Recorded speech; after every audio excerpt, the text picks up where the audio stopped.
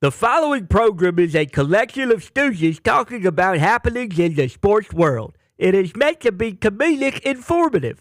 The opinions expressed on this show do not necessarily reflect the beliefs of their peers, their boss, or ESPN.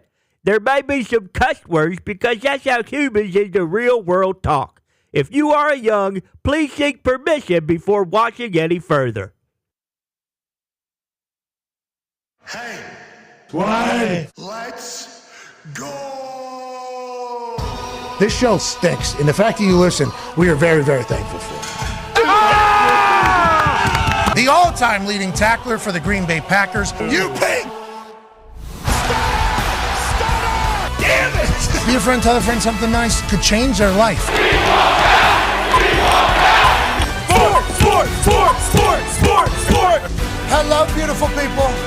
Welcome to our humble abode, the Thunderdome. On this, the NFL Week 1 is over Tuesday, September 12th, 2023. This program starts now. Football! Yeah, you heard a little devastation there in the open for good reason. Last night, friend of the program, family of the program, suffered a torn Achilles tendon on his fourth play as a member of the New York Jets on Monday Night Football against the Buffalo Bills. And now what takes place afterwards is the Jets go on to beat the Buffalo Bills in an overtime classic where a punt gets returned in walk-off fashion. So the Jets fans should be ecstatic. The Jets fans should be elated. The Jets fans should say on September 11th at home, this team that had a lot of hype around it beat one of the best teams in the AFC, the kings of the AFC over the last few years. They get the big-time dub, and this season is off and running. But instead, Jets fans are feeling the same exact way that Jets fans have felt basically for the last 20 years. Yep. I don't want to go back in time too much, but I had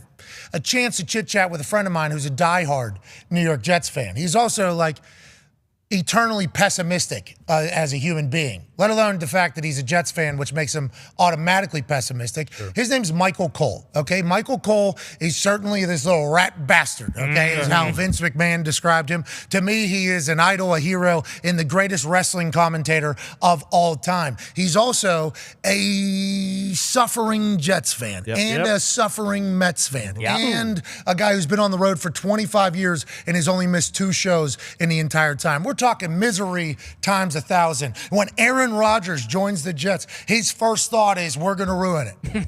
This is the Jets. If something's going to go wrong, he's going to get in there. He's going to get into a fight with somebody. Oh, we're doing Hard Knocks. Great. He's going to get so mad about Hard Knocks. One of these coaches is going to be talking about Aaron behind closed doors. Hard Knocks people are going to let it out. Aaron's going to hate him. All of a sudden, we got the Green Bay Packers situation all over again. This is his actual thoughts and statements. So pessimistic that anything great was going to potentially come from the Aaron Rodgers New York Jets franchise just because this is how the Jets have operated for so long.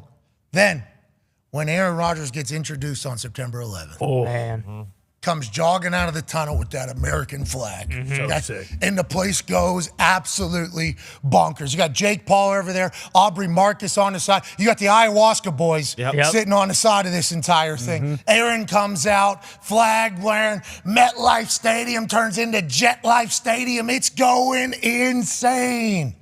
Get a text from Michael Cole that goes, it's real. It's actually happening. This is, oh my God, he says. This is the greatest night the Jets fans have had in decades, he said. My dreams and aspirations of winning a Super Bowl could be real here. He's on the field in a Jets uniform. The place is going crazy, and we're on Monday Night Football to kick off the season. About 4 minutes later. Man. Fourth play.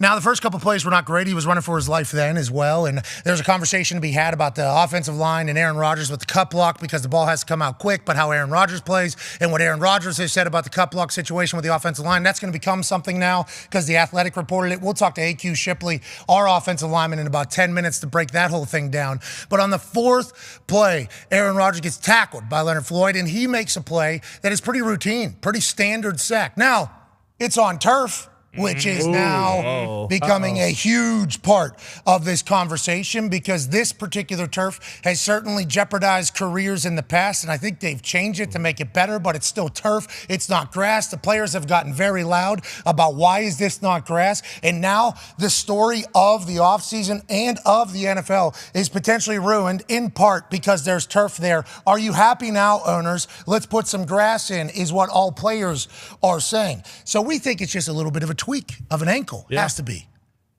Then the internet, the experts. That's right. A lot of them. A lot of experts. Damn near everybody. And we've gone through some times here on the internet where people were experts on stonks. Oh, yeah. Sure. And people were experts on NFTs. And people were experts on crypto. And people were experts on COVID. And people have been experts on everything that has come in. Somehow, the app formerly known as Twitter has the ability to make everybody an expert on everything. But with that being said, if you go ahead and snoop around, you can find the really smart people on X, and their immediate diagnosis was, you see the reverberation on his calf right there? That's right.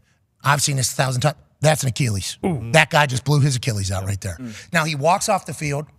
They put him in a boot. He walks in there. They put him in an X-ray, which came back negative, and everybody, I mean, the experts found this out last night. X-rays aren't for tendons. We get it. I've had a bunch, okay? I've had 4 knee surgeries. I think I understand that. But I didn't fully understand why they had him walking on a boot or getting an X-ray. But a lot of smart people on the internet were saying, it's an Achilles. It's like, well, he would just say it's an Achilles because, like, every human that's ever had an Achilles issue has said, oh, I just blew my Achilles. How do you know? Well, I didn't know what it felt like until now I do. This is what an Achilles is. So I thought there was still a chance this was a lingering calf issue. Something up in the calf. Maybe he just pulled it. Maybe it'll be a 5-week, 4-week, 6-week type of strain, and he'll be back. I was holding out optimism until Saleh comes up to the thing and goes, yep, popped his Achilles. We're fucked. Yeah. Oh, can't say that here on ESPN. Shoot.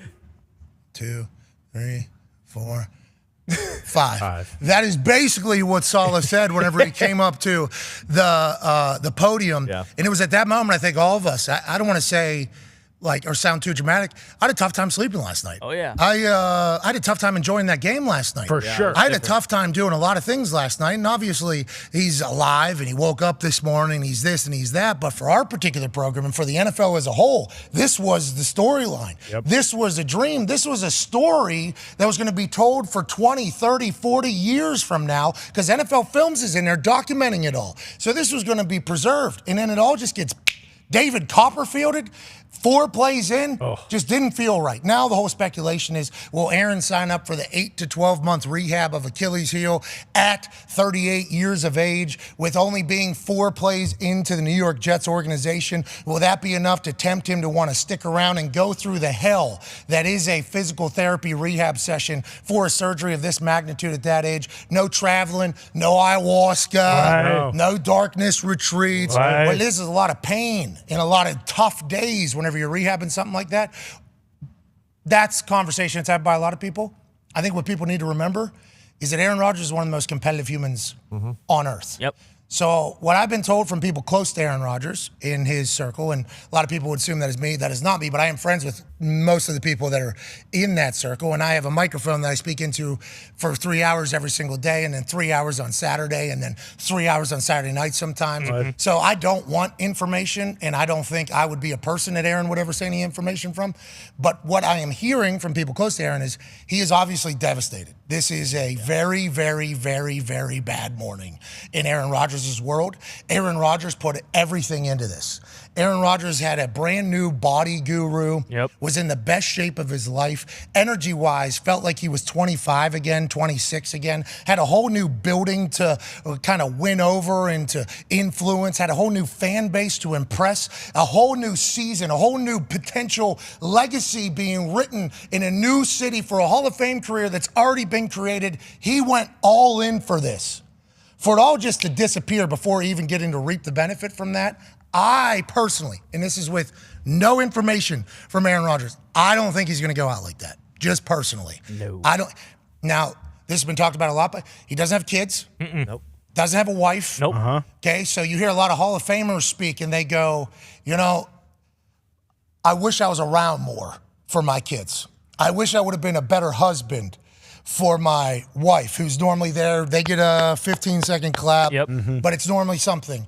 And what they're saying there is like the commitment it takes to be in the NFL is a big one. The commitment to be great at anything is a big one. You're going to have to sacrifice some stuff that most basic humans that aren't able to get to that type of thing don't have to sacrifice. So time and empathy and energy and family is normally something that kind of gets put away. Family is normally a driving force for why guys retire. And it's been talked about a long time about Aaron, who's a gypsy. He's a gypsy hippie, does his thing. They talk about him not having a marriage or kids. I think in this particular case, with how much he invested, with what's going on at home, I think he's coming back. I don't think he goes out like that. He's committed to a couple years to the Jets already. Now, the Packers won't get a number one for this particular season. It'll only be a second rounder. Packers don't care, though, because Jordan Love's a guy, right? We beat the worst team in football this past weekend. Hell yeah. Let's just keep it moving, the Chicago Bears. So I think we see Aaron Rodgers again, but I think the next 8 months are going to be miserable for him. So let's make sure we send him positive spirits and positive vibes. And congrats to the Jets on still getting a win without their trigger man for 99% of the game last night. The Toxic Tables here at Boston Connor and at Ty Schmidt. One half of the Hammer, Dahn. Cowboys Tone Diggs is here. And 9-year NFL vet, looking incredibly clean. He's not as jocked as he once was, but he's still certainly jocked. Darius J. Butler. D-But, let's dive into it. Aaron Rodgers, obviously, Mount Rushmore quarterback. Lose him for the season on the fourth play stinks. Nathaniel Hackett and he were literally putting that offense together. You know, Zach Wilson had a lot of moxie in preseason. Hopefully he'll be able to find that again as the team rallies around him and behind him. But there's no way Aaron goes out like that? Or do you think there's a chance at the age of 39 with a Hall of Fame legacy, he's already wealthy enough, he has business investments, he doesn't have anything to prove to anybody. That could easily be a way to say, hey, the universe is telling me that's all she wrote. What are your early thoughts here, D-Bud, as we're, an hour into him learning it is officially torn as Achilles? And first and foremost, absolutely gutted for him, you know, to go out like that. Like you said, all the energy, all the lead up, this whole offseason, running out the flag, like it was amazing. But I can't see him going out like that. I heard you mention it early on First Take. Maybe he sees it as a sign from the universe. You know, he wanted to play for one team, but hopefully that's not the case. He does have another year on the contract. And this team, man, you watch that defense play. You obviously know the weapons. Breece Hall coming back, looking amazing. We know who Garrett Wilson is on offense. But his defense is Super Bowl level defense. So I would hate to see him not go there and actually have a chance to get out there and play with those guys. But it's tough though. 39 to rehab. You got your whole life like, too. Man. Like you know, his off seasons have been pretty well documented. You know, even you go back to the COVID year where he was getting yelled at for not using his plane as an exit vehicle for. Yeah, that's right. Out of Peru, He was getting attacked. Oh, this guy won't pay for everybody to hop on it. Like, all right. In Venezuela. This dude has been literally exactly. This guy left people in Venezuela. There's 10 million people that need his help in Venezuela now. It's like, all right, dude, okay. He's got a 757. What do we? Everything he does and has done has been scrutinized. So if he also potentially thought this is a sign, and I'll get away from maybe the public eye for a little bit, cool. But don't you think he enjoyed that New York hospitality? Yeah. In that run out, that place was going bananas. Stephen A. Smith said this morning on First Take, it was an honor to be on there, by the way, with Unc. That's the first time me and Unc have ever shared a TV screen or a screen together at all. He is properly jocked. Ridiculous. Yeah. Probably jocked. But Stephen A. said maybe with everything he experienced at the Rangers, the Knicks, the Broadway, with how everybody's welcomed him with open arms and the pop that he got while he was jogging, maybe that'll be enough for him to say, yeah, I want to come back. And then Stephen A. also said, New York is going to let Aaron know, we will wait for you, is what Stephen A. said New York's going to do. Will that be enough to drive him to want to go through a completely miserable rehab? Can't stress this enough. Rehab is the worst after a surgery. It just gets talked about. Like, oh, this guy tore his ACL. He's going to be out 6 to 7 months. We'll get him back, though. He should be good. This guy, you don't talk about those 6 to 7 months ever. It is terrible. It is no fun. You feel lonely. You're away from the team. You don't really get to do much. And every day you're just trying to teach a part of your body how to do something that is so elementary, and it hurts every single day. And you're just living in like a goal. Like, I hope to one day be healthy again. I hope to one day come back. But there's some days in there where you're like, To hell with it. I don't want to do it anymore. And that's where you need good trainers and good physical therapists, with Aaron certainly will. But do you think the New York pop was enough to also add into his competitive spirit to bring him back? Or what is your early takeaway here, Ty Schmidt? No, yeah, absolutely. I don't think there's any way he's going out like that. Because you guys ran him out of town.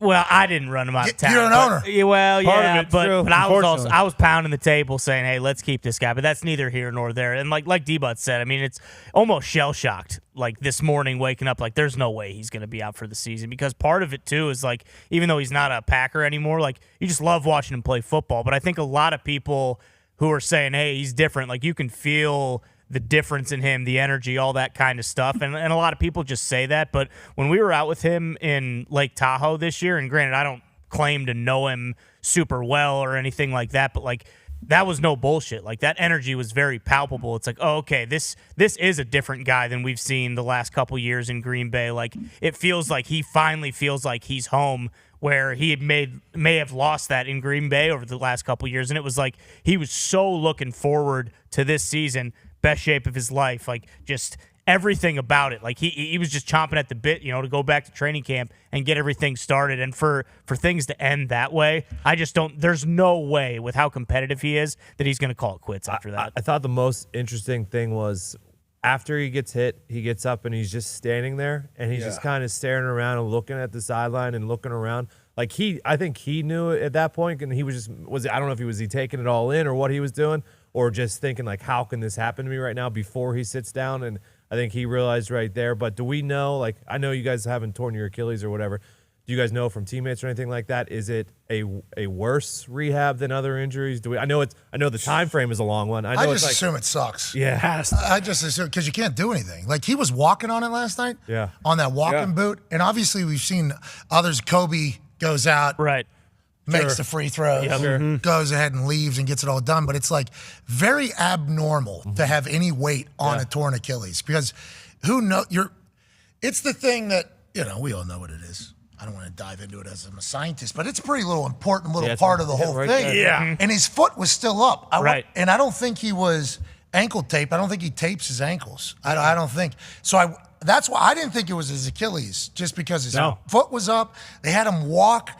But the people on the internet, the experts, they knew immediately, because the zoom in on the calf, I guess that thing just ran up there. Yeah. So I wonder if there's different levels of severity of it. We'll ask Dr. David Chow in like 10 minutes or so. Joining us right now is our offensive lineman, host of In the Trenches. We'll be back tomorrow live in the Thunderdome. Ladies and gentlemen, Super Bowl champion, coach, and 12-year, I think, NFL center. Arms too short. Yeah. Didn't get drafted high. Ladies and gentlemen, AQ Shipley. And he's way too skinny right now. He would get ragdolled by all of us in this studio, but that is not what we are talking to him right now. Congrats to you and Ryan Bader, longest reigning champion in Bellator history. Unreal. Let's go, baby. You're in his fight camp every single day. I'm sure that is the reason why he's breaking all those records, and the shipyard looks really nice there. Let's dive into it. Hey, they're saying the cut. Jeez, you look terrible. This guy looks absolutely terrible. You look absolutely terrible, pal. What's going on over there? It's not over here. It's over there. Not over here. I think it's over there in the shipyard. Hold on. Let me fix something. Sound like Jerry right there. What's going on over here? Jerry Jones. Any better? Yeah, whatever. So just bald white is what you look like right now with glasses, but let's dive into it. This guy used to be an offensive lineman. His body used to be that way. He's been on numerous offensive linemen, has won a Super Bowl, has been over in front of Tom Brady, Andrew Luck, Carson Palmer, Michael Vick, Ben Roethlisberger, just to name a few here. Jeez. Knows the offensive line game pretty well. The conversation this morning coming out of The Athletic was that Aaron Rodgers hated the fact that the offensive tackles are doing cut blocks on these quick play games that they were trying to run. The first 3 plays, Aaron Rodgers' tenure with the New York Jets, that was pretty much happening. Aaron held onto the ball instead of getting rid of it. He's running for his life. On the play in which he got hurt, cut block left tackle, he still hangs onto the ball. And then boom, Leonard Floyd's in there scot-free. Why is this happening? Did Aaron say he didn't like it? And then the offensive line coach said, sorry about it. Get used to it. This is going to be all year, literally the first 3 plays. And what does this normally mean for an offense, AQ? Yeah, I actually talked to some guys that played. Keith Carter's their offensive line coach with the New York Jets. I actually talked to some guys that played for him. I reached out. Once I saw he was the O-line coach, I talked to them. He was the coach at Tennessee and I talked to some guys that played for him and said that he is pretty adamant on cutting on 3-step drops, and both of those plays were 3-step drops. Here's the issue, though. Listen, you guys are from Pittsburgh. Who extended plays more than anybody? Ben Roethlisberger, right? Aaron Rodgers extends plays just about as much. If I'm an offensive line coach, I'm telling my guys, hey, listen, let's jump set, let's short set, let's do all this stuff. We cannot cut, because if he doesn't like the first option, he might pull it down, extend the play, do whatever he needs to do. And that is, I don't think, what he did. I think he was pretty adamant on getting these cut blocks on 3-step drops, and then when Aaron pulls it down to extend, that rusher gets back up, he's in his face, and now we got issues. It's interesting because the Athletics reporting this, not us. We are not reporting this. We have not talked to Aaron about whether or not he wanted the cut blocks in for the 3-step drop plays. They're saying that he was not happy about it. If that was the case, that would be the first thing we have heard about behind the scenes, where Aaron said, hey, we're doing this, and they didn't do it. Yeah. It would just be, it would be a difference of opinion from the offense. Like, would that be, how would that normally go if a quarterback didn't like something that the offensive line was doing? Yeah, he's probably going to sit there and say, listen, guys, like, I may pull this down. I may extend this play. I don't love the fact that we're cutting. O-line coach is saying, hey, listen, balls should be out on 3-step drop. Typical play call in the NFL is, a number, and then you might attach some type of 100 to the end of it, which tells you it's quick game, or you might even add cut to it. It might be 2-3 jet cut as the protection, or it might be 200 jet, 300 jet, 600, 700, whatever it is. Anything with 100 attached to it or cut attached to it tells the offensive lineman, hey, this ball's coming out quick. You have the opportunity to cut if you want.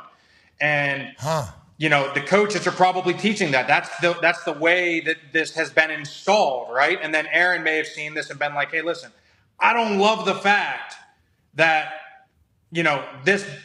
this guy's cutting over here, because I may pull this down, not like the initial first option, and go from there.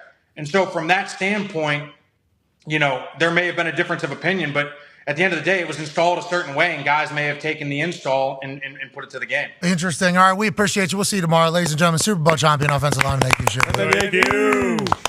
That guy has been over in front of a lot of great football players. Yeah, number one overall picks. Has played alongside the most in the history of the NFL. Yeah. He's been the center for the most number one overall picks in the history of the NFL, that guy. Unbelievable. They just love this Yinzer. Yep.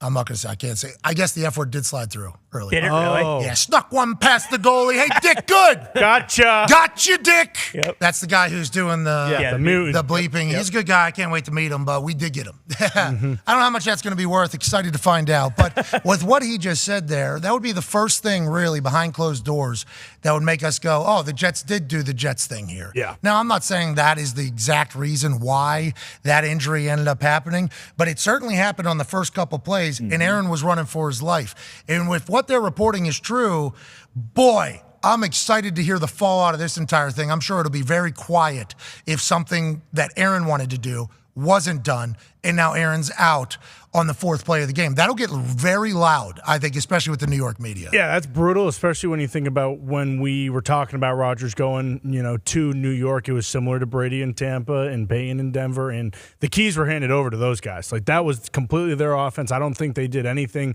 that those two didn't want to do, and so hearing that the cut blocks was something Rodgers didn't want, I hate to be that guy. Whoa. But we went back and we did watch the play multiple times from a very zoomed out view. And when you do look at it, Garrett Wilson is wide open right away on the left side of the field. Now, that doesn't mean there wasn't other people or there wasn't, something that maybe Rodgers didn't see, and that is why it happened. But I assume now that it's Zach Wilson, there probably isn't any sort of input from anyone. Now it's just, hey, this is what we're doing, and if it doesn't work, then it doesn't work. Yeah, we'll see. We'll see how loud it gets with the whole cup block thing with Aaron Rodgers, and also if that's true or not. We have no idea if that's true. We understand. I think it's Rossini that was. I think it was Diana Rossini, who's very plugged in with the Jets organization and a senior NFL insider who went to the Athletic, which that was a shame. Yeah, it really was. It was like, literally, we signed ESPN. Yeah. One of the first days that we have access to any ESPN talent, we're like, can we get Diana Rossini on, please? She comes on the show. Thought it was great. Yeah, great interview. Here we go. Because there was a couple times during COVID where Diana Rossini carried us for a couple months with all her news that she was breaking. We were pumped to be teammates with her. And then all of a sudden, boom, goes to the Athletic. It's like, ya. well, congrats to the Athletic on getting an absolute dog in the insider game, but that feels like that's probably real. And then I don't want to go to the other side of the coin yet because we got Dr. David Chow, but like Josh Allen last night. Oh my God. What happened with what's going on with Josh Allen? He was on the show. He looked good, sounded good, said the boys were tense, the team was there. He ends up with 3 picks to the same guy. Mr. Whitehead ends up hitting a season-long escalator in his contract. You get 3 picks this season, we'll give you an extra $250,000. He said, we got Josh Allen week 1. I'm going to get them all right here. Now, the one was an arm punt. Right. That shouldn't even count. That is actually an incredible play. What? It should. Third and 8. Yeah, I guess. And also Dawson Knox to the left was seemingly open if you really wanted to drop it off. But he ends up pinning him at like the 4-yard line or whatever with that thing. Obviously, because the guy gets tackled as soon as he catches it. Is the punter able to do that? We don't know. We're not. He could have ran. Yeah, he got one-on-one open one-on-one. field. Josh Allen. I don't want to see him open field. He ends up in the top 5, backed up inside the 10. It's a really good punt. Great punt. That was an absolutely incredible punt. But there was a couple other picks where Whitehead jumped it, caught it, and Josh Allen made a bad decision. Should we worry? Josh Allen, Joe Burrow, right? These are the 2 guys that we talk about alongside Patrick Mahomes in the AFC. Both have very rocky, tough starts. We assume they'll figure it out because we think they're incredible football players. But Josh Allen has a lot of these moments taking place over the last couple of years. I think since 2018, he obviously has the most turnovers in the NFL. His first year was not great. He has how many fumbles since 2018? 51 fumbles since 2018, only 21 lost. I'm saying, like, Josh Allen is the prototype. Everybody's looking for Josh Allen. And last night, it seemed to have 3 of the plays that end up showing up sporadically through the last couple of years. Let's assume he'll right that ship, and so will Joe Burrow. But at the top of the AFC right now, there's some real question marks at the quarterback position. Like last year, I kind of wrote it off. I was like, maybe, it was just a last year thing. But then he comes out and does it again as far as the turnovers are concerned. And, like, especially when you have a lead, he had a lead for all of those. Like, and Aaron Rodgers is out, and you're going against Zach Wilson. So it's kind of like, hey, you probably don't have to force these things against a great defense. Maybe let's play. He just doesn't. I don't think he has it in his DNA to play any way other than what he does. Joining us right now is one of the experts on X last night that relayed the news of the reverberation of the calf and basically was the one getting quoted by everybody that was saying internet doctors are telling us that this is a torn Achilles. He's the founder of the Sports Injury Central Injury Analysis, SICScore.com. He's a former NFL team doctor, head doctor for 17 years plus. Ladies and gentlemen, Dr. David Chow. Yeah, doctor! Doctor, we appreciate you making time for us today. Obviously, everybody's talking about Aaron Rodgers and his Achilles. You were on it very early from the replay. You actually texted me and said, hey, sorry, bud. That's you were very adamant that it was an Achilles. Now, let's go through this entire thing. How long is the rehab process for this? And how is it compared to like an ACL rehab? Is it just as painful, just as miserable? And what are your thoughts on the outcome normally for a 39-year-old male? Well, it's going to be, he's all but done. A lottery chance of playing again late playoffs or in season. He's done for the season. Okay. He's done for the season. And look, I heard you earlier, Pat, saying that you don't see him calling it quits after this. And I would agree. Competitors like this don't want to call it quits on this. That's why he stood up after the sack. He was more mad about it. But then when he tried to take a step, said it's not working and I'm sitting down. Medically, I am confident in his recovery, even though he's 39 and he'll be 40. How does it compare to an ACL? In some ways, it's harder because it takes longer, but in some ways, it's more guaranteed. I'm confident that he can indeed come back.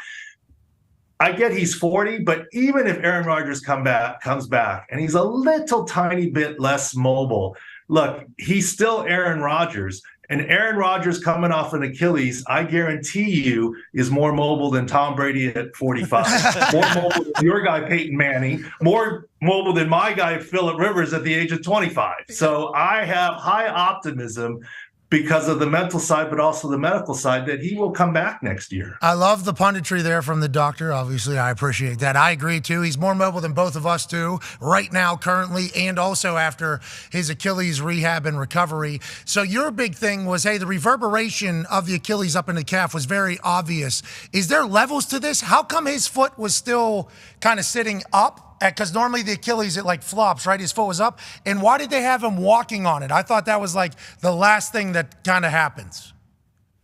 Well, first of all, I don't call it reverberation. I call it recoil. And it's not just the recoil, it's the position of the foot. And it's the fact that Leonard Floyd is on his back, right? And he's trying to escape.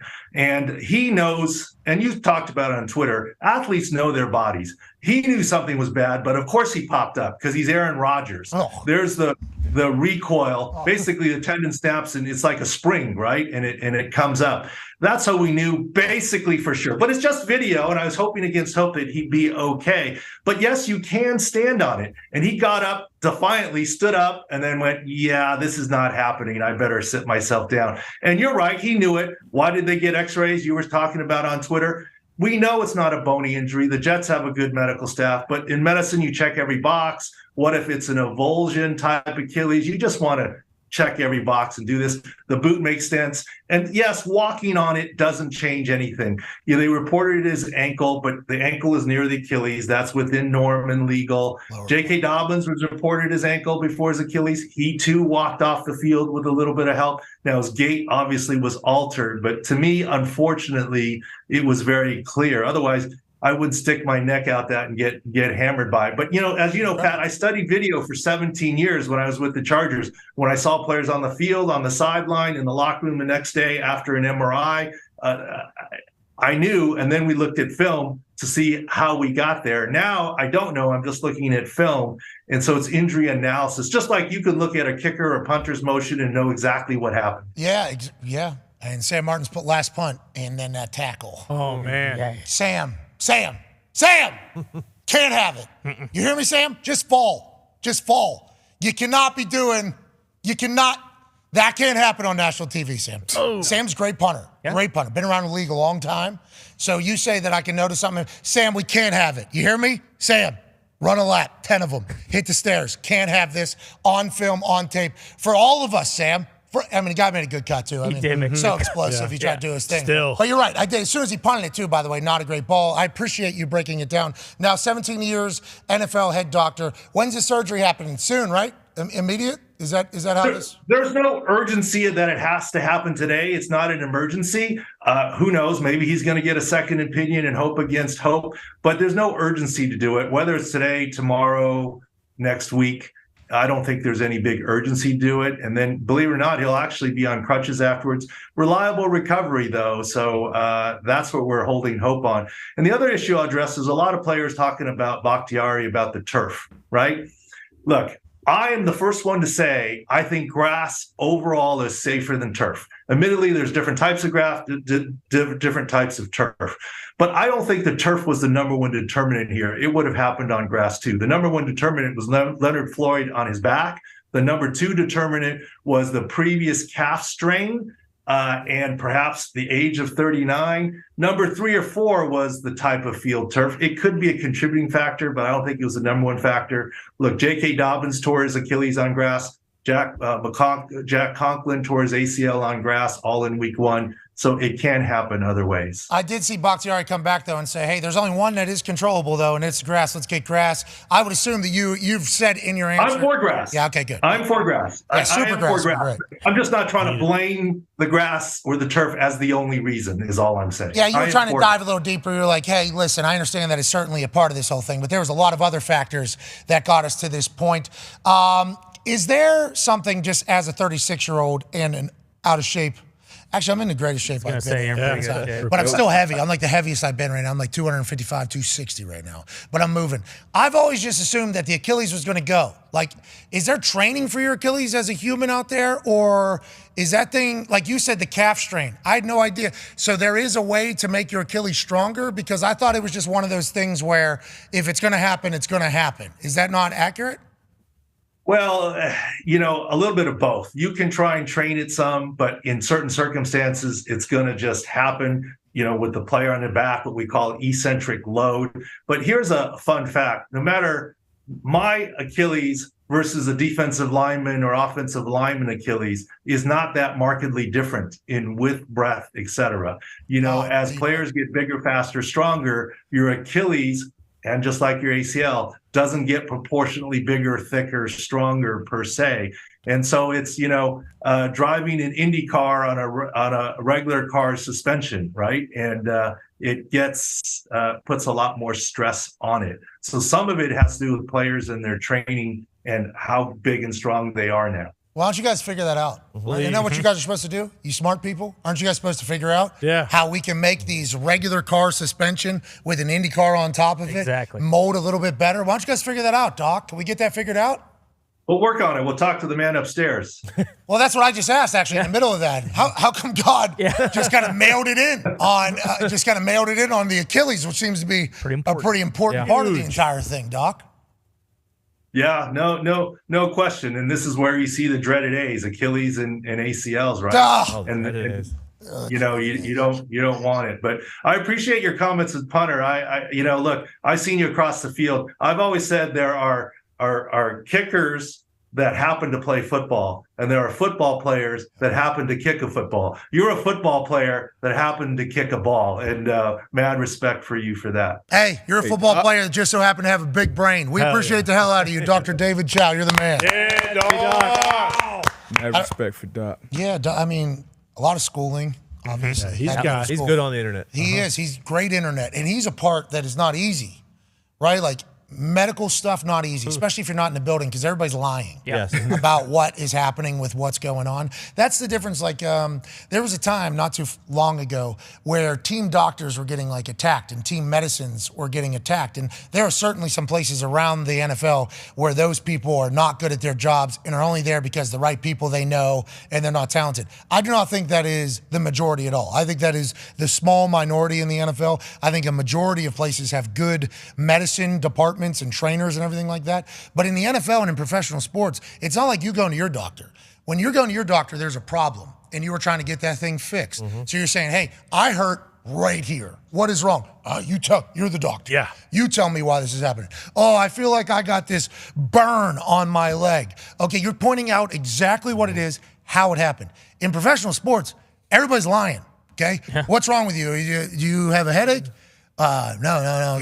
It looks like you got dinged or dazed there. No, it was actually my shoulder. My shoulder actually went in there. Hey, you're limping. Are you okay? Nah, just a little tightness or whatever. Are you sure? Because everybody's trying to keep their job. Yeah. You can't join the club in the tub. So people lie to stay out of the tub at all times. So doctors are trying their absolute best to figure it out. That's why Dr. David Chow being able to kind of see through 2 layers of lying. Not only the players lying to the doctors, but then the team's trying to lie to us too, most times, about what's going on. Him being able to sever through it is an incredible thing. He's a great addition to the internet, and I do appreciate him. As soon as I put that tweet, because he was basically the person I was putting that tweet out to. Yeah, sure. Doc, like, hey, listen, somebody answer this question. He would know if it was an Achilles. Why are they even sending him in for an x-ray? Why do they have him walking on this thing? Why'd they say it was an ankle if it's not an ankle? A couple people on the internet were like, they're trying to distract. It's like, maybe, but also having him go get an x-ray to distract the world so they don't know that he has an Achilles seems a bit far-fetched. Yeah, a little bit. But that could be it with their PR guy. I mean, he could be trying to run a game of chess out there so nobody knows it. So I sent that tweet out, and he texted me within like 2 minutes. 2 minutes. He was like, buddy, that thing's gone. Got bad news. And I'm like, damn, Aaron had no... No, right. He was just standing there. Is it not painful? We should have asked Dr. David Chow. Is it painful? I don't know if it... Well, we talked to O.J. Howard that one time after he tore his Achilles, and he said he just felt a pop but didn't think it was anything serious because he wasn't feeling any pain at all. His just leg felt weird. Not that he was actually... What did he say? He felt like I got kicked by a horse. Yeah, he got kicked in the leg. Yeah, so they say you know it immediately. That's why, like, the whole song and dance about the x-ray and everything just didn't make sense to me, and I was holding off hope. Turns out that hope is gone. Brutal. Speaking of hope, do we have hope in the Buffalo Bills? We talked about it a little bit there with Josh Allen. Obviously, we assume their culture is going to shine through, but that's a game that you should have won there. Yeah. That's a game that you should be 1-0, get started on the right foot. Are we going to get home field advantage this year in the AFC? And I know there's a lot of games left, but Buffalo Bills fans have to be watching that game last night thinking maybe the non-hype about our team is accurate. Why was that the way the Bills played last night? I think we're all very shocked by that. Well, we kind of Tone mentioned it a little bit with like Josh Allen might just not have that in his DNA where like he always wants the big play. He's always going to push the ball down the field. And I'm not comparing the two guys, but this is what we always talked about with Carson Wentz. It's like, hey, at a certain point, like you have to change what's in your DNA. You can't. He leads the NFL in turnovers over the last 3 years. He's getting paid all this money. He's one of the best quarterbacks in the league. Like, you just can't be doing this kind of stuff, especially when you're in a division that's going to be like you need all these games, and then the fumble late too, where it's like that game's over. All they don't even necessarily need to score. You just need to move the ball a little bit down the field and then potentially pin them. Like, you fumble, and then boom, Zach Wilson, who hasn't done anything all night, now he's got a short field, and all they need to do is convert a field goal. So I think he just needs to rein it in. You don't need to throw an 80-yard touchdown on every single play. The arm punt ball, Yeah. I think, he's one of the only humans that can throw that ball. Yeah. Sure. Yeah. So, whenever he's running to his left and he sees an opportunity to do something that he knows he's on the 28. Yeah, humming. Yeah, that's a that hum. That's a 70-yard ball. Unreal. Cross his body back over to the other hash. That's an absurd throw to not only try to make, but to be able to make. He's able to make that throw. Not a lot of people can. And we've all heard the Dan Orlovsky story in film with Matthew Stafford. And they're watching a play, and Dan Orlovsky's backing up Matt Stafford. And he says, hey, why'd you choose to throw the ball there? And Matthew Stafford, with the laser pointer, goes, you see that throw right there to the check down or the seam? Yeah, you can make that throw, Dan. That's a throw anybody can make. This one over here, though, you can't make that throw, right? No. Okay, that's what I thought. That's why I can make that throw. That's a fun throw to be able to make. It's like Josh Allen has those moments in the game where it's like, oh, I can put this thing 74 yards right now, right into the bucket. And we're talking about a highlight forever. And this defense can't expect me to throw this ball that far. No way. And then it feels like more often than not, the defense does expect. They are waiting on it. That's a fine line. Great and super talented players got to walk. You got to see the big picture. All right. Sometimes just take what's there. Take what's given to you. And like you said, there's been a story for him. And he, credit, he owned it after the game. He was just like, you know what? It's the same thing. Different season, basically, because the same thing happened last year when they played the Jets. And that's the only thing you can point at with Josh Allen and say, hey, that's the one thing he's got to fix, and that's between the ears. He has all the physical tools. If you create a player on Madden at quarterback, it will be Josh Allen. 6'4", 6'5", 240, can run the ball, can throw it 75 yards down the field, but you just got to be able to rein it in, see the big picture, and especially when you have I don't think their defense is as good as the Jets, but you have a good defense. And I think the Jets played a role in this too. Yeah. It wasn't like he was playing. This is one of the best, probably top 2-3 defense in the league. Wow. So you can see even the game plan coming out, it was a bunch of dink and dunk passes. He was trying to get the ball out quick. That D-line is strong, but you got to be able to rein it in and just see the big picture if you're Josh Allen. And every time we talk to Josh, one of those types of questions gets brought up. Hey, how do we feel about that? And he says, I got to be smarter with the ball. Ken Dorsey tells me that whole thing. He gives the song and dance and the answer. But sometimes, if it quacks, Yes. Yeah. Sometimes it is. Right. That's just what Josh Allen is. Yep. There's going to be an upside that nobody else can do that Josh Allen can do, but sometimes there's going to be a moment in a game where the little 16-year-old Josh Allen inside of his brain sees something, and it's like, this would be awesome. Yeah. And then all of a sudden the ball's going back the other way, and there's $1 billion franchise going, whoa, come on. Wait a minute. Come on. We can't have that. Then Josh Allen gets a chance in 2-minute drill to get down in field goal range, and he does. Yep. Exactly. It's like when you talk about a balance, it's like gift and a curse having the ability that he has.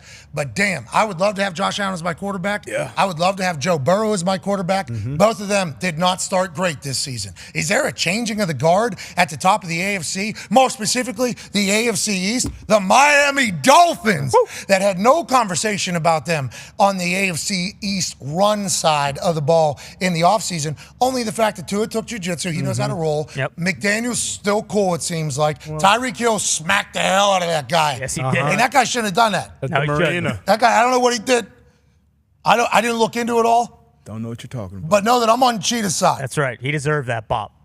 No, very dumb decision. Can't do it. You're Tyreek Hill, probably boozed up, just got off the boat, maybe seasick. Yeah. But that was basically the storylines of the offseason. It was not about how good their team was last year when Tua was playing. It was not about how electrifying their offense is, how many weapons they have. And on defense side of the ball, they bring in Vic Fangio. Now, wasn't able to get as many stops on Herbert as you would hope, but whenever they needed it, They were able to dial it up and get a big-time win. The Miami Dolphins are now in prime position to take the crown of the AFC East, and here we are 1 week in when we never chatted about it in the offseason. That's on us. More specifically, I think it's on you. No. Because you, as a Patriot fan, has basically said, Miami ain't gonna, we're worried about the Bills. No. We're worried about the Jets.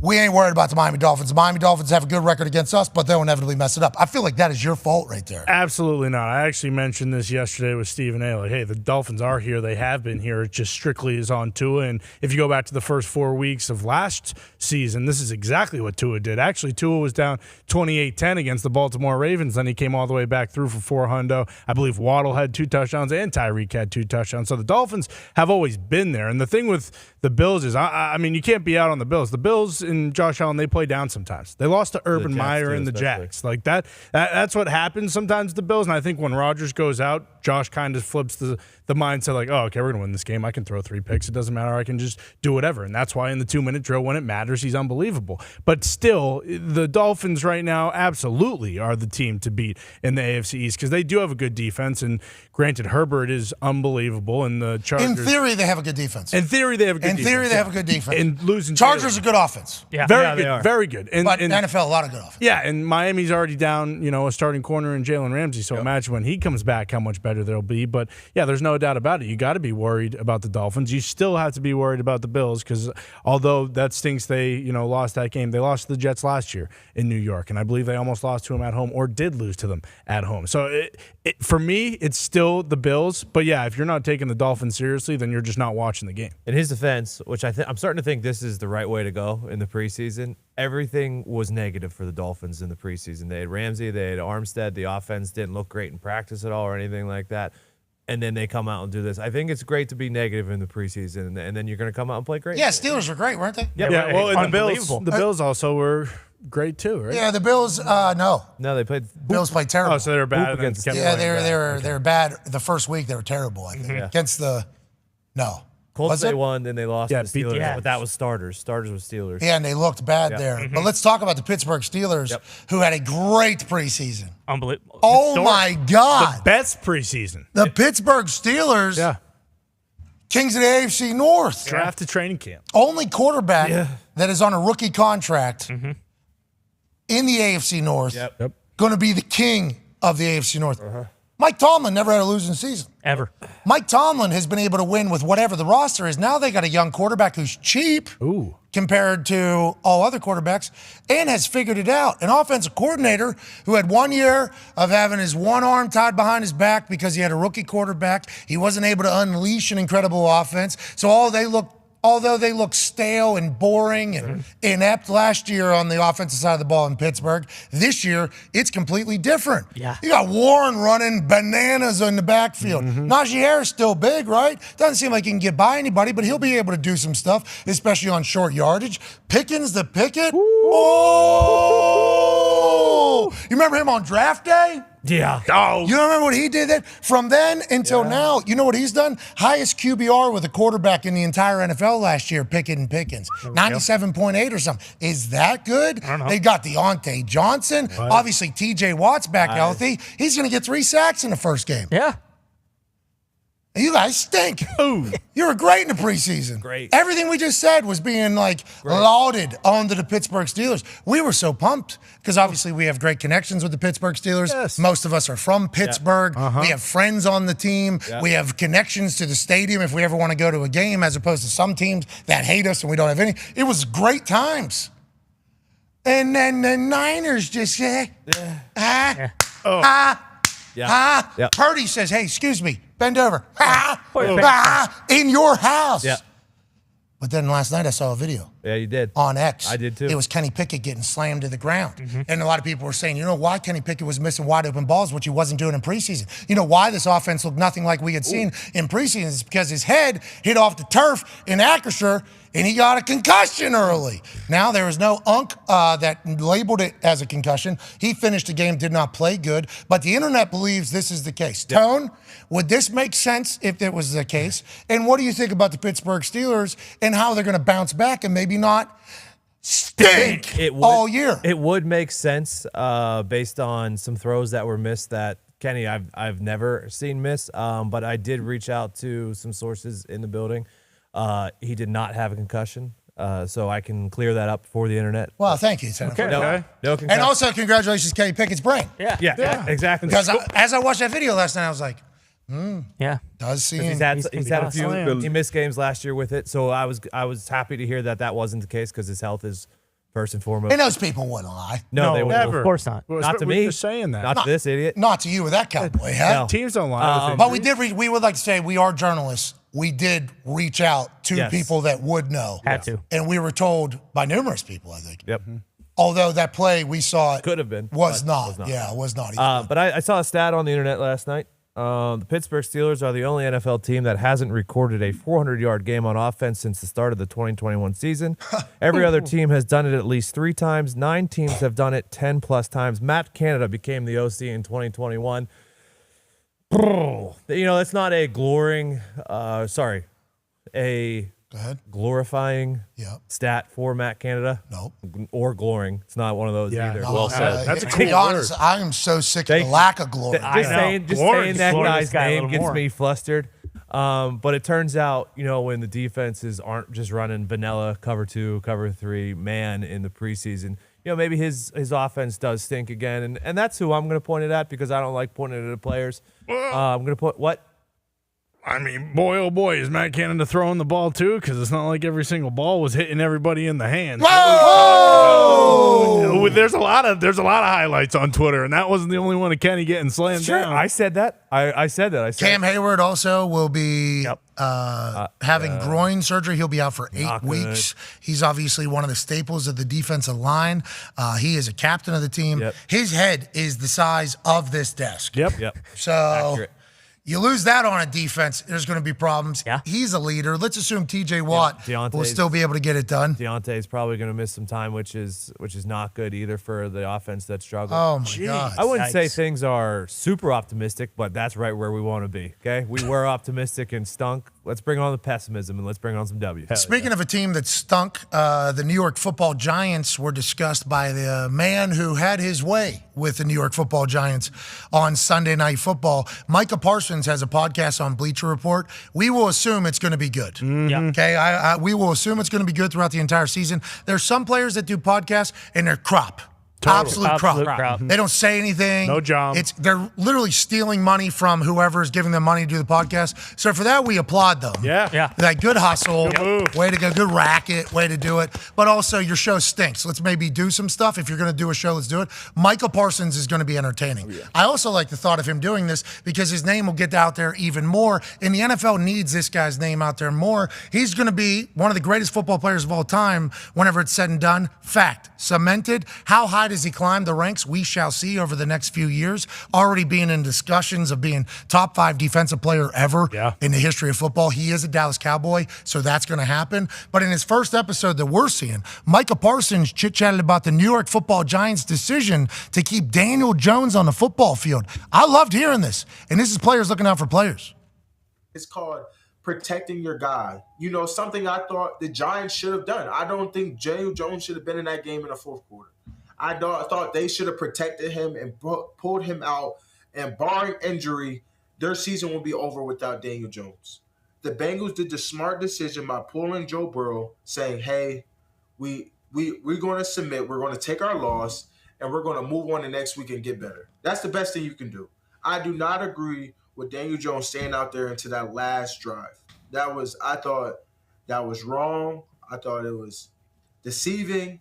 That's your franchise quarterback, and he's out there with the backup offensive line still getting sacked and hit. I just didn't understand. Maybe it was a, prove-it moment by the Giants. I have no idea. A learning lesson. Who knows? But I thought Daniel Jones should have got pulled out. So it technically is not benching. I love that. I love that Micah Parsons was like, I was lining up, and I see this guy standing there. And I'm like, what do you want me to do? Come on. I'm looking over a table like, Bob, All right. it's 40-0. Kill this guy. What are you going to try to get this guy killed? I got to do what I got to do. I appreciate that Micah Parsons looking out for in-division rival, and also that he's projecting it and speaking it, because I think players have a lot more respect for other players than people think, because fandoms get caught up in rivalries and everything like that. I love that from Mike. And I think Daniel Jones is probably like, Thank God. I was thinking the same thing. I love it from him too. You saw this with Trevor Lawrence talking to Richardson after the game. Like, hey, take care of yourself, buddy. Like you said, it's a fraternity amongst the players. You wouldn't expect this from a pass rusher to be speaking like this for a quarterback. But I think anybody watching that game is like, what the hell is he? I mean, obviously he's not playing great, but hey, this is your quarterback. You just paid $40 million a year. We've been beating his ass from the starting whistle to the finish. Get this guy out of here, protect him. Why the hell? What can he do in this fourth quarter? I think his tackle was hurt already, left tackle. Bengals did it with Burrow. They were like, hey, we got that guy crossing up our center. We don't need Joe to be in. Miles Garrett, bro, I watched that video probably 30 times. So cool. Just not a preseason game. That's an actual football game happening. And he's just in it so relaxed, I think honestly he had a two-way go there. He did. Just depending upon when that ball was coming out for Teddy, and boom, pow, I'm out of here. What a dog, bro. The Joe Burrow, Josh Allen story here is one I'm excited to watch unfold. Oh, yeah. Because you talk about how the cream always rises to the top. Water finds its level. What we've seen from Joe and what we've seen from Josh over the last few years lead us all to believe that they're going to go on to be great. But I'm sure there's some stat somewhere that could get used right here that would say, one of these guys is going to fall off. Yeah. No way Joe or Josh fall off, right? What we saw in the week one out of both of them is an anomaly for this season. We're assuming they're both just going to bounce back and be incredible at the top of the AFC again? Absolutely. Okay, especially Burrow. We've seen Josh. This is kind of who Josh Allen has been. His highs are high, obviously, but then he's going to make those plays, and so he has to eliminate that. So I think, but once it comes down to playoff time, he'll probably be in contention for an AFC Championship game, but then obviously he's going to have to take that next step to get this team over the hump. And division opponents. Like, we have to factor that in, too. Like, the Bengals are playing the Browns and the Bills are playing the Jets. Division opponents just play each other harder. I believe Lombardi said, actually, even before that Bengals game, hey, the Browns give the Bengals a lot of trouble, but you should probably throw Lamar in there, too, because it's not like Lamar had an unbelievable – Well, they won. They did win. Sloppy conditions. Yeah, and it was a tough team. They're playing against that D'Amico Ryans. Yep. Hurts had a bad game. He got outgained by – you look at all the new money boys. Oh, yeah. Yeah. Hurts, Lamar, Burrow, Herbert. Yep. I mean, Lamar gets a win. Jalen gets a win. Yeah. But none of them put out their best performances, which is good news, right? Yeah. So they're only going to get better. Only up from here. Football's only going to get better. Let's go. Good defense. Speaking of getting better, this show's never going to get better. It's always going to stink. And if you're watching for the first few days, we appreciate the hell out of you. On the next side of this show, we have AJ Hawk joining us. We will not be joined by Aaron Rodgers today. Okay. I don't think. That's understandable. There's a chance there'll be a text. Who knows? Be a friend, tell a friend something nice. We'll see you on the other side. Take 4.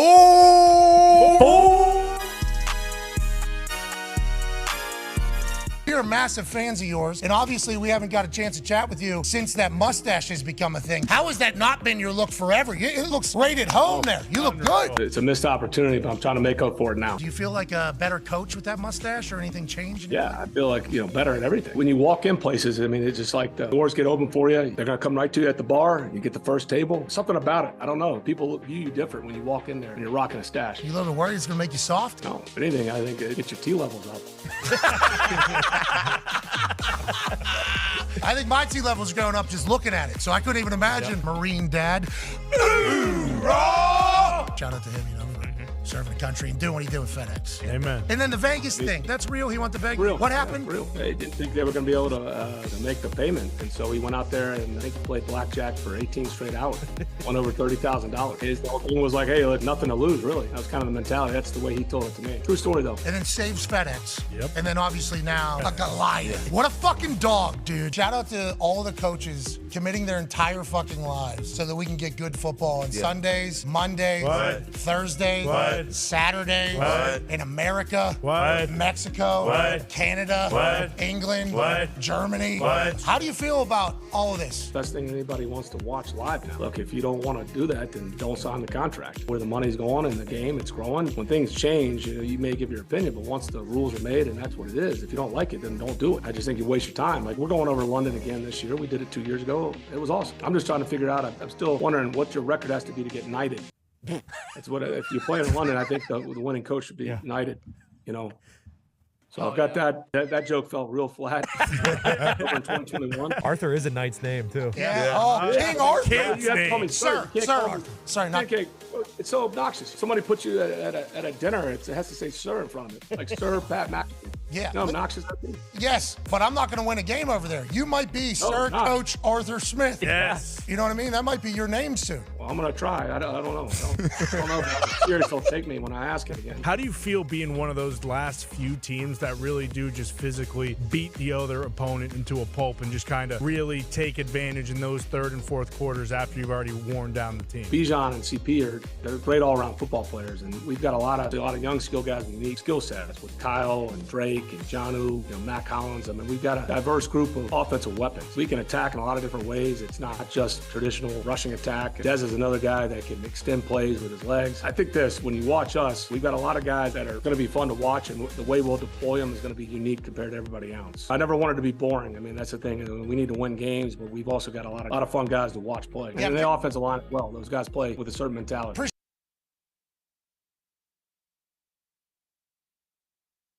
The following program is a collection of stooges talking about happenings in the sports world. It is meant to be comedic informative.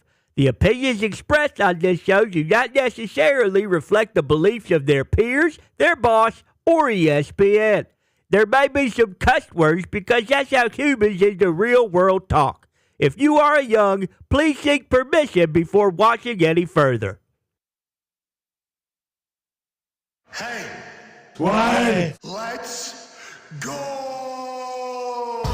This show sticks, and the fact that you listen, we are very, very thankful for. The all-time leading tackler for the Green Bay Packers, you pig! Damn it! Be a friend, tell a friend something nice could change their life. Sport. Hello, beautiful people. Welcome back to our humble abode, the Thunderdome. On this, the NFL season, week 1 is over Tuesday, September 12, 2023. Hour 2 of the program starts now. Football. Happened last night. The NFL wrapped up its week 1 slate with the Bills traveling to the Jets and losing in overtime on a walk-off punt return, which is not good for punters, but it was great for that game because, to be honest with you, it was tough to watch for a large portion of it because we were all in shock of what took place on the 4th play for the New York Jets, with Aaron Rodgers tearing his Achilles and being out for the rest of the season. Now, the Toxic Table was here at Boston Connor and at Ty Schmidt. One half of the Hammer, Dahn. Cowboys, Tone Diggs is here. 9-year NFL vet looking super cool. Has a polo that zippers. Yeah. What? Really, Awesome. I didn't notice that. Played every position in the secondary. That would be nickel, What? corner, What? safety. What? Was drafted in the second round of the Patriots. Played for the Panthers and Colts as well, where I met him. Ladies and gentlemen, the best athlete I've ever seen, Darius Butler. Can't kick or hold, though. So, I did hold. I held for Vinny. yeah, but it was terrible. Remember? It happened, and it didn't happen ever again. Oh, Yeah. I got the pictures. Loser. My grandkids won't know the difference. Held for the GOAT. I was one that offered up D-Bud, actually. So, like, for instance, if something happened to Vinny, like, I would be the kicker. Hey, who do you want to hold for you? I'm like, Darius Butler's the best athlete I've seen. I would like Darius Butler to do it. Boy, he was bad. That bad? Hands I were didn't too think it was good. that bad, His hands were too good. Oh. So his hands were like too soft, if that makes sense. When you're holding, it's not like see the ball in and be an. It's like boom, get this thing down on the ground as fast as possible. So he's too athletic to be a holder. Got him there. Can't kick for shit, right? Oh. No. But everything else. Darius is the best athlete in this building, but there's another one joining us from Manatee, Ohio. Ladies and gentlemen, he will have a lot more information, I assume, than anybody else. He is a college football national champion, a Super Bowl champion, the all-time leading tackler for the Green Bay Packers. The Packers have been around a while. Yeah, they've been around for a long time. A lot of people have been tackling people for the Green Bay Packers. Oh, yeah, hundreds, if not thousands. This dude with the largest head of all time has the most tackles for the Green Bay Packers. He's the current president of Ohio. Ladies and gentlemen, AJ Hawk. Every day you look different here. What the hell? Every day we're different. Yeah, I know. Unfortunate situation last night. It's terrible. Okay. All right. Figure this out. So, a lot just happened. Like Bam Bam coming in. Right Yeah.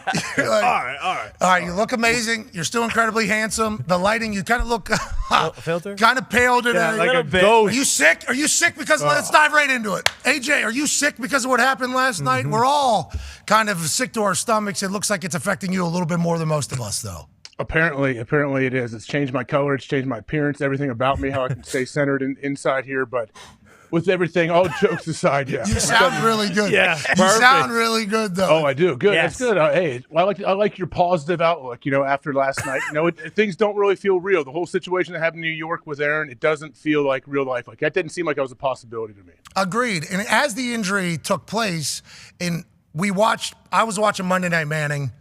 It's great. Thank you for being back. Yeah. I went over to Joe and Troy. They're great. Too, as we're trying to develop news and see if anybody, insiders or anybody has any information that Joe and Troy would have that maybe the Mannings wouldn't have in their houses in Colorado and wherever the hell they are doing this entire thing. So I would check out the Joe and Troy cast just to see if there was any more updates. Whenever I wouldn't hear that, I go back to Monday Night Manning. And then, I stayed on my phone for like 2 quarters just trying to see if we could get any type of update. When that injury happened, if you watch Peyton go through it, it was exactly how I felt. As soon as you see him go out of the blue tent on the cart, Peyton's like, cart?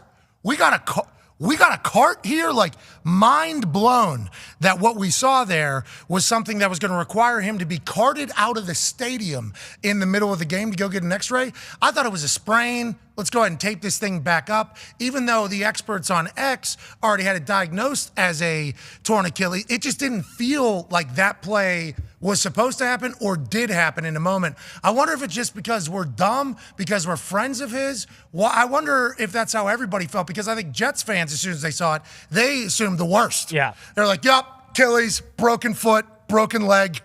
We knew it. This is exact. But I didn't think that. I thought he was coming back out. I thought it was Chicago Bears opening night 2.0, where he was coming out of the cave like Jesus Christ in the second half and said, boom, we're back in there. Instead, there was no sign that it was good anywhere on the internet, on any of the casts.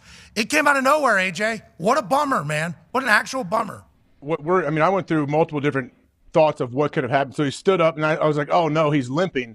And then when I saw him sit back down, that's when I got worried right away. I thought, he doesn't just do that. Most guys don't just sit down if it's a little, he rolled his ankle a little bit. I thought initially, okay, I hope it's not his ACL. I hope his knee didn't get torqued in the wrong way. And then when I hear it's ankle, I'm thinking, okay, that's good. Even if he has to get a little surgery or something, he'll come back this year. And then you see the Achilles stuff, and you're like, oh, no. Like, what else?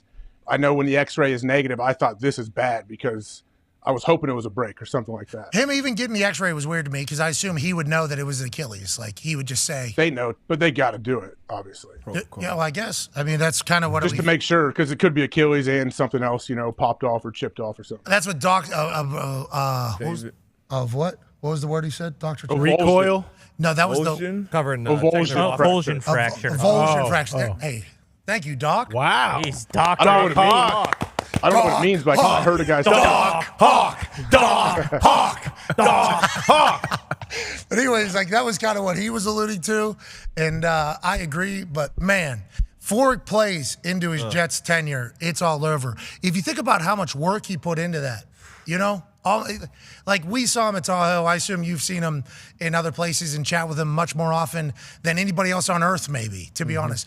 The energy that he had and the investment that he had. You remember OTAs was a part of the conversation. Before he went out there, he said to us, he was like, I'm going to be there for OTAs. There's some stuff that I got to get back that I've already scheduled in California with my own people, but I'm going to be there. He ended up being there the whole time. Yeah. Bought a house there. He's going to the Knicks games. He's going to the Rangers games. He's going to Broadway. He's out and about. They're cheering his name. There's a parade. It has input in the offense. In the Hard Knocks, you kind of see him directing traffic with everything. Like, the amount of investment he put into this year to end the way it did after that magical moment of him running out of that tunnel with the American flag and how sweet it was. There's no way he goes out like that. Right, AJ? People think that I know. I do not know. Nope. So if you're going to take this clip and run with it, I am not told anything from anybody, which is smart. And I've told everybody I know not to tell me anything because it's coming right through this microphone if you tell me anything at all. But just as a pundit, as a human that has observed the way this guy operates and the way he's talked about football, he's an old school, super competitive football player that is also a gypsy hippie school football player inside of it. With everything he's accomplished, with the build up to that Jets thing, my personal opinion, no way he goes out like that. But he's 39, has a Hall of Fame legacy already. He's wealthy, got a great house out there in Malibu. Yes. We've seen it on TMZ and on Zillow. That's right. It is so nice. Has a great house in New Jersey. Yeah. Hey, you shouldn't throw stones if you live in a glass house. That's right. He has a glass house does. out there in New Jersey. He has everything he could potentially dream of having, but no kids, no wife. A lot left, I'm thinking. What are your thoughts? And has he told you anything? Try to dance around that, I guess. But what do you think just as one of his closest friends? No, I mean, I obviously reached out and texted a little bit with him. Definitely did not ask him, hey, bud, but I need to know by 1 o'clock when I go on. Are you coming back or not? Like, I didn't. We didn't. So you retired? Come on, AJ. I would imagine. Obviously, I can't speak for him. He never said anything about it, but I would imagine he's in shock a little bit too right now. Where I don't. Who knows? Like, can he even process it and figure it out? Like, all right, yeah, I want to come back. Of course, I don't know. I'm sure he's got a billion things going through his head right now. So what do you I think? would imagine, yes. I think he's coming back to play. I would not imagine this. Yeah, this is his last time on the field. Put it on the SeatGeek ticker. Yeah, there you go. Put it on the SeatGeek ticker. And also, I don't have it, but shout to SeatGeek. Yep. Okay, SeatGeek was our first partner whenever I retired and went to Barstool. They were our first ever advertiser. They were the ones that we kind of learned the digital business alongside. And SeatGeek couldn't wait to be the first people to partner with us whenever we get to ESPN. So shout out to SeatGeek, the greatest ticket buying platform on planet Earth and the moon. And there's a 15% off code, PAT15, if you use that to get 15% off football tickets, college and NFL. Okay, shout out to SeatGeek. We appreciate that. SeatGeek. But put it on our ticker because everybody's going to put it on their ticker that AJ Hawk says that he thinks he's going to be playing football. Because whenever anything was going on with Aaron Rodgers the past couple off seasons, this guy knew the answers. Yes, he did. And he had to sit on our show for 2 hours every single day. And we peppered him. Oh, yeah. Every day. And he just danced around. He's got 1,000. He just did it right there. Yep. He's got 1,000. sure. He's Oh, shocked I a little would know. bit. He's got 1,000 things going through his head. And that's mental gymnastics that he's had to do. But whenever he says, like, I think he's coming back to the Packers, he went back to the Packers. Yep. I don't know if he stops playing football, is how he was talking about last year before the darkness retreat. Lo and behold, didn't stop playing football, but also wasn't for the Packers, so he didn't lie. Exactly. You know what I mean? He kind of knew. And he knew. He lied to us, And here for he's sure. like, I'm thinking he's playing football. It might be too early where he doesn't have the information yet because Aaron might not know. But I don't have any information. You know that. I've said from day one, when he is so damn good at football still, why would he stop playing? That's strictly what I'm going off of. And if you listen to his answer he gave us, whenever I asked him, why do you love football? And he just gave this monologue, 3 minutes, about his drive for competitive greatness and competing. And there's no other thing on earth that really scratches him where he itches whenever it comes to competing. When you listen to that, and that was not said that long ago, and then you think about him going into the darkness retreat, he said he was 80-20 or something. Yeah. We don't know if that. Right. Yeah, that could have been mumbo jumbo. But We don't know if that is. And I almost retired like 4 years. So I retired early, but there was like a 4-year conversation of like, I'm retiring. And I was the only human that did this. Most humans in the NFL are like, I'm not signing up for that again. I'm not diving back into this. And then when football season starts coming around, all of a sudden football players are just like, yeah, what am I even talking about? I am sprinting to OTAs right now. So I think there was a chance that maybe he was thinking about calling it quits. I think there was a chance where he was like, all right, I don't want to do this anymore. But when push comes to shove, I think is what we're saying. When the decision is to be made, like, hey, for real, do you want to do this or not? Because we're 8 months out, so we gotta do this. And I think you're saying the same thing. He's going to choose to compete still at this age, and him coming back at 40 from an Achilles. Think about what you know what I mean? The amount of chips he can put up right now, people are saying 40-year-old body can't do that. For the amount of investment into rehab to get back is something he won't want to do. He wants to do ayahuasca. This dude wants to go do Celebrity Jeopardy. This guy wants to go date celebrities. That's right. He wants to fly down to Peru. This guy wants to do all. You think he wants to put into work? And these are things that the people that are at the top of every sports thing, the women and the men that are up there, these are things that become the motivators. These are the things that become the inspiration every morning. And it's not I'm going to get healthy. It's is that right? And that's just how it is. And I think this situation is going to garner a lot of spite, I think, out of a man trying to prove a lot of people wrong. Oh, and just look at what he has said. Not only has it felt like a dream for him, he's said multiple times, like, this isn't a one-year thing. I want to do this, and then I want to pass it off to Zach. And I don't think, obviously the Achilles injury changes a lot, but I don't think that changes his mindset of what it's been like for the Jets and his plan with the Jets and the contract that he figured out with the Jets. So I can't see that happening whatsoever, and it'll still be damn near the exact same team next year because of how young and talented Might get better, right? Might have a good pick. Might be. They still have their first rounder. Yeah, get a new tackle. You brought up Peru, though, and you brought up his motivation to come back. Are we ruling out him, because it's not going to happen in the States, him flying down there and taking someone's Achilles and seeing if we could do that? Something like that. Is that something you guys do, AJ? You know that Aubrey Marcus ayahuasca crew? You guys do that? Are they harvesting Achilles and reattaching them? You can play quicker than if you just reattach your own? Dr. David Chow said everybody's Achilles is a basic ass Achilles. Yep. It doesn't matter. That's right. Doesn't matter if you're a doctor for 17 years or a 315-pound guy that runs a 4.4. Achilles are basically the same for everybody. Can't train them. Can't do anything. You just got to live and die by these things that you're given. So maybe, right, the ayahuasca crew is out there cooking up some Achilles? Maybe. I don't know. Either way, though, the thing about it is whether Aaron decides to play or not, he's going to be rehabbing his Achilles no matter what. Why not just come back and play after you rehab the whole thing? Yeah, it's going to suck anyways, bro. You're going to have to. Think about it. He needs to do – he's going to be going through this whole process no matter what. So, let's just go. Let's just keep going and play with it.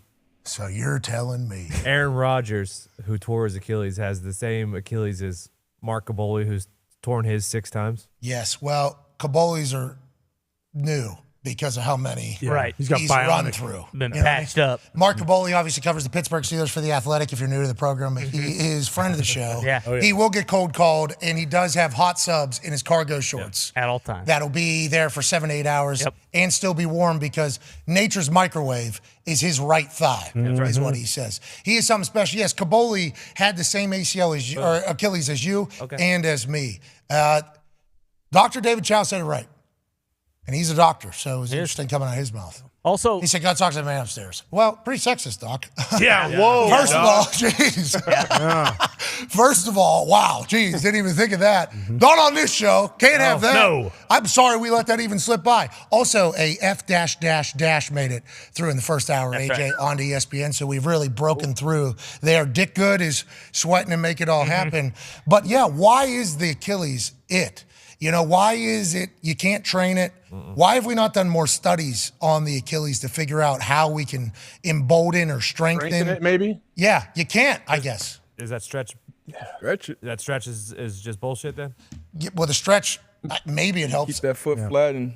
Well, I would imagine he was doing those stretches. It's like, it's not like he's just like, there's no way I'm going to tear my Achilles. I don't need to even worry about this. Like, I assume you're doing all the stretches to make sure that it's just like, it was, it's kind of just he had a freak dude on thing. his back. Yeah, exactly. He had a dude on his back and his foot was in a compromising position. I honestly, though, as somebody who's been around a lot of great athletes, I've always just assumed the Achilles is like, it's going to happen. It's not. You know what I mean? That's kind of how medicine views it, too. It's like, we found out that he had a weaker Achilles at this one part after he tore it or whatever. It's never like, hey, that's a good Achilles. You should feel very comfortable with your 2 Achilleses. Whoa. You got that. Like, we should do more studies on that. Like, the ACL used to be death sentence for football players. You see a lot of old coaches, actually, that tore their ACLs, and they walk like they just got off a horse. And it's like, giant scars on their knees, too. Hey, are you happy and honored that you played football for 15 years? Yeah, I would do it again if I could. That's what science was back in the day.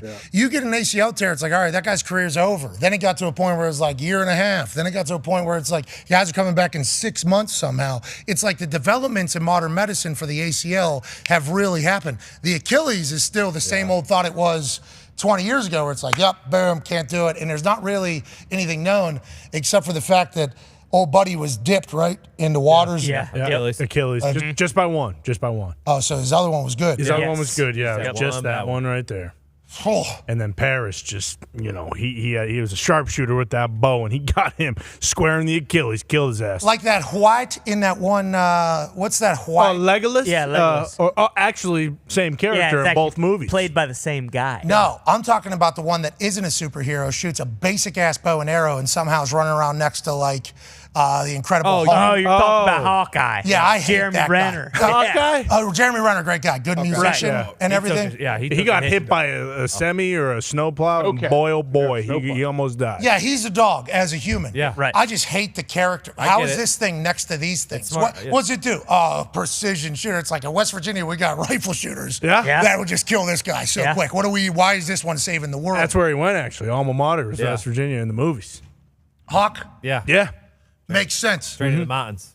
I don't like that thing is a thing. What is that thing, those things called? The Avengers. Yeah. That thing ain't an Avenger. That's a human holding a bow and arrow. Okay? That thing's getting stomped out in a fight with anybody the Avengers need to fight, right? There are two of them, actually. There are two humans. It's him and ScarJo, also a human. So he's a locker room guy? He's a locker room guy. Oh, I need that. Huge.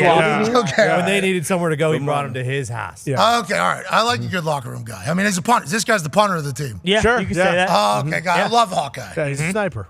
Anyways, Hawkeye shot out Achilles' Achilles? Yeah. Damn. It's actually Orlando Bloom, and he, And he what? Tony.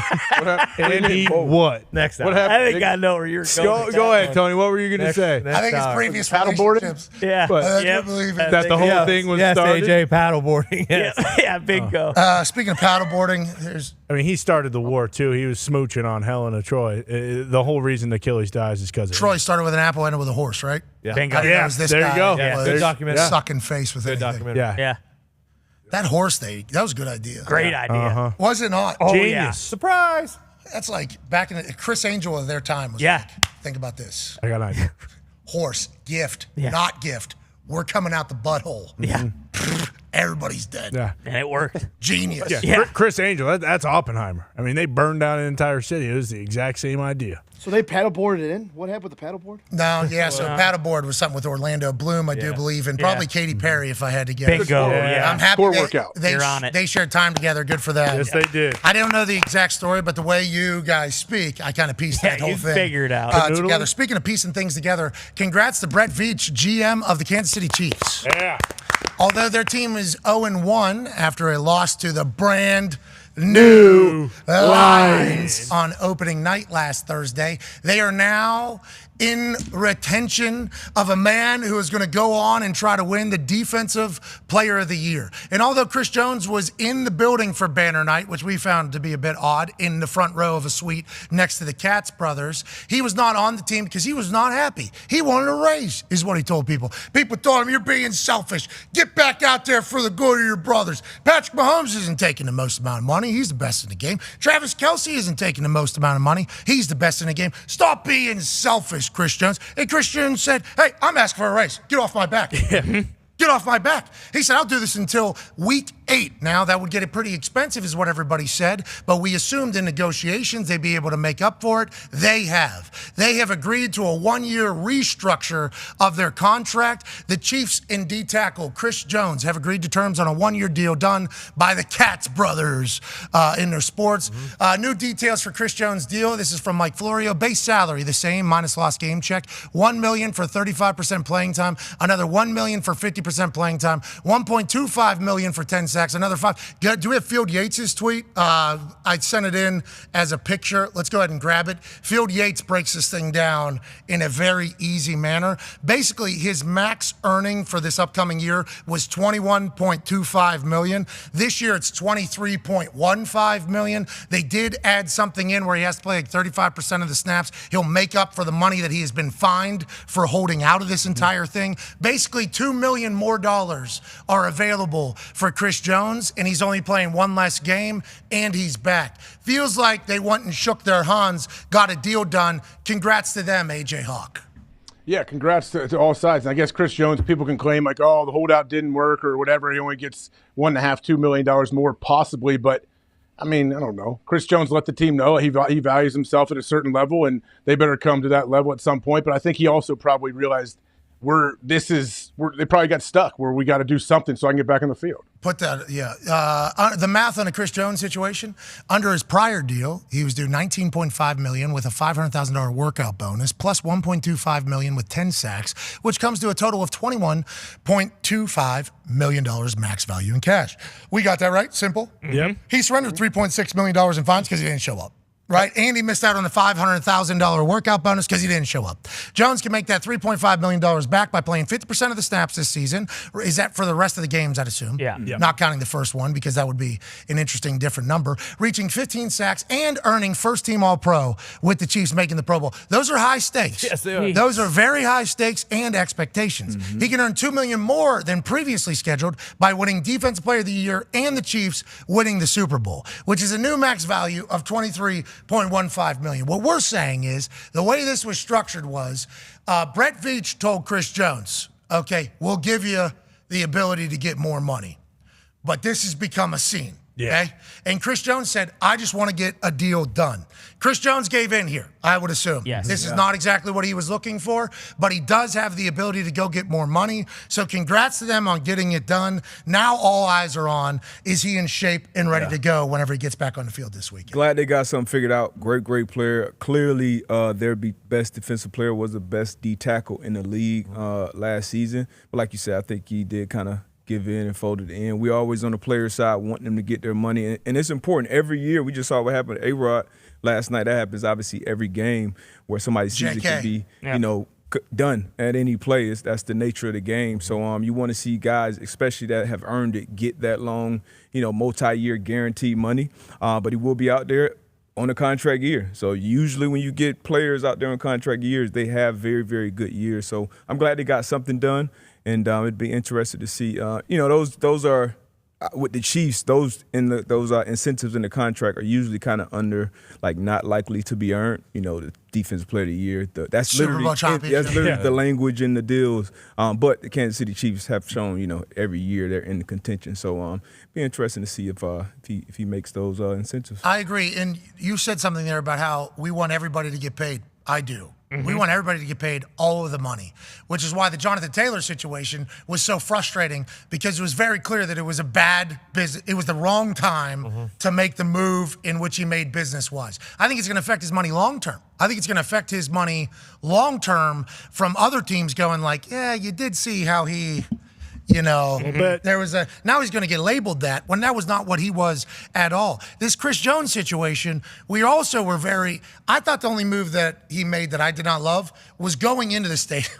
Yeah. Like, that just looks bad, like bad up. Just like hanging out there. And I know it's banner night and wanted to celebrate, but you don't want to be there. Yeah. Right? Yeah, right. Because they're not paying you enough money to be there. And now there's probably a photo somewhere of him watching his team lose. And, like, it could be painted in the image of he didn't care, right, that they were not with their best player. And not that that's the case. He's a businessman. He's got to get his money and do what he wants to do that's best for him. But I think that was the only move that I thought was kind of, this is kind of awkward. But maybe that's what led to them talking and getting a deal done. We'll never know. That behind the scenes there might have been a good, let's go shake their hands, an agreement maybe started getting chatted about. Yeah, like optically it's terrible, but that's probably what the spin zone is, right? Like, yeah, I didn't want to take this deal, but when I saw the team losing and I saw that they needed me that much, David Montgomery had a touchdown, 70 yards right up the middle. I knew I had to come to my senses and go shake their hands. I was around the fans. I felt the cheese. The love. Yeah. Yeah, and they didn't have that bank robbing wolf there, so it felt like it was a little bit more positive environment. No, what's that? Maybe that's why he didn't play. He wanted to stand in solidarity with the wolf for not being there for the first time. He couldn't do it without him. Hey, that wolf's going to be in jail a long time. Long time. 30 years. Because guess what? The curse has started. They're 0-1 without him. Oh, buddy. Probably only one Didn't man. even think about that. Yeah. Gonna have to bring You it see back. that murderer's out in Pennsylvania? Oh, yeah, I did see that. Yeah. This dude's on a Which run. one? Which one? I didn't know there's more. He got shot at last night. Dog's on the case, boys. No Oh, need to well. worry. Dog the bounty hunter? Oh, yeah. Has he got Leland? Oh, yeah. Okay, if he's got Leland, it's good. You see this dude get out? Yeah. Have you seen the video? Yeah. He just there's two walls, and I guess somebody did this a week ago in the prison. Two walls, he goes, zip, bip, bip, bip, boom, and just walks his ass. I just kicked the shit out of it. TV. Yeah, we're good. Just walks up the walls and then just disappears. It's like, is this guy a ninja warrior? I mean, what are they? I saw a headline last way night that too he broke into someone's house and the homeowner tried to shoot him. I don't know if they did or not. Yeah, but I think he has a gun now, is what they're saying. Is that what happened? And he was out in the middle of the woods, for a long time. This guy's been able to survive. I think look at this guy just moonwalking, defying gravity up there. Well, anybody looking? Nope. All right, well, I guess, you know what? I'm tired of doing jail. Okay. Yeah, I'm out of here. He did the same thing in Brazil. I think he broke out in Brazil and lived in the Brazil jungle for a while before he fled to the U.S. He's got a past. I mean, this is like whenever Chapo was just walking around and then he was like, all right, you guys got my motorcycle ready? Yeah. All right, sounds good. Let's Come go. down to the shower, tunnel. and I'm out of here. That guy's a murderer, though, just on the loose. Let's keep an eye out. This has been happening a lot lately. What's that? There have been several guys who have been breaking out of prison and just, all of a sudden their pictures are popping up on the internet. Like, oh, yeah, this guy's at large right now, so just, heads up. I mean, justice system needs to kind of get it figured out. We need to tighten up a little bit, I think. Hey, smart people, figure it out. Okay, we can't have this. Now, I assume the flip side of that is I'm not getting into it. There's probably other people being let out of jail you'd hope for like marijuana charges. For sure. Let's figure that stuff out as opposed to just letting murderers moonwalk their way up a wall out into the wilderness and then into somebody's house. That guy's gonna be gone forever. Yeah. Yep. That guy made it past Old Red. You know what I mean? Yeah. He got out through the first 48 hours. Yeah, and sure. I know that's just on the investigation side. This guy's gonna make it. Yeah, he's out. Because dog ain't finding this guy. No, Tommy Lee Jones is, though. I heard he's on the case. Okay. Leland with a paintball gun gets this guy back in custody in the next 30 to 35 minutes. Leland maybe, but let's face facts here. The dog is not throwing 98 on the black anymore. He is throwing 84, and people are just going yard on him. He just doesn't have to. That dog won't hunt. That dog won't hunt. He's not the big bad dog anymore. Well, he lost Beth. Moment of silence. Our recipes. He got a new one, I thought. You son of a He got a new one. Jeez Louise. son of a bitch. Yeah, because Beth just grows on trees. I hope you're Not a new happy. Beth, a new partner, a new life partner is what I said. That is not what you No, said. no. You said a new A one. new one. He said he went down to the Beth farm. Like it's a rental car. We didn't even get Not that my chance- fault. Not my fault. Or you interpret whatever I say. It's Well, not what it I was meant. during a moment of silence. So you saying anything is already saying enough. Right before the No, No, it started. You already, Beth. We appreciate you, Beth. Thank you, Miss Beth. you, Beth. Miss Beth. Miss you. That wolf's going to be in jail a long time. I think he's going to have a lot of eyes on him. Yes. I think he's going to have a lot of eyes on him. The Chiefs are going to have to figure out how to win a game without him, to be honest with you. And I appreciate that Brett Veach got a deal done. And I appreciate that Chris Jones said, all right, yeah, I won't hold out till week 8, even though I got to cure COVID, cancer, win the Super Bowl, and Defense Player of the Year to get in more money. Yeah. At least I have an opportunity to get more money. I want to come play with the boys. I didn't enjoy watching them lose to the terrible trash-ass Lions. Yeah. What if that's what Chris Jones said? That was not me. That was Chris Jones. Right. I am a fan of the Lions, but we don't know what his ulterior motive was. Maybe watching the Lions beat the Chiefs was it for Chris. We can't do this. That's Can't it. do this We anymore. built up something too special to be losing to the Lions on opening night. I will take whatever deal. I'm not saying I'm saying that. That needs to be. No. That could have been what he Chris Jones said. was Yeah. saying. Right. And that it needs to be a reminder. How's it going up there in Michigan right now, Foxy, with everything? I mean, the Lions are great. That's about the only positive thing going on right now. Why? What do you mean? Well, What? Well. Did something happen to Harbaugh? Oh no. What happened? Well, he did get mentioned in whole. Hey, that's getting real loud. it's getting interesting, that's for sure. That's getting real loud at Michigan State right now. Real loud. Obviously, very serious allegations and everything like that. But it's getting real loud. And I don't think that's just going to go quietly into the night. What is there, $90 million or something like that? $90 million, yes. That's going to get loud. And it's not good for anybody. Obviously, what's being alleged is terrible. But like Michigan State now and their fans and their alumni and everything are going to get dragged through another very, very real scandal. And that's just a matter of fact. Need to figure it out up there. Yeah, a lot of people are losing hope, to be honest, and it sucks because I love Michigan State. I love East Lansing. I loved growing up there. And then this happens again, and everyone's just kind of like, what the hell's going on? Let's talk about another scandal. Kadarius Toney canceled his internet. Yeah, done with after it. he had a couple drops drops last Thursday night. Guess what? He's back. Okay. Yeah, the Giants lose by 40, the team that he was basically trash talking all offseason, the team that he got traded away from, the team that he had an injury and couldn't play for. Then he goes to the Chiefs and becomes an immediate impact. Well, he talked a little shit to them in the offseason. Then whenever he had a few drops there on Thursday Night Football, the Giants fans remembered and they were hammering him. So much so, he said, I can't look at this anymore. I can't. He had to delete his accounts. Anytime somebody's deleting their social media accounts, it means it was a bad night at the workplace. There's a lot of people saying a lot of things. And you'll normally hear people that delete it come out publicly and they go, I just decided I didn't need to see the negativity anymore. Nope. And it's like, well, I understand that, but the negativity was coming because of one particular thing that you did, and you choose to go ahead and free yourself from that. We respect that decision, but we also very much understand that something had to happen for you to become a reborn Christian. Something had to happen for you to become a person that cancels your social media, and something had to happen for you to come back. In that case was Kadarius Toney saying, what was that, bitches? To the New York Giants fans. I love this. I love 2023. I love the pettiness of players and fans. I enjoy all of this, AJ Hawk. I mean, did you really think he was going to stay away? I mean, I didn't think he'd come back this quick, but I knew, hey, there's a great chance. People usually eventually mosey their way back to social media, but this was what? How many days? 4. Him saying, no, don't get quiet now. He deleted his account. Less than quiet. Couldn't even make a noise. Off the grid. Couldn't even make a peep. I actually loved it. And he says, whoa, where's everybody? Well, I take a break for a few days. I come back real quiet all of a sudden out here in these streets. Kadarius Toney, real game changer whenever he's playing well. Andy Reid needs him to play well. Patrick Mahomes needs him to play well. He's the type of guy that bounces back, you think, after a poor performance on a Thursday night? I think so for sure, especially with a quarterback. Why is everybody stinking early? And it's wild. A lot of people don't get those reps in preseason like they used to. Like Tomlin said, sometimes you got to spar the box. And I think I remember Brady last year. They were sparring. And they were looking great. They were. They were sparring against those fat dudes. Yeah, exactly. Fat dudes who got a low belt. You know what I mean? Well, we sparred.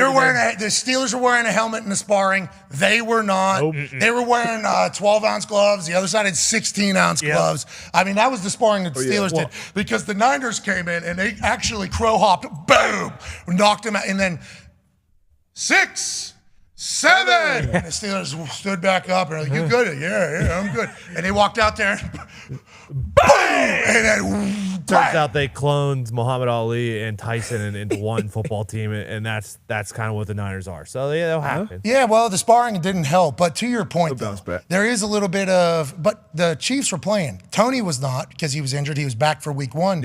But everybody else on the Chiefs was playing in preseason. Yeah. Remember, they were going for it. They had the whole roundabout tight end taking a snap in preseason, getting ready for the season. For them to come out and look the way they did was surprising to me. And I think the conversation revolved around Tony, who we believe is still a dog. Yeah, and you got to remember, Travis Kelce missing is a huge piece. And even Mahomes, as great as he is, I don't think Mahomes played a great game either. So we expect him to bounce back. But I think it was important, too.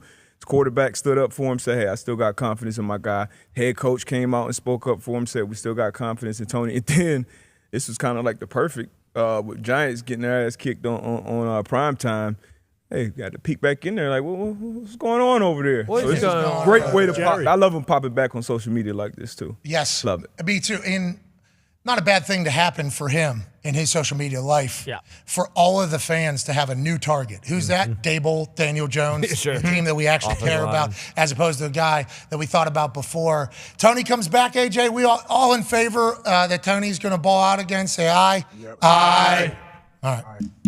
Josh Allen, all in favor of him playing good again? Say aye. Aye. Joey Burrow, all in favor of him playing good? Say aye. Aye. This guy. I'm not in favor of it. I think Kenny Pickett, is he going to play football good this season after having an incredible preseason OTA? If you agree with that, say aye. Aye. Hell yeah. I think you will. Aye. Aye. For me. Thanks, guys. Nah. I'm not saying aye. Why? Why do you say that? Because I don't know yet. I got to wait. I still do think Canada, to Tony's point, is a massive piece of this, and so you still don't know. They could bring in Patricia in week 2 and be an upgraded offensive coordinator. They should. He's been pretty bored at home just slamming pudding. No, I'm just kidding. He's with Philly right now. He's doing great. Yeah, he's working really hard. Yeah. Now, I know. here's some stats. I got some good stats here from Hembo. He texted me, and Hembo's stats guy for Greeny for a long time. And he said, hey, if you ever need anything, let me know. And I was like, I know you're very busy, but he just loves stats. He was like, I'll just send some your way if you ever want to use them. You can go ahead and do that. The Eagles averaged 18 yards a drive and reached the red zone only twice against the New England Patriots this past season. Remember, they had the second highest points per game. They had 29.1 points per game last year. The Chiefs had like 29.7 or something like that in the ballpark. The Detroit Lions had the number 1 points per game last 8 games of the season. But through the season, the Eagles offense was so efficient. It was number 2 in the league, only behind Mahomes. Against the Patriots, not as much. The Eagles led the NFL in explosive plays last year. They had 3 yesterday and only 1 in the passing game. Now, is that the Patriots or is that the Eagles potentially being, a different team this year? Eagles outgained by the New England Patriots by 131 yards. Yep. The Patriots. Oh, yeah. Are we worried about the Eagles right now after these interesting stats from Hembo have just been read? Nah. No, I mean, I can't be completely worried about anybody after 1 week, but I mean, maybe this just goes more to say how good the Patriots could possibly be this year. Yeah, their defense is like genuinely unbelievable, and they're having massive contributions from rookies too. The Dolphins were the only team that averaged more than 6 yards per play so far this season. They averaged 8.2 yards. Damn. So when everybody was talking about offenses being kind of slow, the Dolphins, on the flip side, had a historic day where if Tua is able to repeat this for 17 times, good luck. He'll have 7,922 yards this season, topping the season total of pass yards by like 1,500 yards or something like that. You're talking about absolute domination throwing the rock with McDaniel's brain to his accuracy and the weapons that they have. Tyreek goes for 215 and 2 tuds. That is bananas. Now, to the Chargers' credit, they kept up. It was a gunfight. It was a shootout, even after Tua did all those things. So maybe we shouldn't judge the Chargers as hard as some people had. But what the Dolphins are doing is historic, D-Bud. You've been a fan for about 20 minutes. Can we stop with the disrespect? All right, lifetime Dolphin, but very excited about where we're going. Really? Obviously, Mike McDaniel dialing it up. Tua, I mean, his anticipation, his accuracy, even in his deep ball too. His deep ball throwing to Tyreek Hill, actually, hitting him in stride, which a lot of people gave him crap about last year. Man, it's special, and obviously Waddle, Craycraft, Agent Zero. I mean, like we said yesterday, do we even need a run game right now? So you paid the fullback, even though you're not going to use it, and McDaniel was the run game coordinator for the Niners. How about this Tua stat, Gumpy? Tua threw 334 yards against man coverage on Sunday. No other quarterback even had 200 yards. So just all aspects. Dial it up. Don't worry about the run game, McDaniel. Just throw the fucking ball. You think? Oh, God. Dick good. Dick good. Oh, no. Oh, no. They're going to send you back. That's first sentence of the day. But that is something that a lot of people worried about is whenever the games start mattering a little bit more later in the season, December football, January football, if some weapon of yours happens to be dinged up and is missing it, are you able to run the ball whenever you need to? The Dolphins were questioned about that all last year, all offseason, pay the fullback, McDaniel's run game is going to start, and then they do that. It's going to be hard to stay committed to a run game if you have an offense that can be a Ferrari out of the gate. Does that worry you, Gumpy, with no F words? No, because they'll get healthy. They'll get Wilson back. They got Shane, who they drafted, who hasn't played yet. Mostart gets going. As long as they're healthy, they'll be fine. You know what that stat told me? Hey, Staley, let's not play man-to-man against a Sahara cat.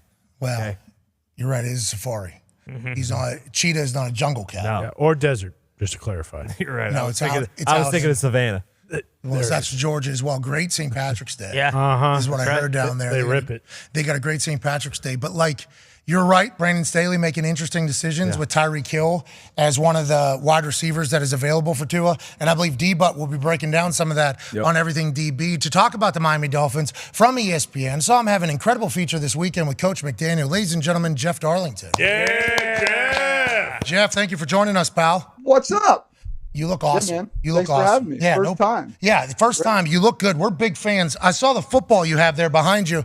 That means that you That means you either got really good friends somewhere or you. Oh, you. Yeah. Hey, that's a high dollar item, by the way. That ain't no normal pigskin. Yeah, everything they have in that gift shop is a high dollar item. They're wondering how you pay for brand new trees every year and being able to flip a golf course overnight. It's like, well, this football you want to buy, $7,000. All you get to hear. Oh, you got a deal. Yeah, exactly, Jeff. It was a beautiful place, and we appreciate you joining us. I saw a piece you did with Coach McDaniel this weekend, and there was one part that really stuck out to me that we're going to run right now, but I'm excited to get your thoughts on why he's the guy that could potentially lead this Dolphins team, not only just to being good and a good story, but maybe a championship, especially after week one with how every other team at the top of the AFC looks.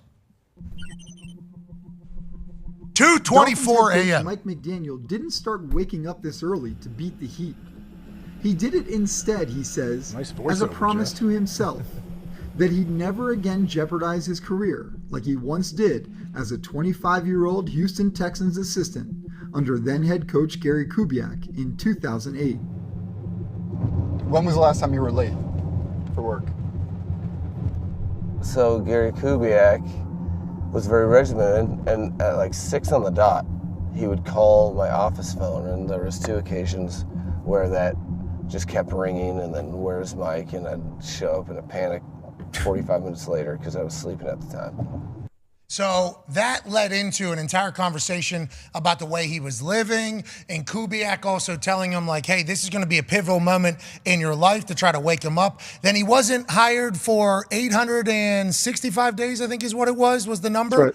And then he gets this opportunity now at Miami after having success in San Francisco, and we've all fallen in love with him, but I don't think any of us know his backstory at all. What have you learned about him since he's come to Miami that makes you believe, yeah, this guy could win a championship as a head coach in the NFL? Yeah, Pat, like I've known Mike a long time, going back, like 15 years. And the 2 things that, like when he got hired, I knew people would see this quirky guy and this sense of humor and maybe even thrown off by it a little bit, reasonably so. I get that. But the 2 things I thought he would do really well is, first, we knew that he was a great offensive mind. He was doing that for Kyle Shanahan in San Francisco. The other thing, though, that talking to guys in San Francisco, knowing Mike myself, this dude resonates in a locker room in a way to everybody in there, black, white, poor, rich, whatever your background was, this guy can really reach everybody in there.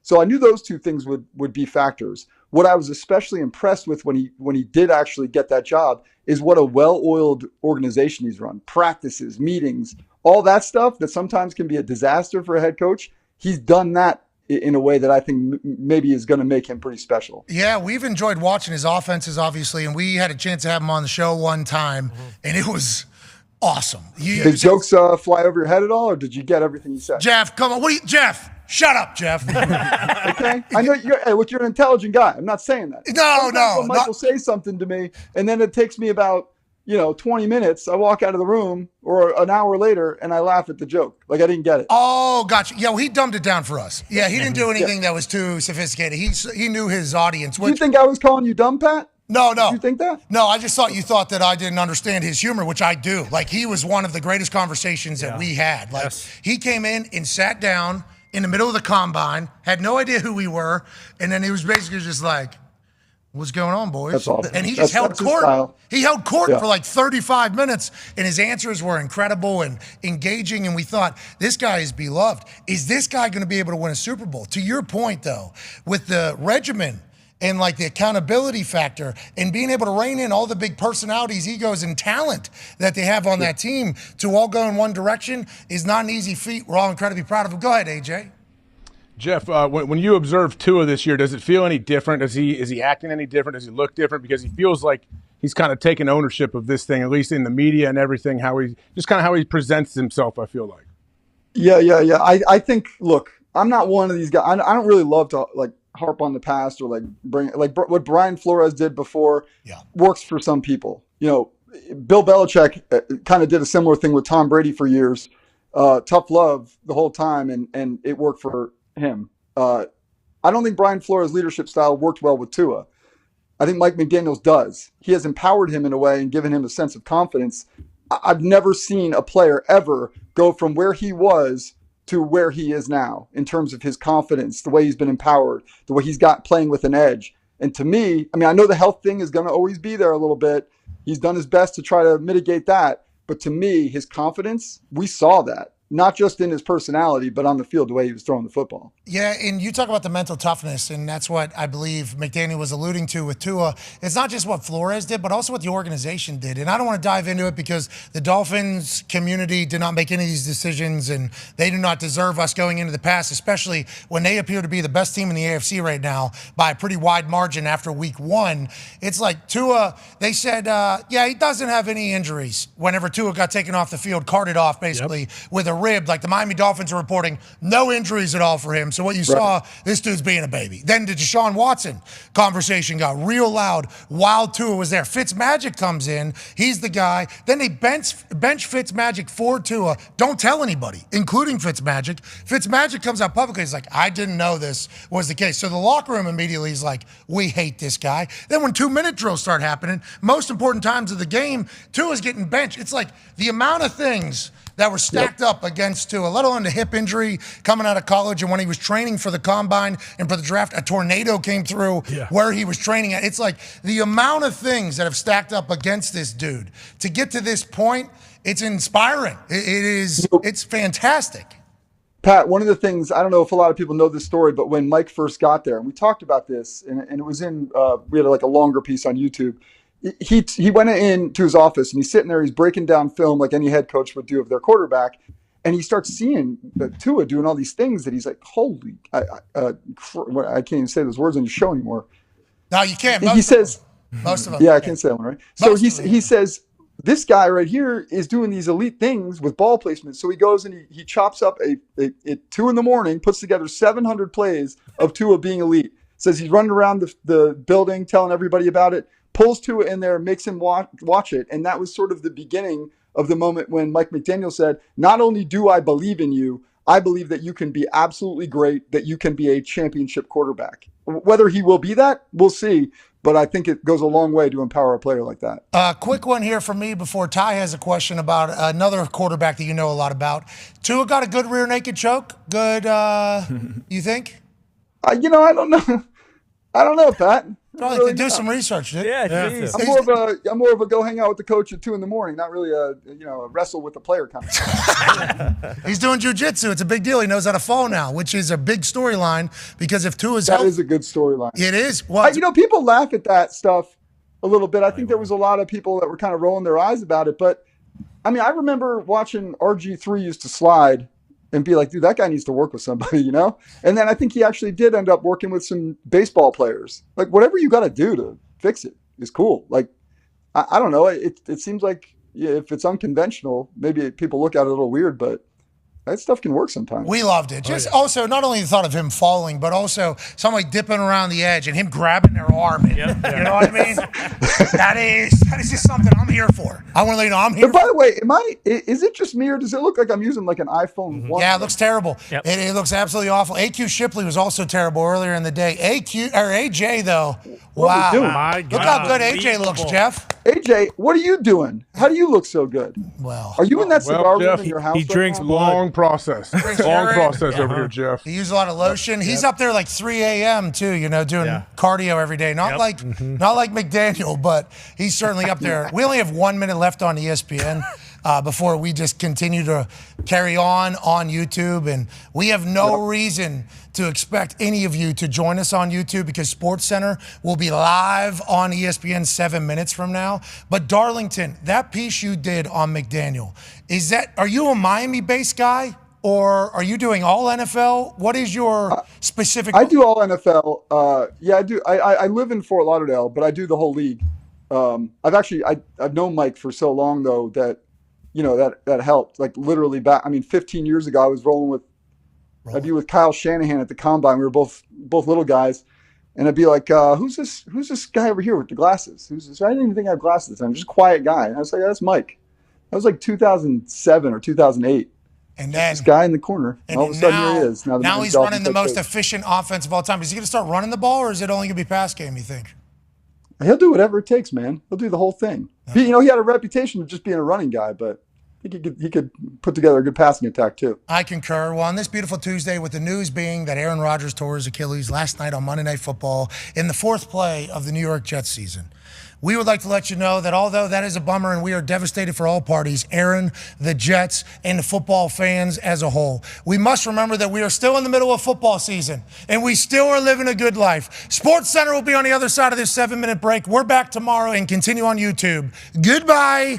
Nailed it. Right on, Jeff. We're talking go. Jeff. We're on the screws. We're talking boom. Right there. With a 5-second delay and a TV. Boom. Jeff. That just happened right there.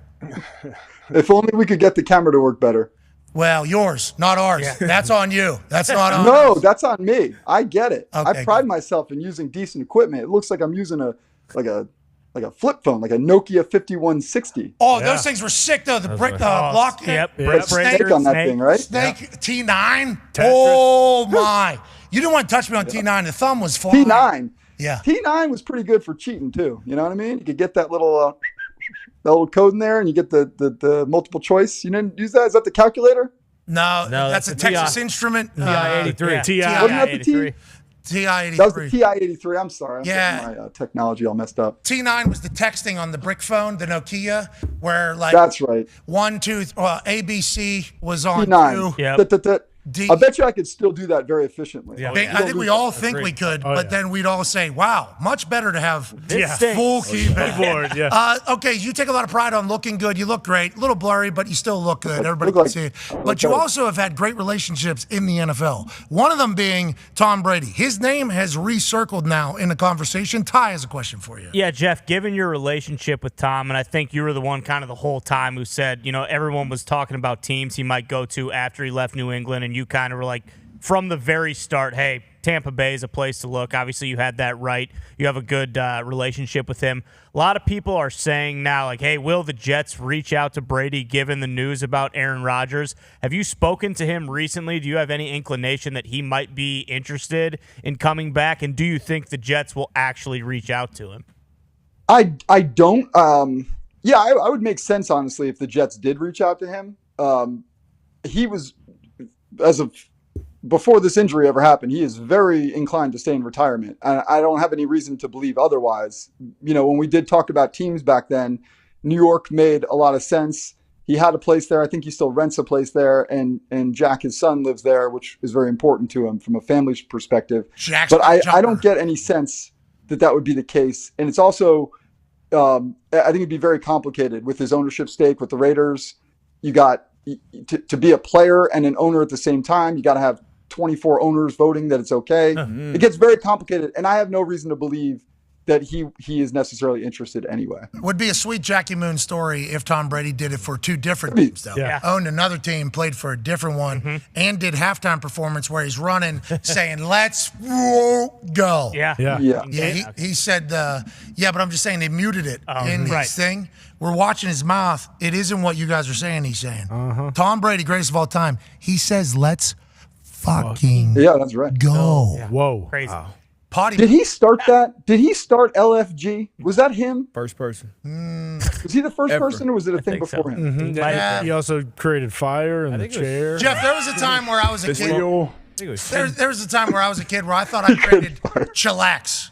I felt so cool. I was like 8 or 9 years old, walking around telling everybody to chillax. I was like, I put chill and relax together. I felt like I was a genius. Yeah. And then I invented the iPad. You did? I actually invented that. Really? Yeah, I didn't do it, but I thought of it first. Oh, you said screen that you could touch that has everything in it. Yeah. So you created the iPhone too, I guess it sounds like. Wow. No, I didn't think of the iPhone, but I definitely created the iPad. 2 very different things. No calls. Yeah. 2 different things. I thought about the newspaper element, but I just didn't invent it. Oh. Jeff Jobs. I just Googled it. Let's Fucking Go was created by Sun Tzu.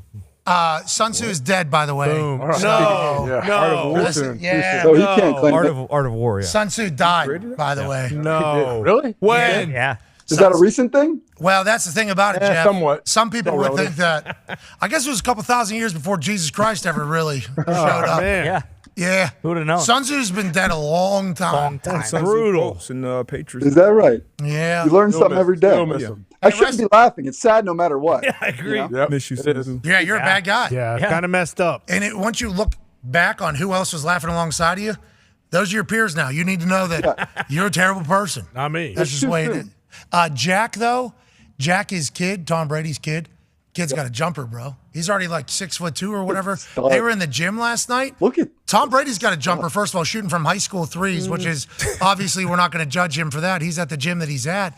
He's stroking it. His kid, though, tall, Look at that. is a Brady Look at and wide can and shoot. no? Yeah. Why not? Is Jack Brady going to be an NBA guy? Yeah, I mean, he looks like Klay Thompson in this highlight reel. So is Perfect Tom. Form. Oh, God. That Ooh, step okay. back. That step back. Bang. Sweet. Yeah. That's pretty. Yeah, it is. And then I assume Tom's got, Michael Jordan probably texting Jack telling him, did we hit 3,000 free throws today? Did we hit 10,000 threes today? Did we get better or do we get worse? Are we representing the family or are we embarrassing the family? What? And then Tom and Michael Jordan telling Jack how to operate and how to get better. Let's hope his kid's head doesn't explode because he's too competitive. But if he has that jumper at this age, I just assume he's going to be the greatest in the NBA's history. Congrats, the NBA. You're getting a Brady. Congrats. Way to go, NBA. Congrats. I'm more impressed with Tom than I am with Jack there, though. That's surprising. I would expect him to be terribly awkward at basketball for some reason. I don't know why. I think it's because of the way he runs and other things that take place. Tone has a question for you, Jeff. Yeah, Jeff, I believe you were in Acrisure for that beating. How did Brock Purdy look coming off the injury, and do you think the Niners are going to lose a game this year? I think they're going to go undefeated. Nice. Wow. That's it. Yeah.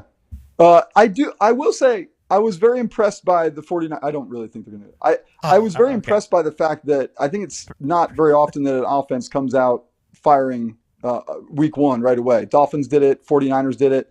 I thought that Brock Purdy, if there was any questions left to answer, he did a really good job. He's just so efficient, moving the ball down the field.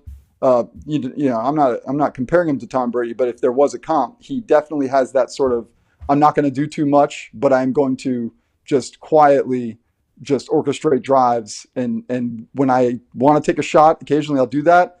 But to me, he's the perfect quarterback for that offense. All right. Well, Jeff, we appreciate your time. Congrats on all the success. And that piece on McDaniel was awesome. I think it's like 7 minutes long, 5 minutes long. How long is it? Yeah, it was about 7 minutes. But he was all, I mean, that's all about the subject, man. Mike, I was really appreciative of him being so vulnerable. How about your voiceover? How about your voiceover on that thing? Unreal. Killed it. What did you think about it? He didn't start. Was it waking okay? up- He didn't start waking up this early to avoid the heat. I think that because natural people would say, Yes. obviously in Miami, he's waking up that early Have to. because of how damn hot it was. I thought that was a Did you, smart. that's like flipping turning a phrase there. Yeah. Is that what they call that? Boom. Hey, Pat, it was real fun. Hey, I thought AJ talked more. All right. Well, that's because of how bad you looked. If your screen was better, AJ would have said more stuff. I mean, it is awful. I'm very sorry. I'd say. Yeah, I mean, it was on ESPN too, Jeff.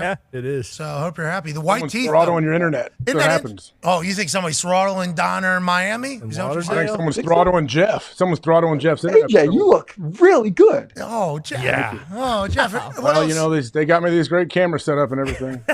I got a great You should see the camera I'm using. Is it a? I'm telling you, they throttle your internet, Jeff. There's nothing you can do. They've attacked me multiple times. They come after you sometimes and they'll throttle everything you have. You're an anonymous target. They don't even know that Keep it's going. Jeff Darlington. You're just getting attacked there. They say, hey, the pearly whites will shine through, but everything else is going to stink. Everything Your else is message, just- though, no flubs. No, never wavered. It was really good. We appreciate It was a it. good microphone situation. Well, that's like the cheapest one you can get at Guitar Land or whatever yeah. the hell Well- the thing is called. Guitarland, yeah. This thing, a Yeti. Killing. Oh, yeah. Blue Yeti? Yeah, that's the, hey, you just started a podcast. Here it Yeah, is. There you go. I don't have to use this thing with the ESPN. You guys are the ones with the ghetto thing, the FaceTime. Oh! Wow. I thought you guys were, big deal these days. I don't know. We had to downgrade our cameras to catch up to ESPN. Seems like we got to upgrade yours. We will do that because we appreciate your time. Ladies and gentlemen, Jeff Darlington. Jeff. His teeth are so white. Yeah. So white. Yeah, for real. Got a great tan, too. Darius wanted to ask him about the defense, but with Jeff Darlington, You know, with how blurry he was. Yeah. We'll save it for next time. I was getting a headache. I was disgusted. Yeah. Can't do it. Can't win with it. Won't do it. Won't win with it. That's right. AJ. Let's get to a break. AJ, you're lucky that, your camera is so clear today. Yep. You can see the pages. matter- of don't- the hey. books. Who knows? Whenever we come back, I'm sure it will be zoomed in, out. It'll be all different. I can't wait to adjust. So when I turn like this, I'm kind of slanted. Is he slanted or Yeah. is it the bookshelf? It's Yeah, one of the two. slanted. His house is sinking. Bro, no matter what, whenever you cut back to me, it should. Hey, now I got like my eyeball. I can see. It's like it's always moving and it's always changing colors and the lights, which nothing changes, but somehow the camera. I don't get it. Hey, the Hawks, especially Doc Hawks family, Yeah. eat adversity for lunch and dinner. Right. You can handle this, AJ. Well, of course. What do you mean? I'm not. I have no issues with it. I'm just trying to tell you. If you see me chasing the camera or figuring things out, that's all I'm doing. Doc Hawk. Mm-hmm. Hickory dickory dock. That's right. The Hawk went up the clock. You think ESPN heard AJ said they loves adversity and they're just like, hey, let's fuck with Hawk every single day if he loves it that much. I don't know what happened, honestly, but this is just what tech is. Yeah. We had a full internet crash before we went live today, and we have 5 fibers coming into this building. That's right. Forgot about that. So maybe they're all. AQ and Jeff were both throttled too. Both of them, their connections was weird. Jeff, I'm blaming AQ for AQs. He went out to the shipyard, probably forgot to get off the house internet instead of the He did. shipyard's internet. 100%. Which is that feels like an AQ thing because he got clear there at the end. Feels like he needs to eat a sandwich. He does. I don't want to be that guy that says, hey, you look terrible, especially after he's worked so hard to get to this point. But in the trenches tomorrow, he's going to have no legitimacy. Yeah. They're going to say, who's this kicker talking about offensive line stuff? He looks so fit right now. Crazy. I hate He's it. landing tonight. He needs to go to like Red Robin or something, eat a burger, and then they got the bottomless fries. He needs to have about 10 things of fries to kind of reacclimate himself. Maybe we make him put on like a fat suit. That we talked about this before. Yes. Sumo suits, remember? And we force him. Did you see his neck? Yeah. I think it's just because we're obviously used to seeing him, 300 pounds, 70 pounds 320, different. 330. Yeah. So, a lot of O-linemen, a lot of former O-linemen, a lot of former teammates of ours, once they get out of the league, like, They're either going this 100 way pounds. or they go that way. Yeah. The other. Exactly. But Alan Faneca isn't coming up here breaking down a line film. No. Morgan Cox?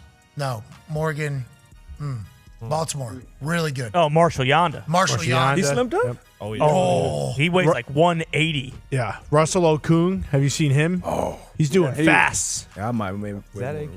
We need this overnighted for tomorrow so that people would take you into trenches. God. Boy, if that's the case, then AQ also has to drink 2 bottles of Jack Daniels. Look at that purple I was nose gonna up say, there. talk about a purple nose. Jeez Listen, Louise. I can't mock him. Maybe he just spent a weekend in Tuscaloosa. Yeah. Have you seen my deer? Hey, that's sun. That's sun down there in the south. Man. It has its fastball. Sun's different there, too. I actually have a line like from a tank top, burn. Oh, yeah. You can actually see that.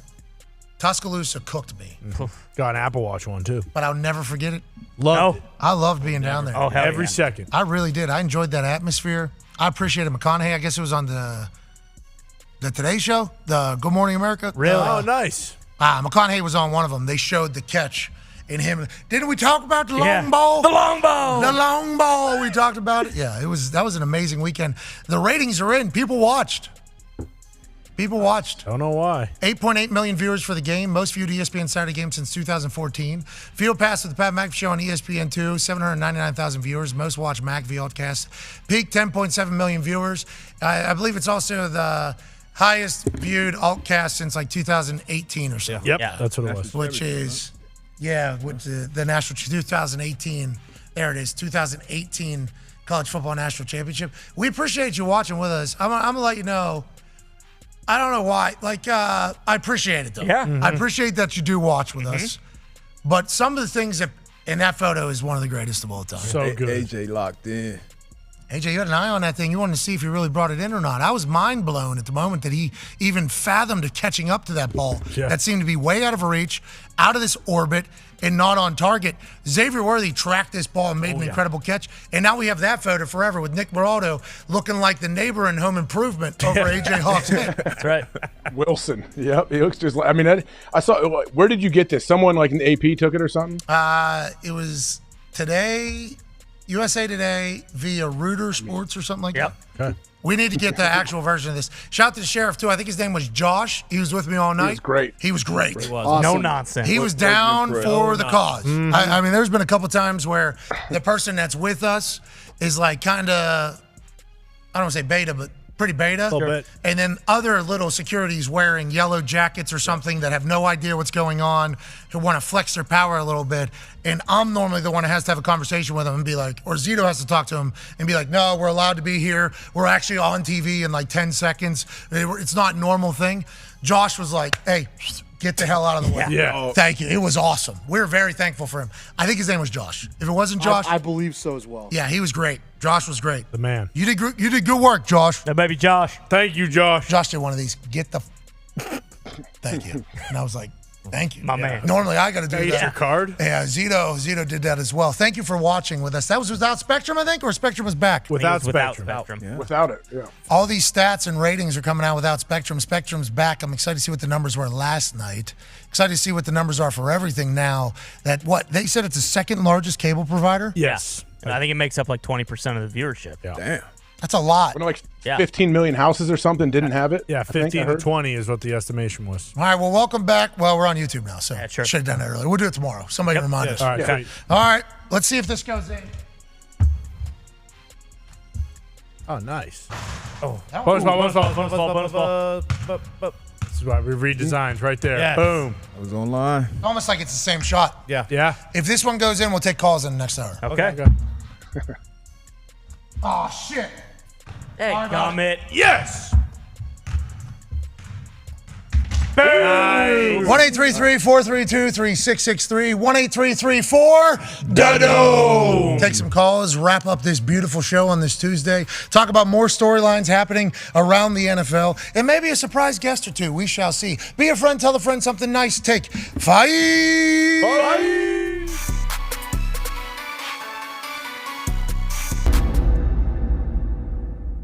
I feel really good.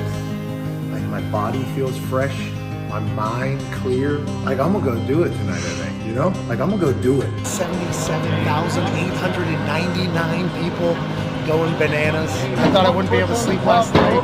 I thought that I'd wake up with high anxiety. That is not the case at all. I am so ready to get out there and do what I was put on this earth to do. I'll be walking out of that thing all. This is a big night because 11 years ago tonight, I had my match with Jerry Lawler wrestling. Come on! Broadcast colleagues, same night, 11 years apart, could become the first undefeated broadcast team in the history of WWE wrestling. Not could.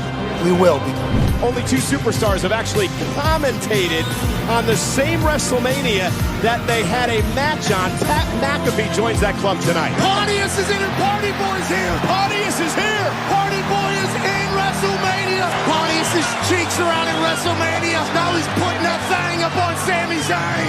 I would like to say that that's the first time I've seen Pontius' ass, but that is not the case. Hey, look it. Reman's here. Punches and bunches from Wee-Man. Wee-Man's so angry. Oh, look at this. Body slam. Wee-Man body slamming Sami Zayn. Wee-Man used to kick himself in the face. Are you kidding me? Now he's body slamming Sami Zayn. You know, I've walked out that ramp into this setting probably 10 million times in my mind. There was a time where every time I walked out of a door, I was acting as if I was walking into a WWE arena. So tonight, whenever I feel that energy, just hoping that I don't have a heart attack immediately. I'm hoping that I don't get too gassed, and I'm hoping I put on a damn good show because I've been thinking about this for 23 years. Let's walk the grill and do this thing, huh? I'm prepared, I'm ready, I'm excited. Hey, who do you want to see tonight? I want to see Pat McAfee tonight.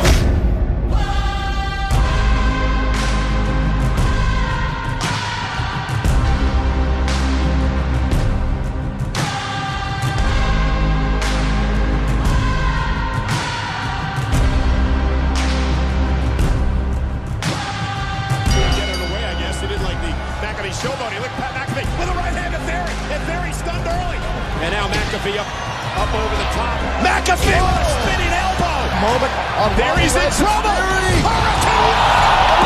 Up here. And McAfee driving Theory into the announce table. Theory bouncing off the announce table, and Pat McAfee's beating the hell out of Austin Theory. Kim and Sally McAfee watching their kid beat the hell out of a douchebag. You remember this? Oh, a little payback from Friday night. Get him, Pat. Multitasking.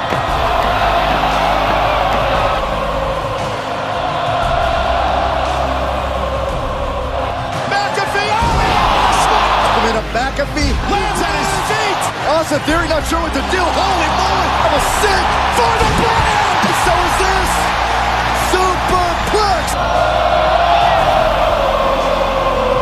The finishing maneuver. The A-Town down for Austin Theory. He hits this, it's over. McAfee rolls him up, shoulders are down. Does he have him? He does! McAfee wins! Yes! Dreams come true. Believe it, Michael. Your broadcast partner has earned himself a WrestleMania moment. I can't believe it. This is absolutely incredible. Yes, Pat. Yes. McMahon gets it, oh my God. From behind. What the hell's going on? And then are you kidding me? Get yourself to McAfee beat his little punk. Oh, yeah, that insulted. I dreamt of being Steve Austin. I dreamt of being in a building when that glass breaks and all of a sudden the toughest son of a bitch on earth comes out. The fact that I never got to see him as a kid, then I get to watch his last match live. It was awesome.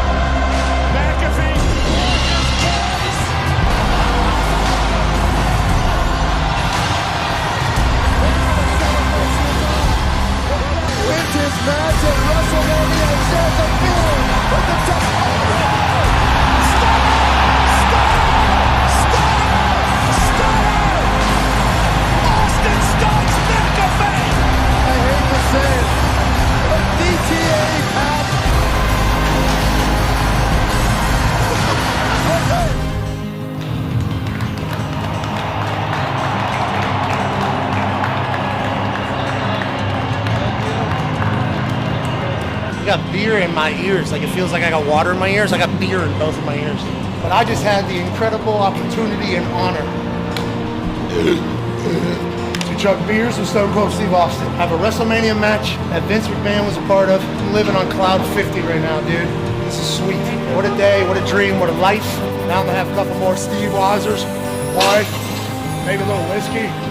What? Maybe some carbs, because I've been ketoing for 4 weeks. What?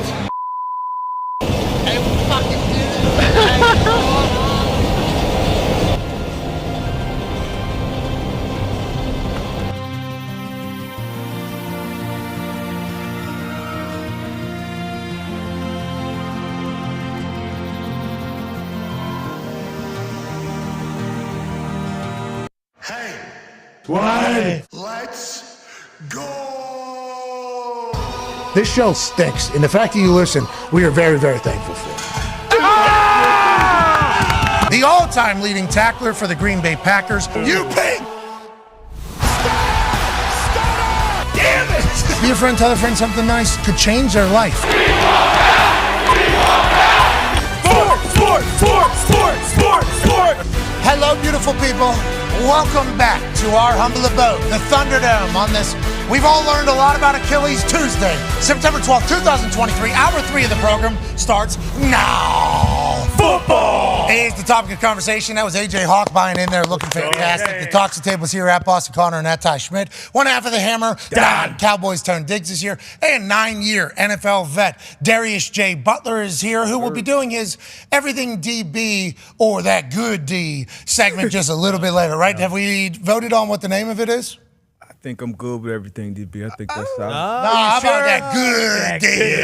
Good D. That's that good D. We can even make it like a banner or whatever. It's just good. Yeah, long one. What if he Look, long O there. What if he does bad D plays, though? Is that good and bad D? Oh, because you're looking for that bad D. Soft D. Yeah, well, there's a lot of bad D every once in a while. Yeah. Every once in a while, there's going to be some bad D. That's just the way the NFL goes. That's the way society is. I can't wait to learn more about that good D from Darius Butler and Everything DB later. We got 3 great plays from the weekend that he wants to spotlight and break down. Maybe we'll become smarter fans. Here we go. As we watch him talk about what coverages could be, what coverages look like, and what are some tells maybe before a ball snaps that makes these quarterbacks understand what the hell is going on. Let's go to the phones here, 1-833-432-3663. I believe this is our first time going to the phone since we have joined the ESPN world. Certainly never going to do it on ESPN, but we will continue to do it on YouTube. AJ, how do you think the phones are going to perform today? Pretty good?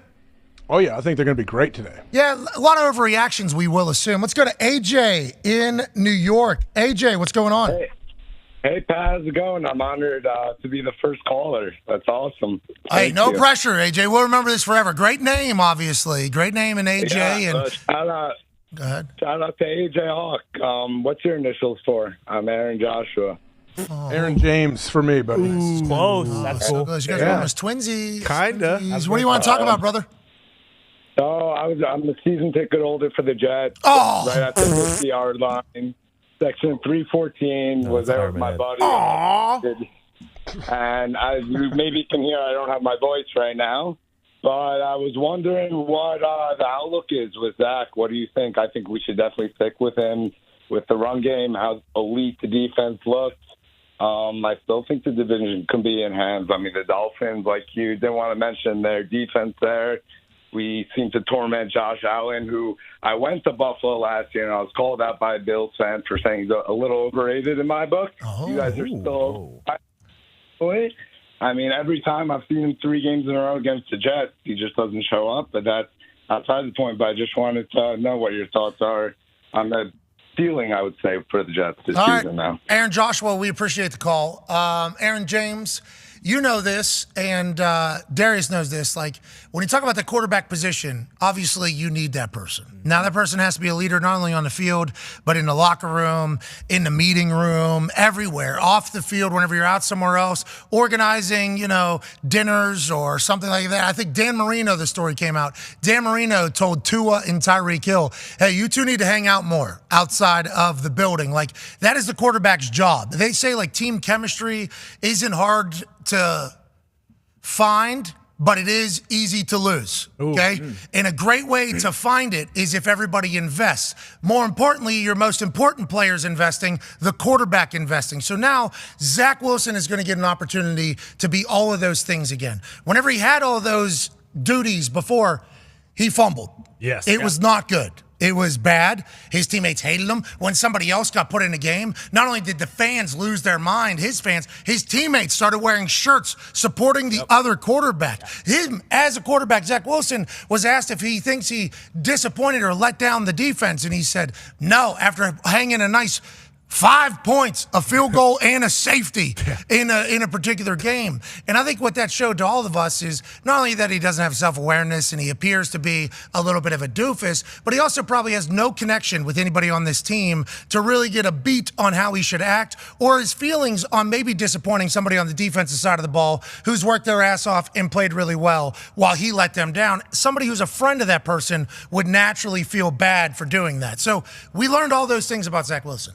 Then we see him with Aaron Rodgers. And the way Aaron Rodgers operated as soon as he got there. We're going to other guys' dinners. We're going to guys' plays. We're going to Rangers games with teammates. We're going to Knicks games with teammates. We're having people over to the house. We're going to people's houses. We're hanging out. We're in the locker room. We're chatting with everybody. Zach Wilson literally got to watch oh, here's how you build rapport with your team. Here's how you lead as a quarterback in the National Football League. And I think what we saw in the preseason was a guy who had moxie and respect of his peers. And we're like, look at Zach Wilson. Whenever he gets the baton from Aaron, whether it's next year or 2 years, he's going to be ready for it because he's going to like a Harvard when it comes to being an NFL leader. Last night, he did not have any of the moxie that we saw in preseason.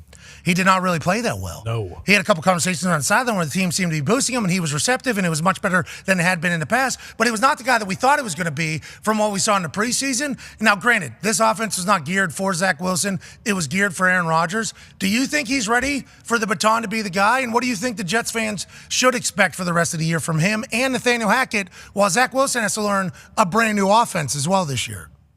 Yeah, I mean, I think last night you kind of got to throw out when it comes to Zach Wilson's performance and what he did. I mean, that was just everyone was kind of shell-shocked with what happened, and that's not, especially how quickly it happened too, the fourth play of the game, whatever. All of a sudden, Zach's like, here we go. I'm looking at, am I the starter for the next 17 games here, like the next 16? Yeah, for real. Like, what a different world for him to be thrust into that lineup and then play that game. Obviously, Garrett Wilson helps him out with the beautiful catch for the touchdown, but it can't help Zach hearing rumors that the Jets are searching for veteran quarterbacks out there on the free agent market. Who are they talking to? Well, and Darius knows this. I talked to a couple GMs around the NFL, and guys like Carson Wentz, Colin Kaepernick, Cam Newton, RG3, Matt Ryan, myself.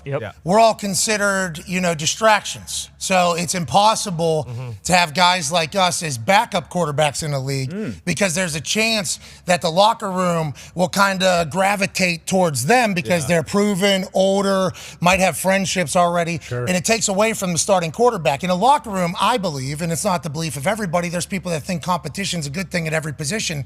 I believe you have to have a designated quarterback. Hey, this is the guy. This is the person that we are all trying to win for. Like, this is the way we go. How they go, we go. We must know that and be aware of that as we talk to this person.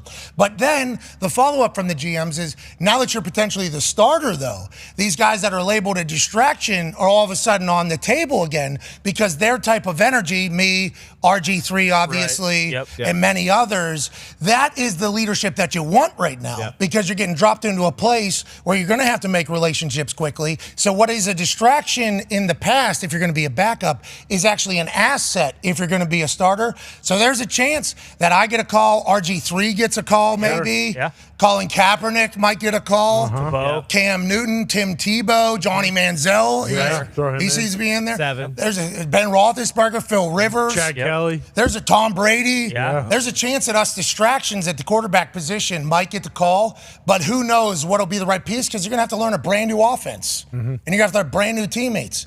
And then people start talking about other young quarterbacks that are out there like who had a good preseason. Let's say Zip on the Ball Zappy or DTR or some of these other people. It's like, did you see Zach Wilson in preseason?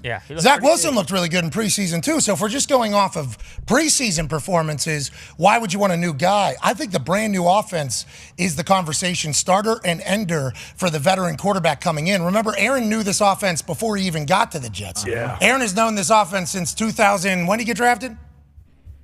05. 2005. So he had 18 years in this West Coast offense that Hackett's dad was helping create the entire thing. I think that's a big piece of the storyline, D-Bud. A huge piece of the storyline. But Zach, I mean, and I've been talking about it since A-Rod went there, since Aaron went there, like, that was the guy he wanted to be on it. That was the Harvard of quarterback school, like you said. And obviously you didn't expect the keys to be handed over at this point.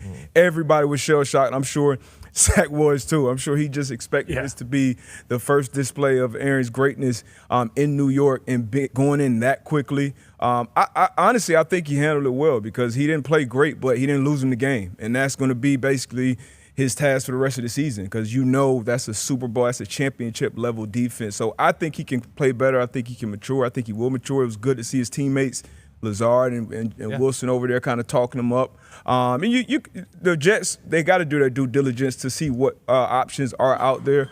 But I think Zach will be all right. I mean, if you're moving on from a quarterback or your quarterback gets hurt, let's not forget, Zach was the second overall pick for a reason. Like, we saw that Josh Allen throw earlier, like, that was the throws he was making in pro day and stuff. So we know he has the arm talent. So now it's just about can he figure it out and just not F it up. for the team. Well, yeah, Brees Hall is all the way back. Yeah. So good. Right, let's remember that. Yes. Let's remember, not all the way, I guess not. 90% back. Pretty much. Because if not, he would have pulled away from Cuz, right? That's what Yeah. Brees Hall scores. On that 83-yard. On all these ones that he busts open. Brees Hall last year, that was edge touchdown. We assume he will get to that point as this season continues to unfold, as he continues to recover from his knee surgery that he had to have.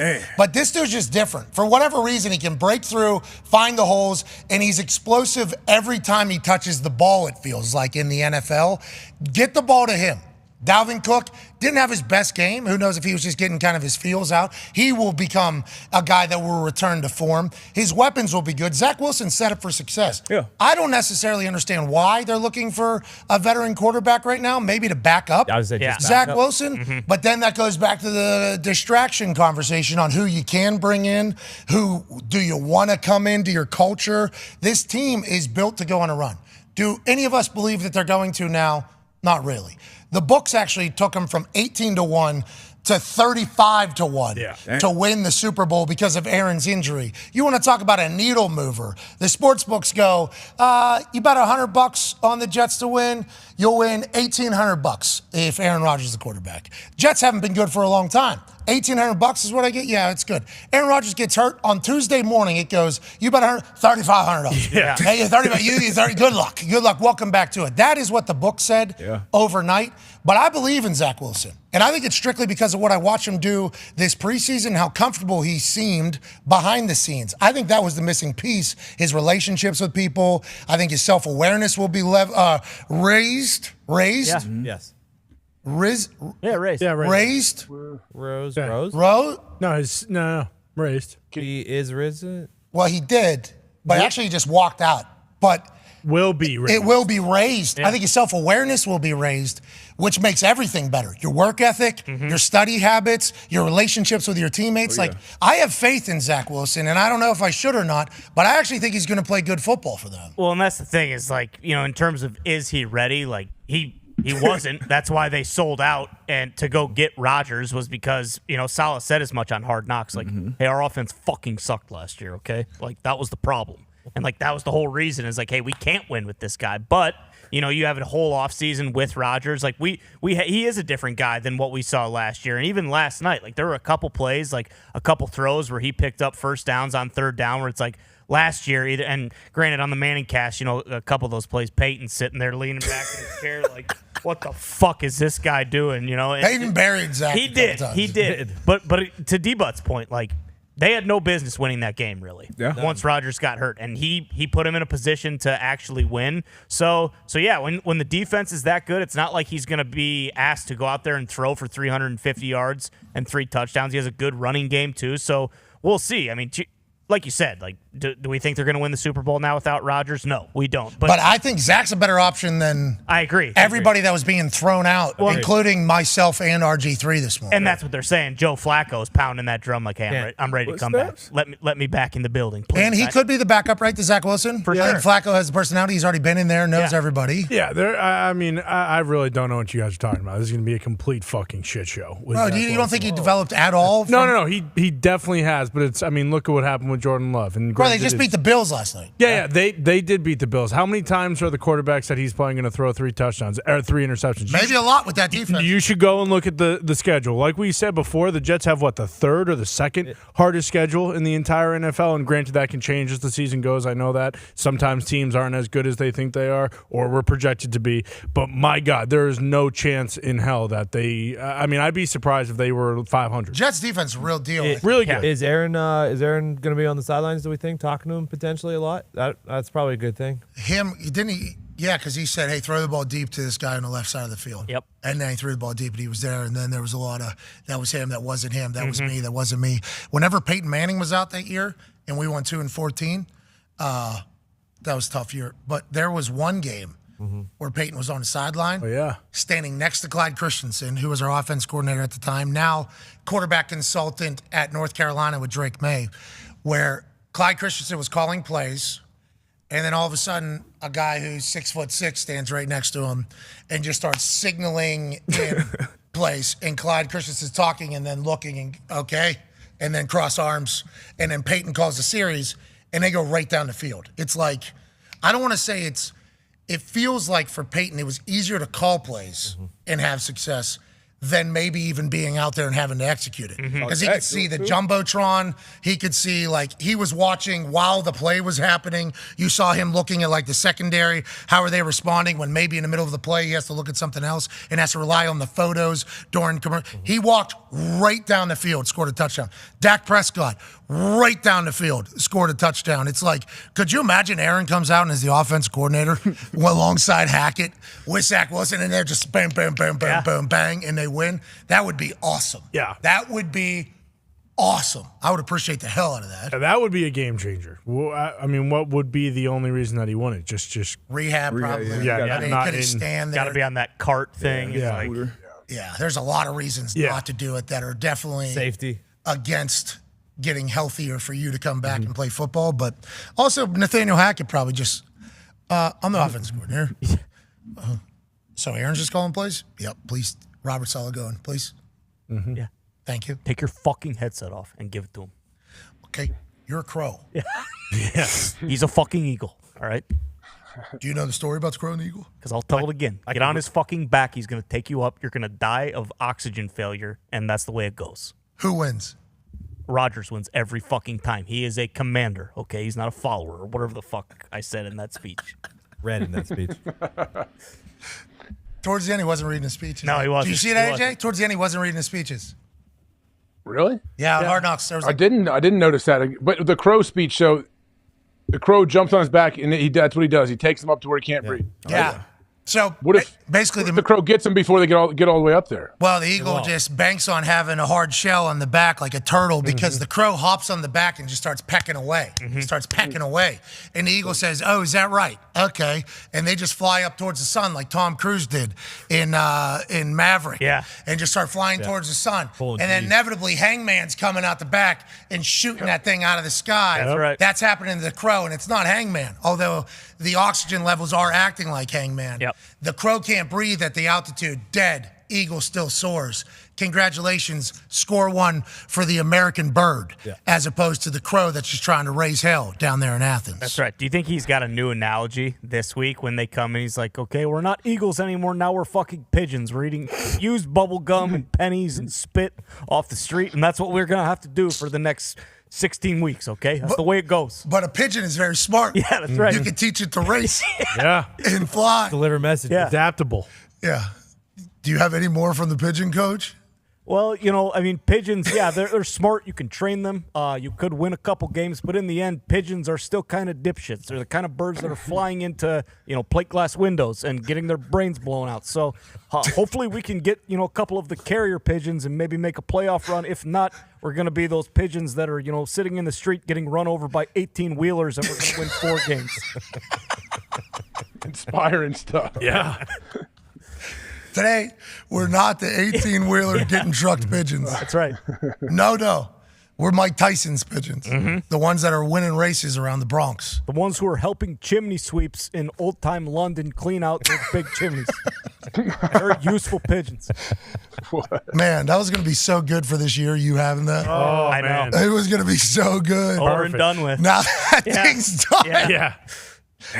It was good, though. Good run. He'll be back next year. All right. Maybe. If he doesn't get fired. Buddy, honestly. You think he might get fired? No. No, I 'cause mean, they're I don't think getting anybody's going to hurt get fired because it's week 1 and who knows what teams are going to do. But, Woody's spending a lot of money, bro. Ton of money. Yeah, talked about it. Woody is spending a Necklace lot. on too. Did he take the necklace off eventually? He was up there in the Chain. suite, still had it on. After, yeah, I wonder when. I saw him. I Took felt it off. for him because he probably felt good, and then he's like, "Oh, here we go," and then no, this isn't real. I took it off. He said, I got to humble. We're all kind of humble tonight. And then Xavier Gibson caught that punt, and as he was running, he was like, where the hell is it? Where is it? Put that thing back on. I'm going, how about them winning that game, bro? I know. No one's really talking too much about that, but yeah, they won that game. They won that game. That's why the story is so big, because it's like that team has been able to just win games with having basically zero offense That's how good this defense is. Now, special teams gets a big-time win, obviously, with this rookie making the team on the last episode of Hard Knocks in an emotional moment where he didn't think he was going to make it, and they actually set it up as if he wasn't going to make it. Then they told him how great he was and how incredible his work ethic was and his passion, how lucky they are that he was an undrafted rookie for the New York Jets. And after week 1 on Monday Night Football, September 11th in New York, you lose Aaron Rodgers, and all of a sudden in overtime, this guy comes out of nowhere, sets up his block, the timing. Let me get behind Cuz. Go ahead and get his legs. Sam Martin. Hey. Sam Martin. We can't do it. Go low, Sam. Go low. Dive his leg. Sam, just act like you got blocked at least. Yeah. The double kangaroo punch is just not the move here. You know what I mean? Oh, no. Oh, He's trying to punch the ball out. I appreciate him trying to get the rock or maybe even a face mask. But, like, Sam, you just got to turn your whole body sideways right there. You just got to.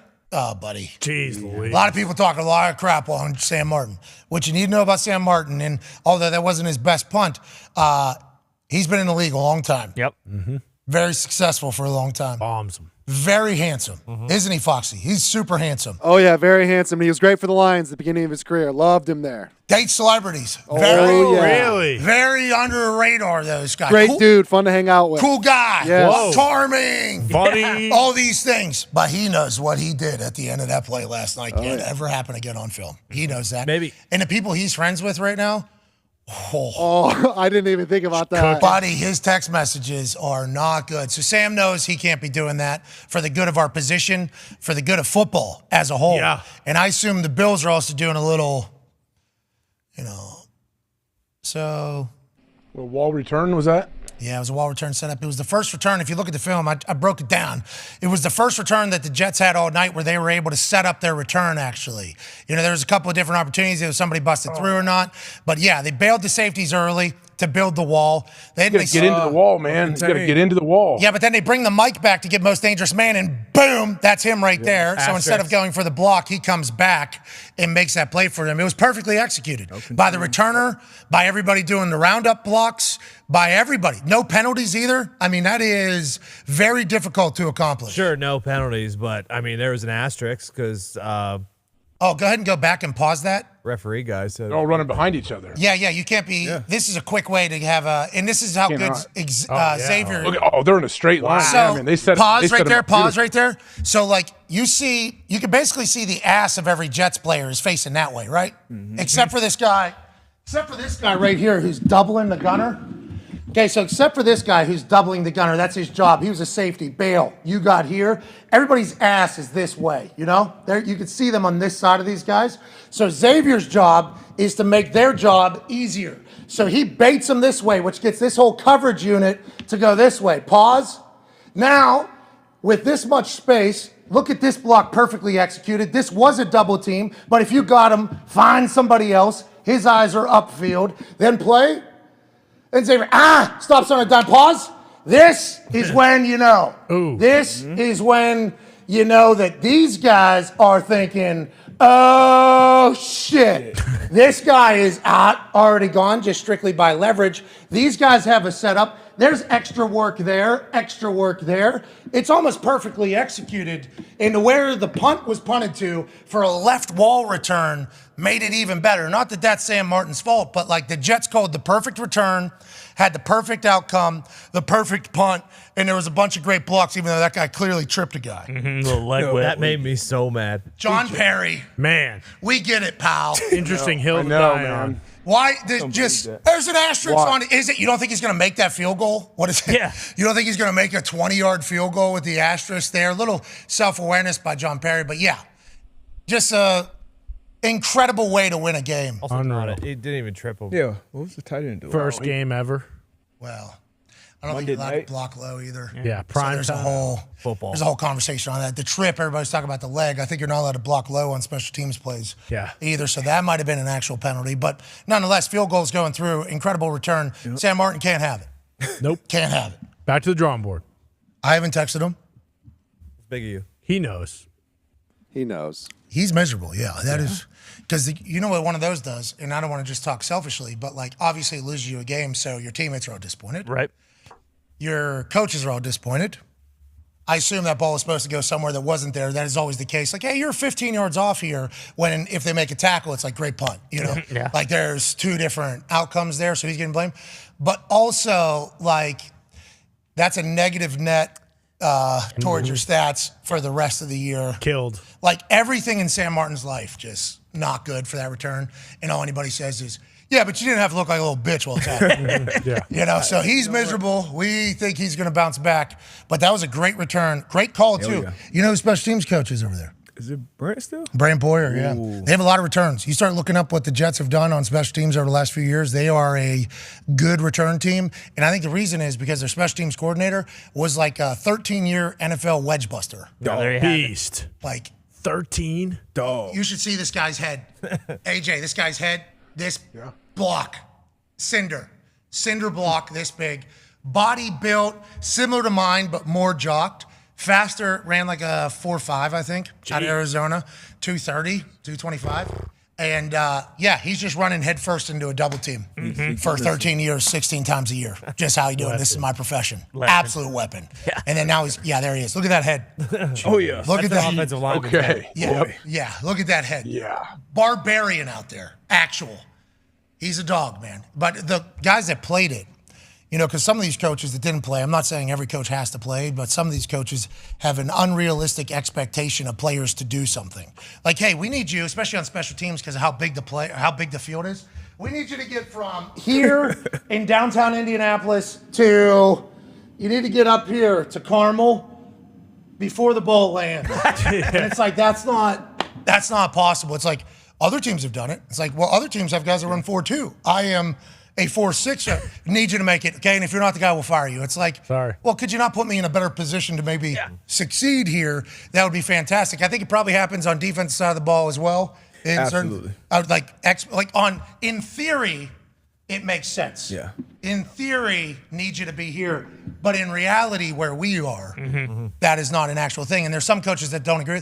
Brant Boyer, former coaches that get into special teams, I think they understand that some of the asks of former special teams players, impossible. Ridiculous. Like what you're doing right. This is not. And he's really had success. I'm happy for him. He, protege of Tom McMahon. Okay. Nice. Yeah. That's sweet. Yeah, it is. He was the assistant to Tom whenever he was at the Indianapolis Colts. He was also the assistant for the first guy that was in it. So he might have been a Chuck guy.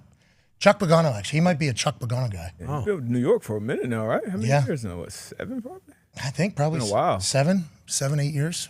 So he was there pre-Sala and And Sala kept him. Kept him. Yeah. Sala probably heard, how long were you running into a wedge? You're a wedge buster for 13 fucking years with a head like that. Yeah, I'll take that guy. He's awesome too. Hanging around him, great energy. Weapon. Just hilarious. Great little goatee there too. Yeah, and he would tell you his ass is probably top 5 in the country too. Okay. Yeah. This ass, these pants, oh yeah. Chuck Pagano used to tell the story. Brant never told that, but when Brant was playing, I guess, before games, he would have a moment with the mirror. And Chuck said, every time I walk by, all I hear him saying is, this ass, these pants, oh yeah. And then walk out. Oh, unreal. Yeah, he is. That's awesome. Yeah, he's a hilarious dude, bro. That was back when he was playing, obviously, and running his head into things. He's now an adult with 3 grown kids and everything like that. But he is legend. And I'm happy for him, even though from the sounds of it, via Schrager and Rossini, the coaching staff in New York is certainly a little down this morning. Yeah. AJ, a little bit down over there. When they showed Salah's face shortly after, yeah, you kind of told it all. Let's go to the phones here. Let's go to you want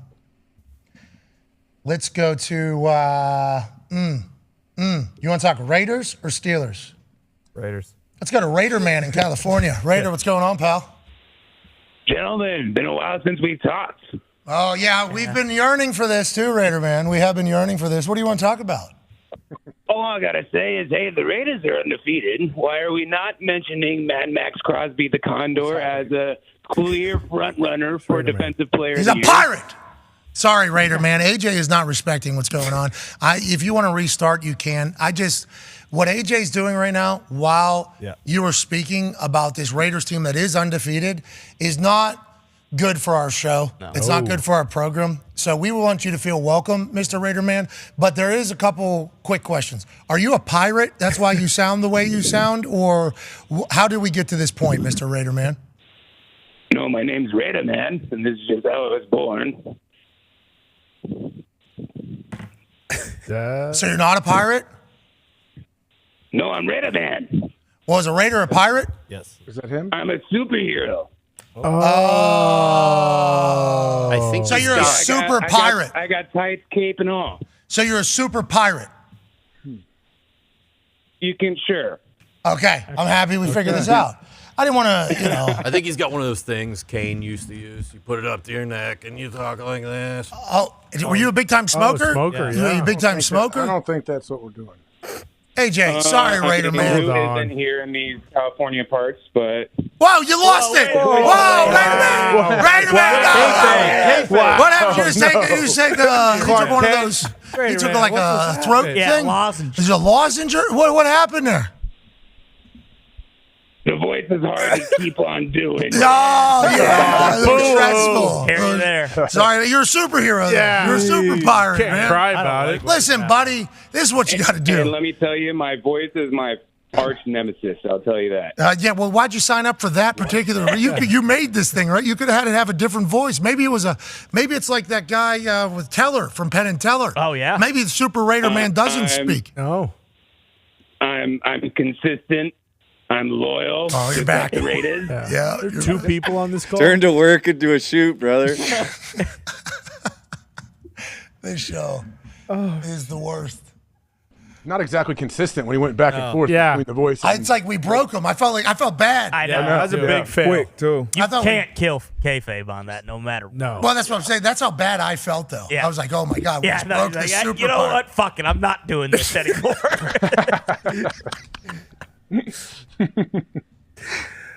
I bet his buddies love it. They probably think it's amazing. Oh, Did yeah. you see? Is that what he looks like? Is that actually him? If he's walking around with this big thing on his head, I bet you his friends do not love it. yeah. People sitting behind him? You kidding me? This guy's like a WWE Raw from the 90s holding a sign up Yeah. over his head. I'm a billboard. This guy, if this is him, he's a lot There's older no than way it this sounds. is that can't be this person. All right. Anyways, Raider Man, call back, bub. Come on. Good luck, Raider man. Stick to it, too. Good Lord. Yeah. Jesus. Can't be coming in that strong and then leaving that soft. It's just a bad look for Raiders. That has to hurt, though. Oh yeah. Like the way he's talking. Yeah, but like you said, that's on you, Raider Man. You chose how Raider Man was going to talk. Yeah, maybe, everything has to evolve. Superheroes have to evolve. That's right. Maybe that one gets a lozenge and it just talks a little bit different. Yeah. Normal. If Maybe not, it chose him. go ahead. Maybe it chose him. He didn't choose it. Maybe.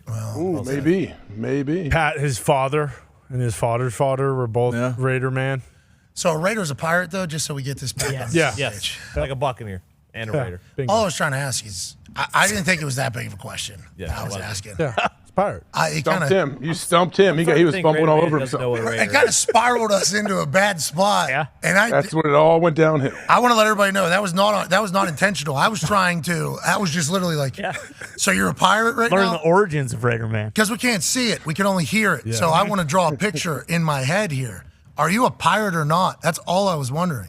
Raider Man, we need you to call. Actually, Raider Man, figure it out. Yeah. You want to Yeah. do this or not? Yeah, Back to the exactly. drawing board. Jesus.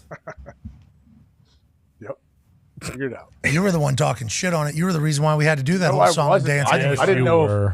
I was wondering if this is some kind of bit that I don't know about. What? What, Raider Man? Let's go to Like you Nick. guys all were boys with him or something. Okay. Seems like So something you could think happen. one of my friends?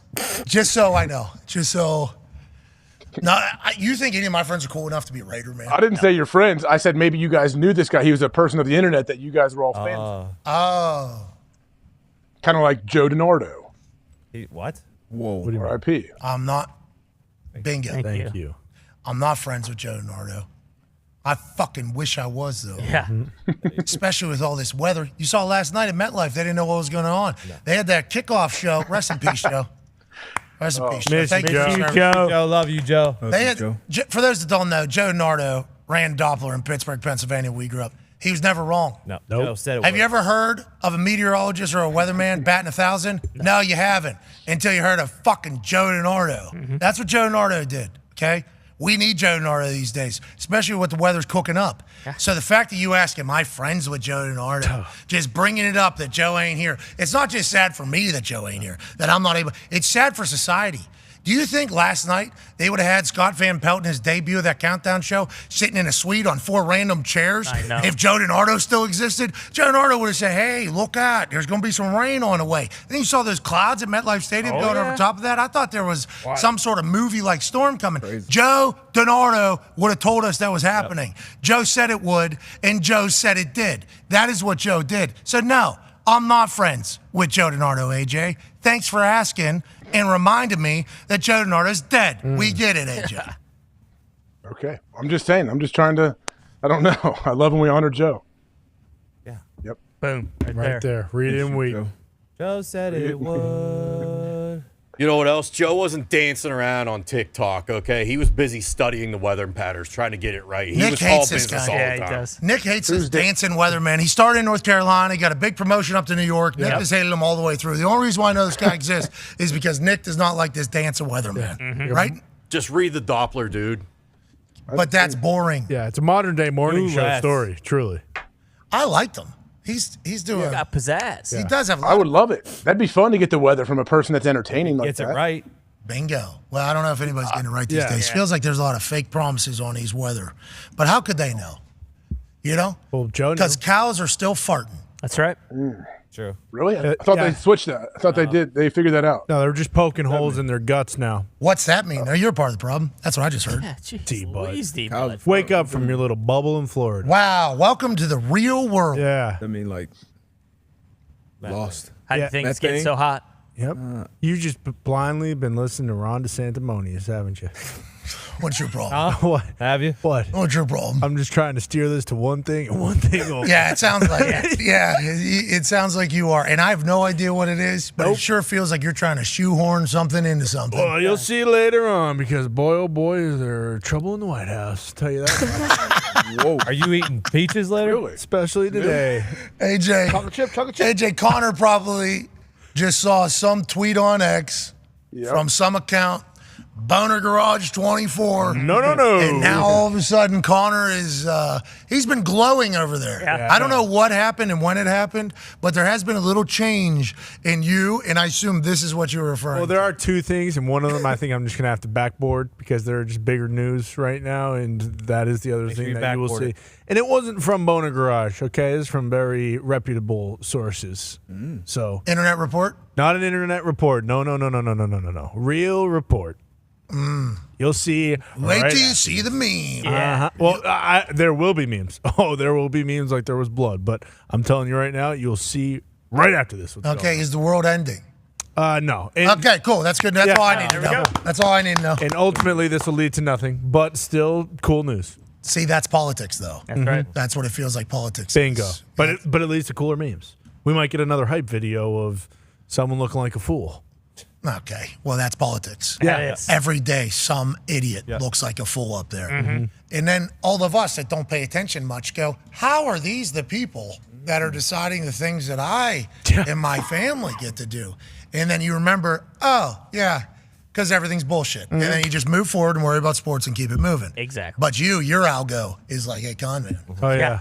Boom, you need to see this. Check it out. Boom, you need to see this. My algo needs to not hear anything we're talking about right now. Keep that out of there. Yeah. How do we feel about X? X comes in waves. The algo. I not don't see bad. any of your guys' posts. Neither I've do never I. seen any of yours. So the best thing that I do. Do you post? Have you posted? You've posted a couple. No, but I don't see anything that you guys do. Like I'm trying to. Yeah, you got to go search it out if I want to see anything that you guys do. I feel like. Why is that? Why is that so? Because you would think with the way these phones operate, like you walk into a store, they're dropping an ad in your thing from the store. Yeah. We literally talk to each other every day. Yes. For hours and hours and hours on end. How come our phone and algorithm can't pick up that we potentially want to see what you guys are posting? Like, I don't understand how that happens. It makes no sense. X kind of stinks. What? Kind of stinks. Didn't There's they really just no change other something way. else too? You can't quote tweet Yeah, now or so something? quote tweets quotes. now are in a different. You have to go up to like the 3 dots up there and go to like the engagement tab. It's basically, they're just making it more confusing and tougher to do than just like, hey, I can open up my phone and see all this shit right here. Like, that's not the way it's going to be anymore.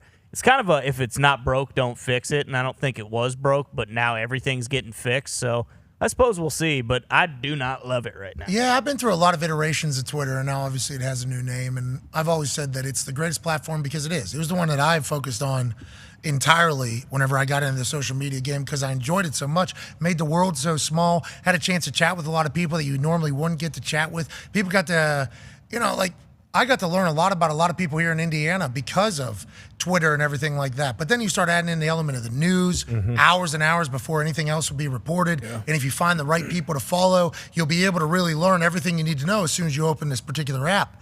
Now it's like, yeah, you wanted to follow this, but we think you'd actually like this a little bit more. And then there's a thing, and it's just, I guess we've gotten so used to it, where I'll open the app and I'll see somebody, I forgot that I followed that person because I hadn't seen them in months. Right. And I'm like, how? What?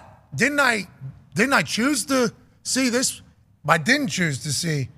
And you're showing me all of this guy knocking out this guy, almost killing this guy. Exactly. But you can't give me any who my actual friends are. No. Yeah, it doesn't make much sense. Well, that's happened for a while, though. I mean, we haven't been able to see each other's stuff for like 2-3 football seasons now. The knockout stuff definitely sucks, and that quote tweet stuff is just absolutely ridiculous. But that's been a problem with Twitter for quite some time. The key is to click on anyone's tweets in here and then keep scrolling down because they have like the more like this. That is how I see everybody's tweets now because I'll see one of yours, I'll click on it, and then below it, it's like discover more similar, and then it's all of our tweets. Because I'm almost at a point where I'm like, hey, you put a tweet out, send it in a group. Need to see it. You know, like that's a big part of the show.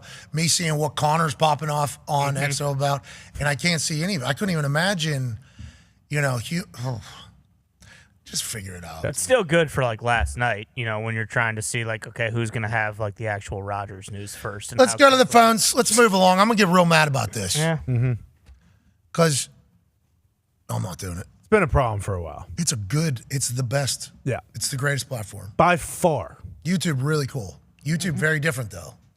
YouTube, like business, entrepreneur, show, do your thing. So many people have gone to business school through YouTube. YouTube has done a great thing for a lot of people. For us, we were only on YouTube pretty much for a large portion of this show's existence. YouTube never considers YouTubers, which, what was that all about? What was that? What was that all about? Good question. Why did they never? They don't like sports. It's true. That's kind of what it is. Now they're getting into it, but they for that time from 2019 to even this year, they didn't like it. So I don't want people to think that we're putting YouTube in there whenever we say that Twitter and X is the greatest platform because they're two completely different. It's not even the same world. But like X is the greatest app, and I feel like it's getting ruined. I don't like it. It's all right. I don't like it, D-Butt. Come on, Elon. Me either. Shit. I had to mute some words for the first time ever. Yeah. Because I'm just keep seeing these people who I have no interest in following. I'm like, all right. Mute this What person. word? See Blueface anymore. How about those fights, though? Fights are interesting. Some of the some of them. That's probably why I don't mind. I can scroll past those. I will say, fight on X that brought the world together happened down there in Alabama. Yeah. Yes. Okay, so that was that was thankful for the algorithm force feeding us absolute carnage. Right. Everybody on earth was like, yes. Unreal. Here we go. There's a baby face here. There is a heel here. Clearly defined teams. And go. Bang. One side wins. It's the good guys. Yeah. Bad guys end up losing. All of Twitter comes together and go, all right. Yeah. Good work. That was a nice moment. That was really nice. But before and after that fight, they were just showing us people getting ruthlessly fucked up. Just, hey, welcome to the For You tab here on your X. And by the way, it's going to go to the For You tab every single time. You're going to have to go to the people that you're following on your homepage. It's going to be For You. And the first 5 are just going to be people getting dismantled. That's just going to be, we've learned that people will watch. Yes. All we care about is you staying on here as long as possible. So we're going to put train wrecks on here. Yep. We're going to put broken jaws on here. Right. We're going to put everything terrible pretty much in this For You thing for you to stick around. And then everybody was just like, hey, it's pretty negative experience. And Elon's like, I don't think so. People are looking at it more than ever. Yeah. Pretty good. It's like, yeah, people are looking at terrible stuff. And then an Alabama one came, and Elon was like, see, I knew it would What'd I bring, tell you? I knew it would bring the entire world together. Oh, yeah, this was another awesome. Oh, just the greatest straight arm of didn't even get off the Lost. phone. Who's she talking to? Didn't even get out the hold up real quick. This motherfucker in my gut face. See ya. Yeah, what was you saying? It's amazing. Talking to the Steelers. Bro, look at what's that? Derrick You think she's getting signed? One more There's time. a possibility. You go one more. What? He's been coming pretty hard today. Really? That's because I know my time's coming. I'm just waiting for that. I'm just enjoying it while I can. I mean, Tony. you guys. I know. I'm not over here pretending like we didn't. At least you're on Monday night this week. Oh, against who? Somebody bad? This guy. Who are you playing? Actually, yeah, Browns. somebody bad. Yeah, the Browns. Oh, the Browns. Yeah. They had like third best performance this past weekend. Yeah. That's classic them. Mm-hmm. Cowboys, Niners, Browns. Dolphins. Oh, they gave up. It was 36-34. Yeah. It wasn't, you know what I mean? Browns beat the shit out of the Bengals. They did. It was Not on offense. they ended up winning by like 30 or something like that. No, it was a 23 3 scores. Yeah, they still killed them. No, I know, but they're the It was Browns. in the middle of a torrential downpour. Joey Burrow said the elements were bad. It's like, well, Nobody cared. Browns are the Browns. A lot of buy low spots this week for sure. what's that mean, pal? Just teams that are going to bounce back, like Giants -4.5 at Arizona. Sign me up. At Arizona? Come on, Yeah, dude. I like that. I like that, Goomp. Yeah. What were the Colts? The Colts are going to the Texans. We were originally That line's flipped like 3 times already now. what? We're back to being favored because we were dogs there by 2, just like yesterday. Now we're back to being favorites by 1. It's a good slate. Packers Atlanta is very interesting. That's a great game. Artie Smith, obviously undefeated down there this year. That mustache is going to be tough. What company's saying is buy low spots. You could probably take the Seahawks. You could take the Bengals, the Giants, you probably even the Chiefs. What about the Rams +8? I would not. Once again, I know. I mean, the Raiders +8.5. What? Yeah. Is that real? What about that? Chiefs -3 if Kelsey and Jones are back. I mean, That number, come on. that Niners opened up at 7 against the Rams. Buy low on the Niners, I guess, in that situation because the Rams won. Well, and that's going to be a Niners home game, too, if we know anything about when the Niners our play it house. so far. Yeah. I like Dolphins Patriots on Sunday Night Football. That's good news. Ooh, that's exactly why I'm getting my shots in now. Thursday Night Football, Vikings Eagles, and Monday Night Saints Panthers. We got some good. And then Browns Steelers, the second Monday Night Football game. I believe Fowler's calling that game Nice. with Orlovsky and Lewis Riddick. Should be good. Should be good. That Fowler? particular game on ABC. Saints and Panthers there. Good primetime slate here. We got a good primetime slate here early. You talk about the Kelsey return. We're all just assuming he's back. Yeah. I don't know if that's true or not, but we're all just assuming he's back. They're only favored by 3 against the Jacksonville Jaguars team that we watched play against the Colts. Colts hung in there. Now, Trevor Lawrence and Calvin Ridley were able to do some magical things. I think there's more news coming out of the Travis Kelce camp. I don't know about necessarily the bone bruise or not, but we do know that it is about nearly 2 months after Travis Kelce tried to give Taylor Swift his number. A source tells the messenger that the duo has indeed linked up. Whoa! That's right, boys. That's right. That's right, world. The lady that sells out every stadium in the world 10 times. The lady who wears a cardigan and sometimes feels like she's 22. The lady who plays for 3.5 hours in the rain and Bill Belichick says, she's pretty tough, man. Yeah. Lady that J.J. Watt said we should give her an award to. Said, you know what? The man of my dreams that I'm going to marry, this isn't just date like others in the past, is an NFL guy. Shout out to our league. Let's go. Shout out to our league. Way to go, Cal. Way to go, Travis. Thank you, pal. Keep it going. She's going to love his fashion, AJ. She's going to love the way he Who's dresses. Trev? What's that, pal? The meme there is a little wrong. Love you, Yeah, Trev. who put Trev? Jeez. Oh, that's the celebrity. That's what Yeah, she hard to calls believe the messenger now. These fucking liars. They haven't linked up. Yeah, he's on the Taylor Swift side of the camp. That's what she calls him. Yeah, that's their nickname. Yeah. Trev. Yeah, and the E is for extra, like the love she has for him. So you need to shut up. Okay. I would love it. Hey, I enjoy Taylor Swift. I'm just saying, I feel like this smells like bullshit. No. Mm-hmm. Nah, there's no. What does linked up mean? You know. They did this one right here, Boom. and then they even did this one. Yep. Holding hands? Yeah. That's how you The do hell it. hands? Apple or whatever. That's a part of the handshake, and then they Exactly. went backhand Oh. 2 times. Exactly. And it was like, wait, how'd you know that? We're meant to be. That's not how I took it. And all of a sudden, she's singing a song about Travis Kelce. Exactly. That's the way it goes. Yeah. I'm so pumped for Trav. Next album's going to be huge. Congratulations, man. Might go for 200 when he come back. It's a power couple for sure. Yeah, I think his bone bruise is okay. Yeah. I think so. Well, Yeah, something. Yeah. yeah, never Well mind, said, my never mind. friend. Yeah, that was a layup. But we don't. You don't. You know, sometimes you just gotta kick it back out to the perimeter. Yep.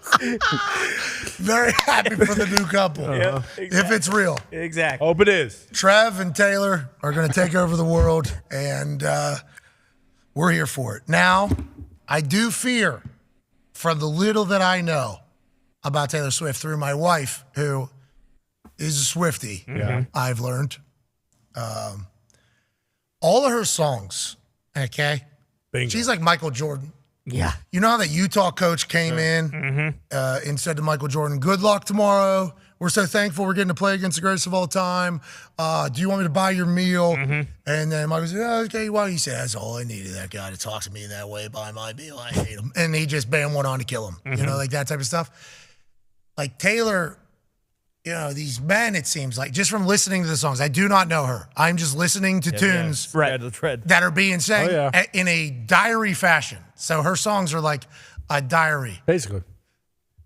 Trav, you better treat her right. Yeah, you better. Trev. Oh, yeah. Trev. That breakup album. Trevor. They're not breaking up. No. That's the thing. I hope it never happens. He's an Ohio guy. His family's still together. You look at his brother, still married. Travis is looking for love. He has been for a long time. That's right. And Trev, what we're saying to you is treat her right. Yeah. Yeah. Because if not, there's a hot 15 coming. That's not 15 minutes. It's 15 songs. Exactly. About this football man. Who, Right. oh, my. Lasts forever. The pressure on him. You hold the fucking door open, Trev. Exactly. Okay? Everywhere. Every single place you go to, you do that. You make sure you chew with your mouth closed. Yep. Yes. Always. Yes. We're talking about talking to the parents every single time you see them, everything. You need to let this, you need to be a knight in shining armor. You're representing all football. Yeah. Oh, yeah. Okay, Trev? Need you here. We appreciate you, buddy. You're the right man for the job. Right, Go man. get him, Travis.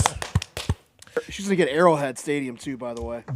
She probably already did, Yeah. but could you imagine I'm saying him post. coming out for the fight for your right to ball? And then DJ, and then Taylor comes in with Just a shake it off. feeling 22. And oh my God, the whole place goes crazy. I don't know enough about Taylor, but I do know she's a fucking beast. Yep. That's all I know. She's an absolute beast. They have some great, easy power couple names, too. Travante. Yeah. Easy. Travte. You know, Quift. Boom. Right there. Boom. Got Don't want to come up with something too quick. Done. It's over. She's Quiff. definitely first, though, right? Yeah. Yeah. So I did the K for Kelsey, and then the rest of it is all. So you just made a majority her. Exactly. But start with the K. So just because you're sexist, you want? No, because K comes before T and S. Oh, you're talking about alphabetical order now. Bingo. Okay, so we're not thinking about anything other than ways to get out of looking like a sexist. That's right. Okay, love that. Mm-hmm. I'm thinking maybe, yeah, Tavis. T squared. T squared, yeah, double T. Tavis. Taylor Swift, NFL player, have been quietly hanging out. Wow. Whoa. Travis Kelce's been hanging out with Taylor Swift, low key. Touring every night? Didn't she have a show every night, like in different countries now? Well, they've been FaceTiming, huh? People do that whenever they're, chit-chatting with each other across the country. Yeah. Wait. What's this about? What's this about? What happened? Is this how he got the bone bruise? Yeah. No, he hyperextended his leg in practice. Now, was his legs a little wobbly because of what was taking place the night before? Oh, some sea legs from the FaceTime. Maybe he had a little Taylor Swift sea legs. Yeah. We don't know. Good for him. We're proud of the couple. Yeah. We're proud of the couple. He's a pirate. That must have been a crazy FaceTime if you're saying What's some that? sea legs post FaceTime. Whoa. Well, I guess that happens. I don't know. I just literally just learned that very recently. Oh, no. This one's for Tavis. Okay. Okay. For Tavis! Oh, now they're breaking up. Oh, it's my fault. Don't put it in the album. Don't put it in the album. All right, to wrap up today, we're going to make fans smarter. We're going to become more intelligent ourselves. Our football IQ is actually about to yodely through the roof because we're going to go ahead and dissect a part of the game that doesn't get a lot of time or attention, but is vastly important to the overall outcome. Ladies and gentlemen, it is time to look at the secondaries from around the NFL with Everything DB with Darius Butler. Yeah, D-boy. Hey, baby D-boy. Oh, let's go. First one of the year. Hey, we got the cheater right here. Tyreek Hill in the slot. This is a big moment in the game. Fourth quarter, 4:37 left on the clock, 3rd and 10. So we talked about the Chargers giving up the most yardage in man coverage all week long, but this is actually a situation where they're going to go zone. I don't know if you guys remember last year, we talked about it earlier actually, against the Ravens earlier. It was like, hey, they were getting too fancy, too much. Hey, just get a safety over the top of 10. First things first, right? They did not. On this one, it's 3rd and 10 right here. Tell you fourth quarter. You see Tyreek in the slot. They're going to have a late motion. And on defense, they're actually going to go double buzz. So both of these safeties here are going to come down and kind of buzz and kind of be two robbers around the sticks area, around like the 10-yard area. And Derwin James, who's roaming in the middle, he's going to go and be the deep middle field player. And he does not get over top of Tyreek Hill. So you'll see Tyreek Hill once again right here in the slot. And you can run the tape. Or I can run the tape. Bum. Whoa, remote. Oh, you yeah, we got the cowboy, baby. Wow. Remote guy. You see Derwin right here in the middle hanging out. You see him. He's going to be the deep defender. The other two safeties will drop down around the sticks. You got Tyreek Hill. Beep, beep. He's even. He's leaving. Tua does a great job manipulating the pocket. I mean, he is so fast. Like nobody can run with him. Obviously, he's called cheetah for a reason. You'll see Tua manipulating the pocket, step up, make an accurate throw on the money, on the move. This is what Tua been doing since he's been there with Mike McDaniel, healthy, full control of the offense. And once again, I think this is the biggest step he's made this year, hitting Tyreek Hill in stride. Derwin James is trying to disguise there, obviously. Trying to disguise, but you cannot let your disguise be your liability. You got to get not only to the deep part of the middle field, how it's drawn up, but you got to know where 10 is at all times and get over top of him. Why do they choose to do too much against a team like Tyreek? Like when in the defensive meeting for the Chargers are they like, hey, we're going to try and disguise stuff so that Tyreek Hill can run wide open? So it's 3rd and 10, and usually 3rd and 10, this is a great question, first of all. Usually 3rd and 10, 3rd and long, that's when D coordinators love to kind of open up their exotics. You know, that's when that's where you don't. Exotics! You're talking about the amoeba. Yeah, You know what I'm saying, AJ? Smack you in the mouth. So that's not where you want to be as an offense. You don't want to be in 3rd and long. You want to be in 3rd and 4, 3rd and 5. That way you know what you're getting on defense. You're going to get some cover one. You're going to get probably some low hole help. But once you get in 3rd and 10, that's when you do a bunch of different things. And usually it's either going to be max coverage or max pressures. A guy like Wink Martindale, he's probably going to send 6, 7, 4 from the same side. In this situation, Staley decided to go max coverage, only 3-man rushing. You drop those safeties into a double buzz, keep some man coverage, and then that deep field safety once again. On paper, it looks great. Yeah, this time we'll do it, Coach. It's going to look good on Saturday. But then once you get out there in the field with Tyreek Hill out there, everything changes. Speaking of practice, going to the real field, Bryce Young. First action, right? We always talk about how veteran players, veteran safeties especially, take advantage of young players. And this is a situation right here where Jesse Bates, the big money free agent safety coming over from Cincinnati, does just that. So right here, coverage-wise, we're going to have cover 2 down here. That's showing the disguise. A.J. Terrell is off, so it's almost looking like a quarters coverage, but it's going to go to a cover 2 down at the bottom of the screen.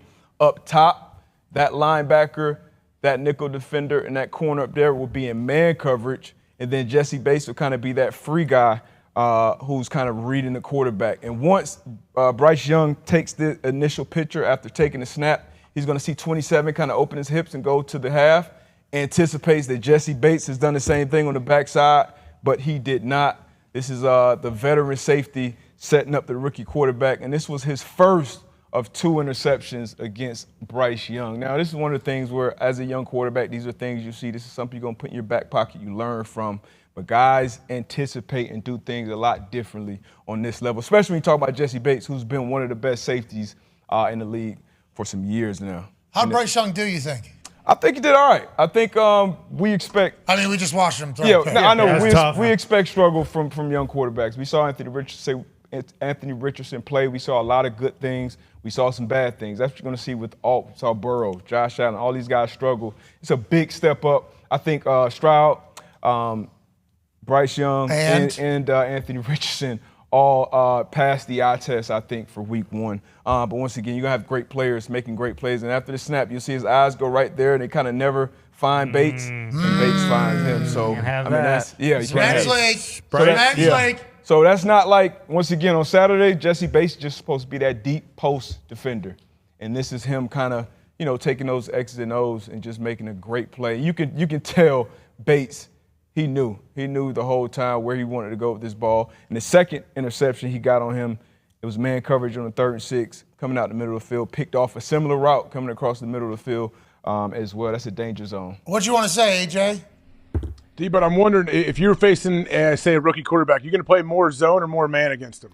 Oh, you know what?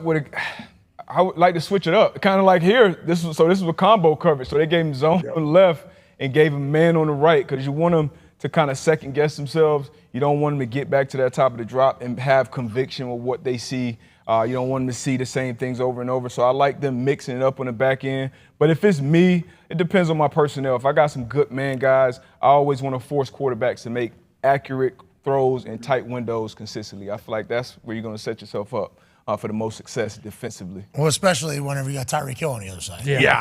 Go man. Yeah. Tyreek Hill, you got to go. We got to have a body on him. But even if you do go zone, play off. And if you're responsible for the deep part of the field, be deep as the deepest man. Jordan Whitehead, we talked about him. Hey, congrats, $250,000 bonus. Unreal. $250,000 after your first Monday night game. Every DB dreams of pulling a hat trick and doing it on Monday Night Football. He's been a big time player in my opinion. If you remember that Tampa Bay run of that Super Bowl, he was very crucial to that Tampa Bay secondary. Yeah, huge. Yeah, making huge plays, huge hits. And at that following year, he got hurt actually before they lost to the Rams. And I think he was a big reason why him being out. But this is his 3rd interception. The first one we saw the overthrow. The second one, he was a very heady play. He was cover 2, deep half of the field. The receiver went away. He looked back at Diggs and kind of made a contested. Diggs tried to turn it to a DB. A little tougher out there, Diggs. He tried to turn it to a DB, made a tough catch. And then this was the 3rd one in the 4th quarter, 3rd and 2. So this is quarters up top. You can see Whitehead right there highlighted. This is quarters up top. I believe that's Sauce Gardner up there. So you're going to have kind of level. What's that? Sauce? What about him? Yeah. Kind of like we see these quarterbacks. I think it's one of those things. You raise your hand, you think Sauce going to be all right. We raise our hand. I think everybody would say. Lights off the bus, fire in my gut. I think he'll be all right. But not a great night, especially on prime time. Is his sauce good? Do we know? Has anybody tried it? Oh, so what's good. that? His sauce. Sauce is saucy. He has saucy. Yeah, he has a sauce. Yeah, it's saucy. That's good. What kind? Is it good though? Buffalo? Yeah, it's good saucy. Or is it ranch or barbecue? It's hot spicy. Just one flavor or is it different options? It's sauce is sauce. Pat knows, yeah. It was so good. Remember we had it the other day. Yeah, we did. We said, excuse me, what do you guys got? It was good. A little spice to it. A little bite. It did. It had a little kick to it. That's right. Is it sauce is sauce? And they said, the sauce is sauce is sauce. I said, it's saucy. They said, it's very saucy. I said, give me sauce That is makes sauce. sense, actually. And it was so good. I remember going, damn, this sauce, sauce is sauce, the sauce of all sauces. Absolutely. And I think that is really what we need to take away from it. Do I remember what it tastes like? No, because sauce is not like any other sauce. It's a much different sauce. Yep. And whenever you're talking about sauce compared to maybe a basic ass sauce or some other sauce that are out there, you gotta know that this one's gonna be a little bit better. Yep. Josh Allen. Oh, there we go. A little bit of a bite. That's a lot of sauces there. That's Only one of those is sauce is sauce. That's right. It was the one right in front of her. 3rd and 2. Sauce up there. We're going to have levels route. So 2 out. Low outbreaker. Josh Allen is going to see Sauce jump it. Of course. And then he's going to try to go to the deep one. And Jordan Whitehead does a great job getting off this hash and making this play. Allen had some bad picks. I actually don't think this was his worst one. Oh, okay. So he had the punt one and this one not bad. Yeah, all right. I mean, I would say not bad. This is still kind of inside. When you're throwing outbreakers, you want to throw it to a point where either my guy's going to get it or nobody gets it. But that's a great play defensively by that safety. Not only to catch it, but to have the wherewithal to slide and get yourself in bounds there on the back end as well. This didn't finish the game. Obviously, they had another drive later on where he just said, hey, all right, I'm throwing the ball to Stephon Diggs every time. We're going to get the field goal range. Should have done it here, too. I think Stephon Diggs actually came up to him and said, they had the shot of him going up to him and saying, hey, we're good. Just throw me the ball. Yep. And he did, and it worked. And Garrett Wilson, right? That was after they flipped him away from Sauce's side, though, right?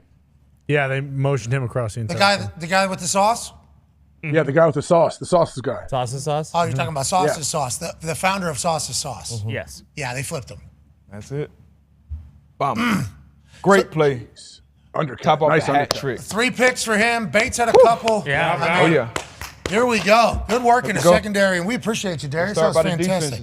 What's that? it's a good start by some of the defenses. Yeah, anytime people hate the game and say, wow, there's no action, there's no points, there's no good football happening, that means on the other side, the defense is probably playing pretty well, and nobody wants to talk about it. We appreciate you spotlighting. So there we go, man.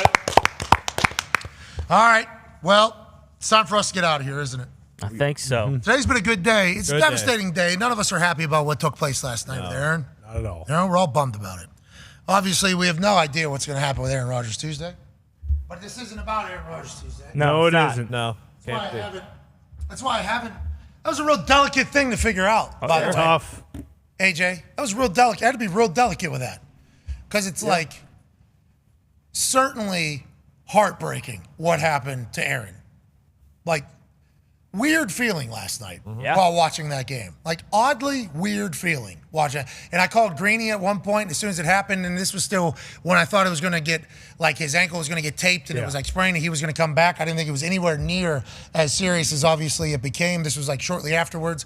I called Greeny, I FaceTime him just as like, I literally call him just to go like, Greeny, what the fuck? Like, why are you guys like this, dude? Why are you spraying my guy's ankle literally 4 plays into this thing? And he goes, what the fuck happened, McAfee? And I'm like, Greeny, you tell me. I have no idea. And then he starts, guessing on what he thinks. Maybe it's the calf. Like, he was super optimistic, super positive. High ankle sprain. And then as soon as the internet started saying, hey, this is an Achilles, I got a text later from Greeny, and it was just like, worst night of all time. Yeah. Can't believe it. Worst night of all time. He was having a sleepover at the crib. I didn't get a chance to make it with the wife, but I seen many other people there.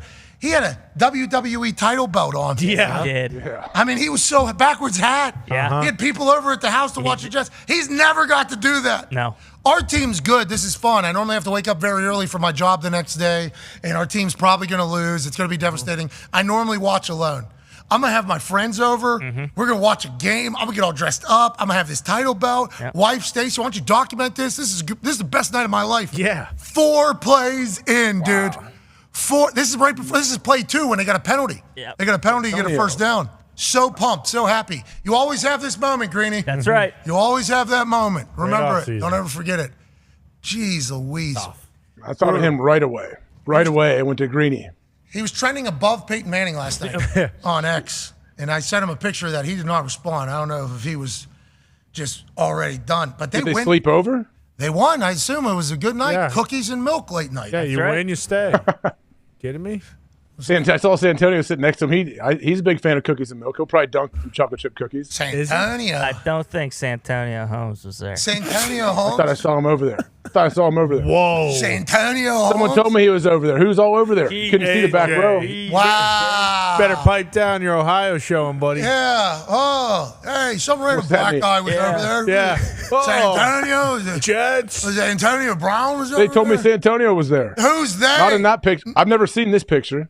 Santonio, former Jet, right? He was. I don't know if Yeah, of Santonio- course he's a former Jet. Might have been over. I do not Go back know. to the other. Hey, go back to his video, fellas. Go back to his video quick. Hey, fella. He wasn't there, pal. Yeah, he wasn't there. And I'm just just so you telling know, you. that's D-Butt, not Denzel Washington on the stage. No. Wait, Santonio. I mean, that's not a. Who's in the green Oh shirt? my God, that's Dominique Foxworth. You are a Go pig. back to the other picture. No, now go back to the other I one. thought I saw something else. I said. Okay. Santonio's with Orlando Bloom in the background. Yeah, for sure. What? Oh, right I get line. it. I got you, Tone. Great callback.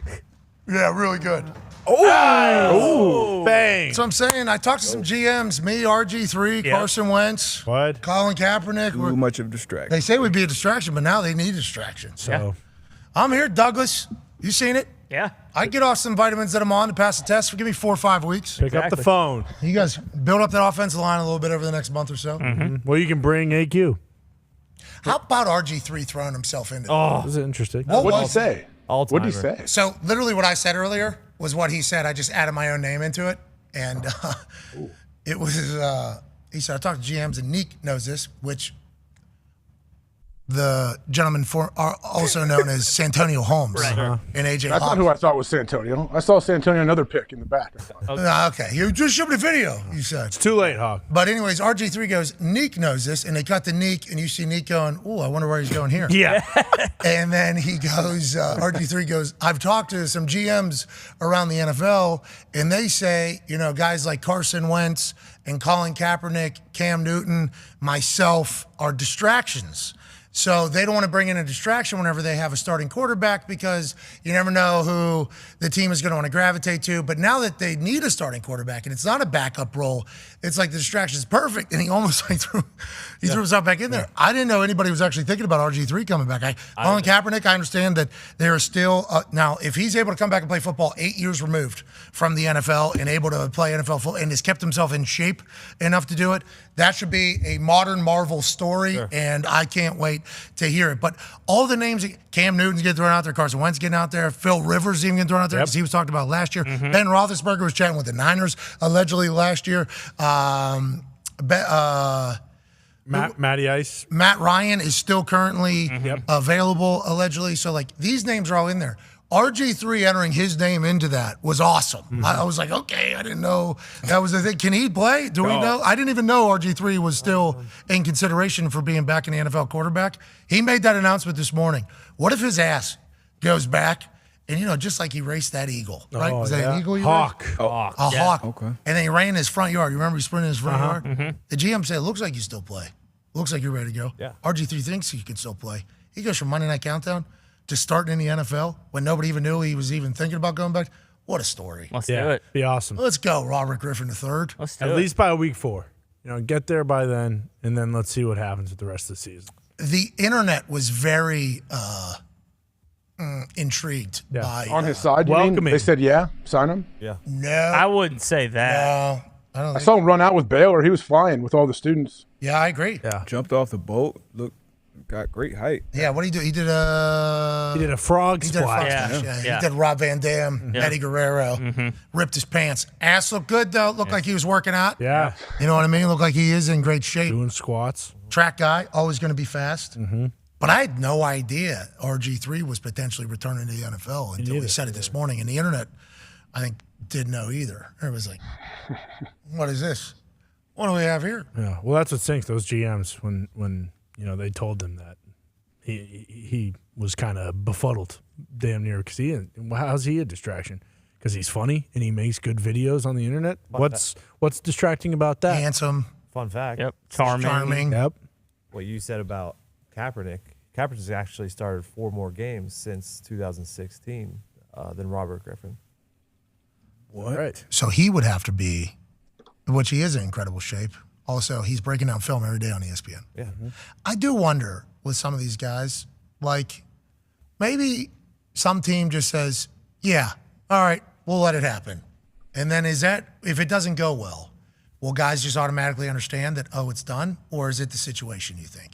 For instance, like there was a time I think Kaepernick was going to get signed a couple years ago where I was like pumped about it. I'm like, let's go. Like if this guy is able to stay in shape for 5 years, I would like to be able to see that take place.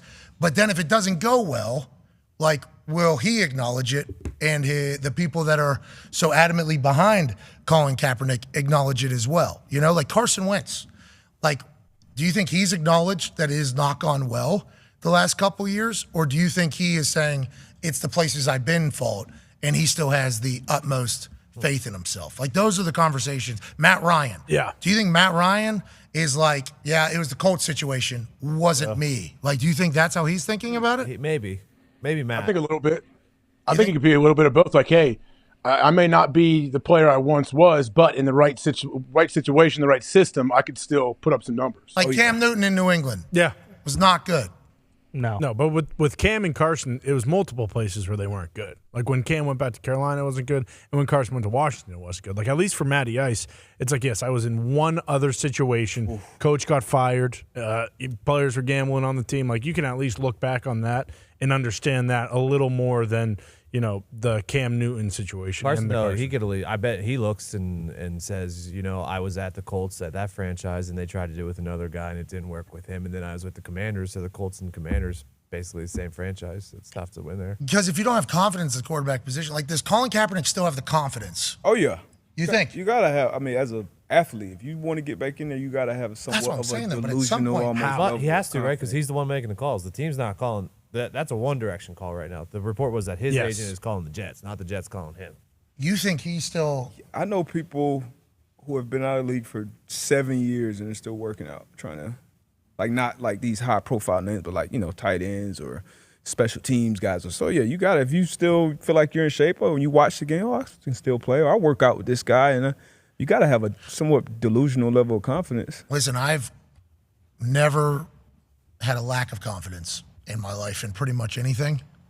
I kicked a couple balls, what was that, like 2 years ago? And I was like, yep, ain't got it anymore. I was 34. I was like, I ain't got it anymore. We are done with this. This ship has sailed, buddy. We are out of there. But then there's some guys out of the league for 8 years, like, yeah, I can still do it. It's like, how do you know? That's incredible. Yeah. Good for you. Yeah. Good for you with your mental toughness, because at that position, too, quarterback, got to have it. And if the situation you're going into, it's not going to be all glitz and glamour either. There's going to be some nightmares. So I think Zach Wilson's the right choice. Yeah. Just personally. For sure. I think Zach Wilson's the right choice. Could be completely wrong. And I think his Jets team still sneaks into playoffs. Ooh. Okay. We've been talking all today. I think they sneak into the playoffs. We've been talking all offseason how there are 8 to 9 teams that can go. And now we've seen them. Go to the Super Bowl. Yes, and now For we've one seen time. it for 1 week. And I mean, are you putting them in over the Chargers? I think their defense is going to win them games. Absolutely, but their offense is going to lose them games. Brees Hall, I think if he is alive. I think the Bills had the. Yeah, I think they would smack the Chargers. Bills have a bot. Smack the Chargers. Yeah, the Chargers. You just took a big bet. You just hopped right in the first take machine right there. That was awesome. I do not believe in the Chargers. I think Brandon Staley sucks. Whoa! He's horrible. Jeez! Well, that's not crazy because everyone thinks that. I mean, defensive guru, the guy can't fucking, coach his way out of a wet paper bag. Herbert's unbelievable, but they have how many all first team all pros on defense, and they just. Jeez, we're live in the Chargers facility. I was just. Well, I'm sorry, Coach Staley, but this guy is a once in a lifetime freaking quarterback, and every single year it's these guys are going to go to the Super Bowl, and they just choke and choke and choke and choke, and I'd love that not to be the case, but this year is a different year for the Chargers. Okay, they ran into a buzzsaw. Miami Dolphins. Hell yeah. Week 1, you think they thought that there was a chance that team would be so finely tuned that they'd be able to connect on a fade to Tyreek Hill where it literally was a centimeter over a shoulder pad where somebody couldn't get it? They didn't expect that. No. They were doubting. They had a great showing. If they weren't playing the Dolphins, if they were playing one of these other teams, they would have won by 35. maybe. But they still, had a 27-point lead in the first round of the playoffs and choked that away. How would they know that? Hey, new team, Kyle. New year. Yeah, sure. We got a leadership Same coach, council. though. Same head Leadership coach. council is probably meeting right now. With this show on. And they said that's what people were saying about us. But even they said it yesterday. It's nothing crazy. I cannot believe you think the Jets are going to go to the playoffs. I do, bro. I cannot believe Think about how many games they won last year. Yes, they won 7. They're 7-10, and that's exactly what they'll do And they again. got better on defense. Sure, absolutely. Got And better they on have good offense, defense. Better on offense. Can you pull up their schedule, please? Because I know for a fact there aren't 6 more games on that schedule that you're going to take them to win. This is a new one. For a fact. This is a new one, by the way. Mm-hmm. If I make one of these into the cornhole board over there, they're going to make the playoffs, and we'll give 10 people $500 who retweet this tweet on X and say something nice to somebody. It's for the Jets this year. Does it bounce off the mat count? Oh, yeah. In the hole is in the hole. Oh, okay. Off the ball, too. Oh, it's way over there. Oh, my gosh. That's going to be our best throw. effort. That was dialed in. That's going to be our best It's effort. going to be tough to get better than that. Dang. Oh, no. Off the ball? Oh, that's got some good bounce, though. Yeah, it'll go in off that. Ooh. Oh, Neil's too much traction on there. Ooh. All right, so I guess they're not making it. Well, that's a shame. It didn't get pulled up, but do you want to hear him? Sure. Cowboys. All right, it's going to be tough. Yep, here you go. Plus 8.5 is a good look. For We're the not Jets talking there. spreads. We're Yeah, just you're not bad talking cover, wins though. and Nothing losses. like that one there. Gotta cover. New England, tough. Kansas City, tough. Denver, tough. Philly, tough. New York, tough. Chargers, tough. Vegas, it's the NFL, bro. Yeah. What are we talking about? Oh, no. But I mean, every single one of those teams. I mean, sure, Atlanta, Houston, maybe. No. Washington, Cleveland. Did you have them maybe. beat Buffalo, Con Man? anybody. What'd you Did say? you think they're going to beat Buffalo? In Buffalo? No, right here. No. Did you think they were going to win this game last night, especially without Aaron? No. Absolutely not. Bingo. So what are we even doing? Okay, I mean, okay, They do have 4 the Bills' turnovers, number, right? though. So maybe Dallas and Dak turn it over 4 times. Maybe Mac. Maybe they turn it over. If they get 4 turnovers every game, then yeah, they're going to go to the playoffs. I see 8 games they could win. They got 8 better. more. That doesn't make them in the playoffs, though, in the AFC. 8 more? No, it doesn't. Might. I think that makes playoffs. They'll find them there. And I think Zach Wilson changed through the 4 months. Didn't look like it last night. Need to get a little bit more. Remember, he's talking shit to Aaron in the meeting. Some of that moxie back. He's running and shaking people, and they're laughing, and he's doing this, not looking uncomfortable. Last night's tough. I mean, you don't expect that to happen immediately. Do the NFL a favor and bring in Carl Wentz for entertainment value? I don't know why they would do that, but if it does happen, I hope it works out for Wentz because it was ugly here in Indianapolis. Yeah, I'm sure he'd be great with the New York media too. Better off bringing Michael Vick back. Well, see, that's a name that hasn't been brought up. That'd be sweet. And I think that is somebody that we would all be very. Yeah, bingo. He's been working. He has no idea that Rodgers got hurt last night. He's on a fucking weekend-long mallard hunt that hasn't ended yet. Well, right here, actually, I think he's tilling some land here. Working out some on his trees. Bobcat. Yeah. Looks good. He's in shape. All right, let's get to a break for about 20 hours or so. See everybody tomorrow. How about it? We can't thank you enough. We'll have updates, I assume, on everything tomorrow. We'll have great guests tomorrow. We got Eli Manning, I think, stopping by tomorrow. Yeah. I believe there was somebody else I saw in there as well. AQ Shipley will be here live. Yep. Yeah. He can't be. No. Yeah. How much did you weigh? We're going to have to sit him down. 220? I don't know, bro. That's tough. Like, what's he doing? Going to have a conversation. Is he For trying? real? What is he doing? Like, is this a whole new lifestyle he's just adopting? So his diet that he's doing is like meat, nuts, local honey, nuts, and fruits. It's like a weird. It's a very weird thing. He sent it to me. He was like, because he is impressive how fit he looks. Yeah. And how much weight he's lost and how committed he is to it. I'm like, man, what are you doing? Maybe I'll get into it. And then he sent me it over. I'm like, damn, you're like really working at this. Like you got to do a lot of prep. He's got to do a lot. He loves cooking though. So it's like his thing. And I think he's happier and feels like he has more energy than ever. Okay. So, like we're happy for him. Yeah, pumped. We are happy. His body's got to feel good, right? Not carrying that extra weight. Joints, you would assume. Also with like your exhaustion, your energy level is probably much better when you're not just carrying around a extra 150-pound weight vest. Yeah, especially out there in AZ. Arizona. Life with the kids probably better. So we're happy for him. Yeah. Ruins credibility in the trenches. Yeah, kills the show. True. I can't wait for us to say tomorrow. Tough to take you seriously. Yep. Don't believe Why don't you show us how it works? And we'll get Gumpy out here. Gumpy. Hell yeah. Have Gumpy bull rush him. I bet you, AQ still has that strength, though, we assume. Oh, no. Oh, yeah, he does. Maybe. We don't know, dude. Someone's going to have to try Not in him. those biker shorts. Who's going to try him? You gonna try Yeah, him? good luck, Tony. I said someone. I wouldn't try. I would not try that. Yeah, believe me, I did try him at the draft, and you saw. Yeah, that was old. That was 70 pounds ago. Yeah, sure. I thought he looked good then.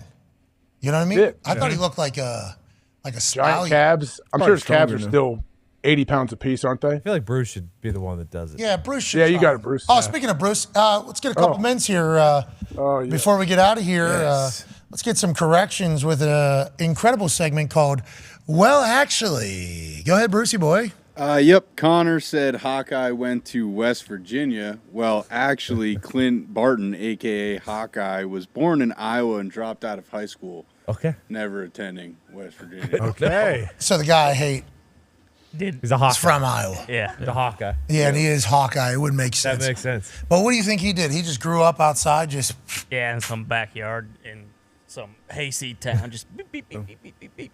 We don't claim Hawkeye either, so. he's a chemistry guy. He's a team Good, guy. you Remember, should, we like yeah. him. He's a good team guy. He's a glue guy.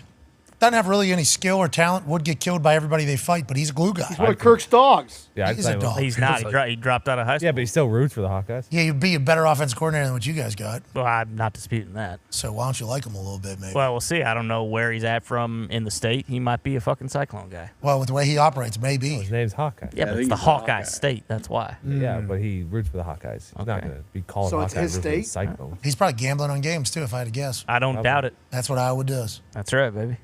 It's hard not to bring that up, talking about the Iowa State game like 100 times. All these dudes were doing the same stuff, right? Every person on the field was all gambling through their parents' sportsbooks account, and Kirk would have to go, yep, that is correct. Yep, that is correct, every single one. That was a real problem over there.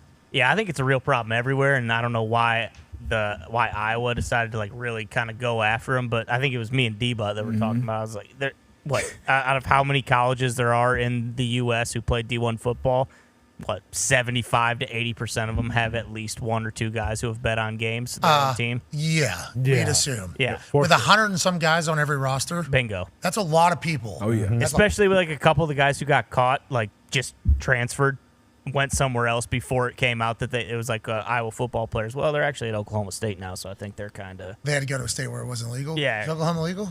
No, I don't think. I don't know if it was. So. It might not have been Oklahoma State, but like they were basically. No, but I'm saying that's a funny thing. If the NCAA is like, all right, you gambled on games, the only way you can get back, you got to move to a state where it isn't legal, and you're absolved of all sins. That would be. How are they going to stop that? It's impossible. I don't think they can. No. They're just going to have to punish people. You can't bet on your own sport. Like that should just be the. Yeah. Can't bet on your own sport. Can't do it. Won't do it. Because that's how integrity actually gets jeopardized. No. One thing leads to another. Bad decisions made. Somebody sneaks in, starts good cop, bad cop in there on the shoulder. That's how bad shit starts. If you're betting on the sport that you play, they can regulate all that. All these apps, everything about everything. Yep. They could turn off. And they could turn off NCAA football, I'd assume, on these apps, in these states, in these buildings for these people. That's how much they know about you and how good the tech is. I don't know how it's going to go. With that being said, Hawkeye's from Iowa. Yeah. We learned. He didn't go to school in West Virginia. Hell yeah. What's another one, Brucey boy? Another one, you said a Raider is a pirate. It's actually a bit of a square rectangle situation where, well, actually, all pirates are raiders, but raiders can also be land-based, like a Viking. You just got to be on a boat, approaching land, robbing land. Pirate, you're robbing other boats. Because not every square is a rectangle. Every pirate, but no rectangle is a square. Yes. Yeah. Got it. Yeah. Every pirate's a raider, but not every raider is a pirate. Okay. And with thunder, there will always be lightning. Yep. But with lightning, there isn't always thunder. And thunder always happens when it's raining. Yeah. Players only love you when they're playing. Well, actually, you're right. Anything else, Brucey boy? Yep, it was pretty unanimous that Kadarius Toney will bounce back and ball out. Well, actually, Toney has the highest drop rate in the NFL, 11% since entry. Okay. That's a Giants fan. All right. Hey, at least he caught Sunday Night Football. There it is. Thank you, Bruce. Nice. Good work. Yes, all I right, love let's get that. the hell out of here. We will see you all tomorrow. AJ, good show, pal. Baby Boy AJ. Hawker. Big thanks to Dr. David Chow, who got quoted on ESPN's Twitter feed. Nice. Congrats, Doc. That's a big Attaboy, doctor. Way to go, Doc. Happy for you. Jeff Darlington joined us. Tomorrow we get some big names. It should be great as we look ahead to not only the NFL weekend, but the college football slate is incredible as well. Yeah. Be a friend, tell a friend something nice. It might change their life. Goodbye.